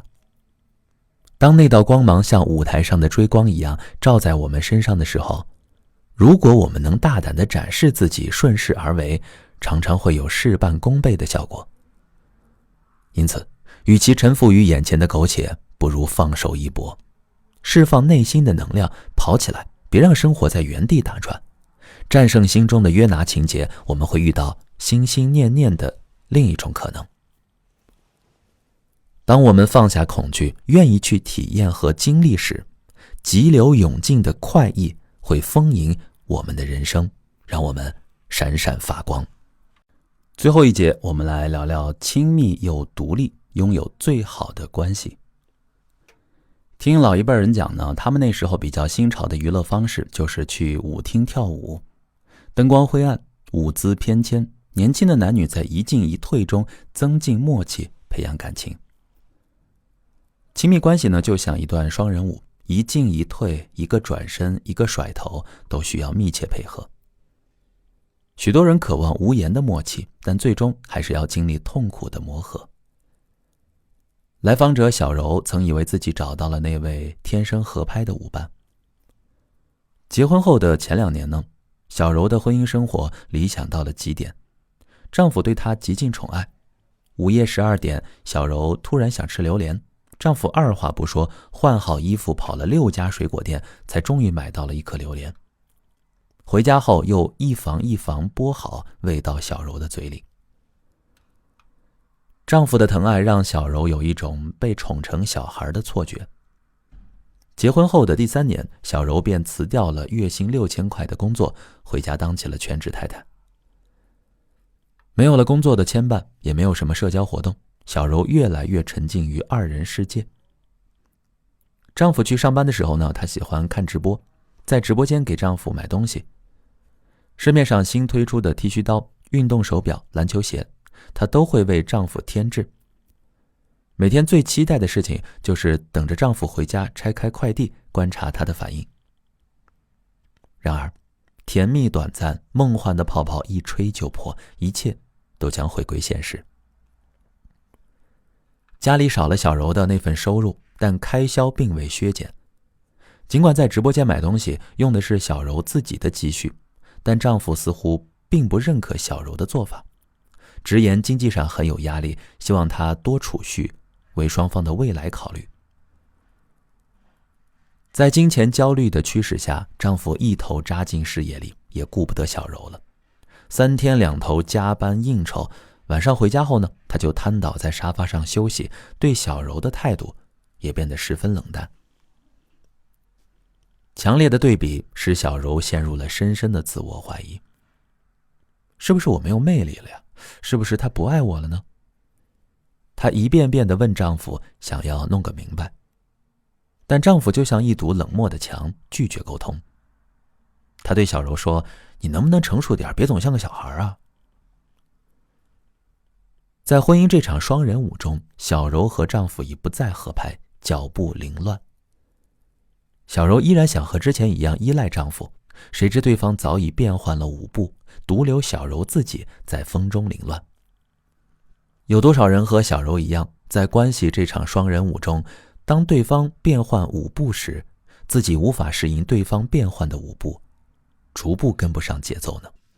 在婚后初期的相处中，小柔夫妇的关系是照顾者与被照顾者的关系。伴侣无微不至的照顾唤起了小柔内心的缺失，让她产生了这样一种错觉：原生家庭没有给足的爱与关怀，可以从这个人身上获得。她开始渴望一种共生式的关系。共生呢，是一种边界不清的状态，一切都像模糊的一团。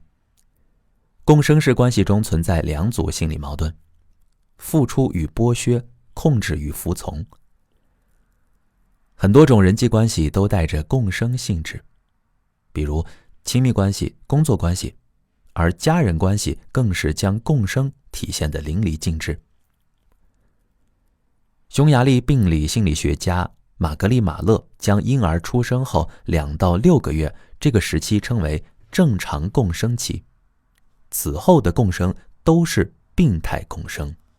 所谓共生式关系，是指关系中的一方渴望成为关系的中心，在关系中被当作孩童，被关心、被照顾，而希望另一方能一直扮演父母的角色。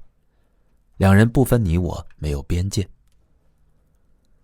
被照顾者的心中呢，有一个关于完美伴侣的幻想，幻想照顾者能够始终将自己放在第一位，满足自己的一切需求。然而，这样的幻想是不现实的。在这个世界上，除了父母，几乎不存在其他能够持续无条件付出的人。健康的亲密关系应当是两个成人的共舞，两个人随着节奏变换，一起调整舞步，从而达到一种和谐，而不是一方不断迁就另一方。小柔夫妇在共生式关系初期如胶似漆，一切都很美好。在丈夫无微不至的照顾之下，小柔彻底放弃了独立，迷失了自我。但一段时间过后，激情退却，一切回到原点，爱情也回归现实。显然，在他们的双人舞中，照顾者已悄然变换了舞步，而被照顾者不想接受现实，还在等待照顾者的带领。一朝大梦初醒，被照顾者便会产生强烈的被抛弃感。沉溺于共生式关系的人，看似在婚姻关系中占据上风，备受宠爱，实则是将自己放在了被动的位置上。他们执着于从关系中另一方的回应和反馈中，感知自己人生的价值和意义。一旦对方没有给予他们理想的回应的反馈，他们便会陷入无助的境地。而关系中的另一方，在共生式关系初期，看似很爱对方，什么都为对方着想，任对方予取予求，实则是一种隐蔽的方式，对伴侣施以软性控制，使其在甜蜜的陷阱中失去方向。健康的爱不应当是将对方宠溺成孩子，而是陪着对方一同成长，让对方成为独立且自信的个体。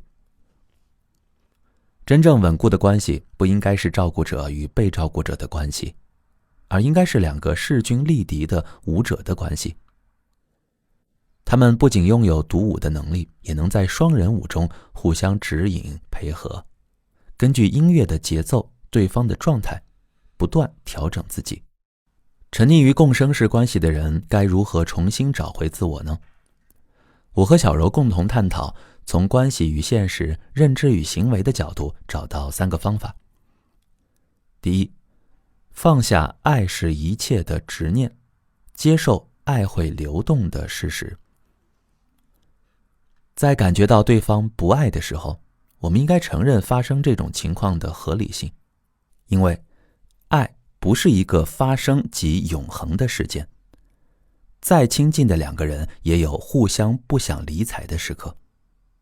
恒久不变的爱与亲密要建立在共同进步、相互扶持的基础之上。在之后的相处中，小柔面对时而冷漠的丈夫，不再一味焦虑不安，而是学会了体谅丈夫的不容易。她打算回到职场，学习更多的知识与技能，找到亲密关系之外的人生价值与意义。第二，将注意力转移到两个人的共同成长上，构建一段可持续的关系。一段高质量的爱情不在于彼此含情相望，而在于两个人望向同一个远方。很多人呢都容易陷入一种误区，执着于搞清楚对方是否爱自己。实际上，我们需要的是将注意力转向自身，增添一项工作技能，阅读一本书，培养一些兴趣爱好，都可以使自己的内心丰盈，提升自己的核心竞争力。小柔意识到了这一点，她决定与丈夫一起为两个人的未来持续不断的努力，为自己的小家添砖加瓦。第三，做一个敢于拥抱现实的理想主义者，承认金钱在亲密关系中的重要性。在我经手的咨询案例中，有很多关系中的矛盾都与金钱有关，小柔夫妇就是如此。小柔的依赖心态使得她一心想着当下的幸福，完全不考虑经济问题。而这样的做法却引发了丈夫的焦虑情绪，夫妻之间的关系也逐渐疏离。金钱是很多争端的源头，但它也可以成为解决争端的帮手。我建议小柔与丈夫共同建立一个储蓄账户，并确立一个和金钱相关的短期目标。比如说一次国外旅行，添置一件大件家具，重新粉刷家里的墙壁。因为是共同账户，所以双方都需要为账户里的金额负责，见证它的增减。这样不仅会减少小柔的丈夫付出多不平衡的感受，还能让习惯依赖的小柔主动担负责任，且二人会因共同的目标而连接得更加紧密。在咨询结束后，小柔渐渐理解了丈夫的金钱焦虑和内心的不安，也明白了她对两个人未来的期许。她和丈夫开始一起学习理财，记录花销。小柔的丈夫看到小柔的改变，也变得放松了很多，整个人不再那么紧张，夫妻关系也自然而然地亲密起来。在双方的配合与彼此的让步之下，爱情成为他们创造理想生活的动力，小柔夫妇的生活也越发温馨。爱欲与人，犹如直炬逆风而行，必有烧手之患。很多人觉得爱应当如熊熊燃烧的火，但若执着追求火的热烈，就会有烧手的隐患。真正的爱应当是恒久的温柔，火不热烈但持久，且需要两个人共同守护，为它遮风挡雨。婚姻呢，是两个舞者的相遇，二人既可以合舞，亦可以独自旋转。我们需要走出幻想，把自我成长放在第一位，学着对自己的人生负责，而不是将一切寄托在另一半身上。因为永远不会被夺走的是我们成熟的灵魂，拥有的能力与内心的坚韧。希望每个人在婚姻关系中都能有勇气离开，有理由留下，跳好这支双人舞。好，感谢你一路听到这里，我是这本书的主播一个志远。我相信你在听完这本书的时候，可能会和我有同样的感受，就觉得人的一生最重要的一件事就是学会爱自己。可能以往我们把太多的目光放在别人身上，觉得别人会怎么看我，别人会怎么对待我，但其实你怎么对待自己，别人就会如何对待你。就像书的封面上写到的一样，人生自苦，他人难悟，唯有自爱，方能自度。最后，也希望你能好好的爱自己。如果还想收听更多心理学的书籍，可以关注主播一个志远。在我的主页当中，你可以找到《被讨厌的勇气》、非暴力沟通，还有武志红老师的心理学系列。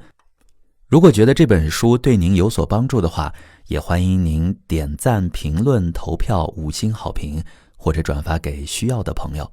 我们下本书见，一起好好读书，好好生活。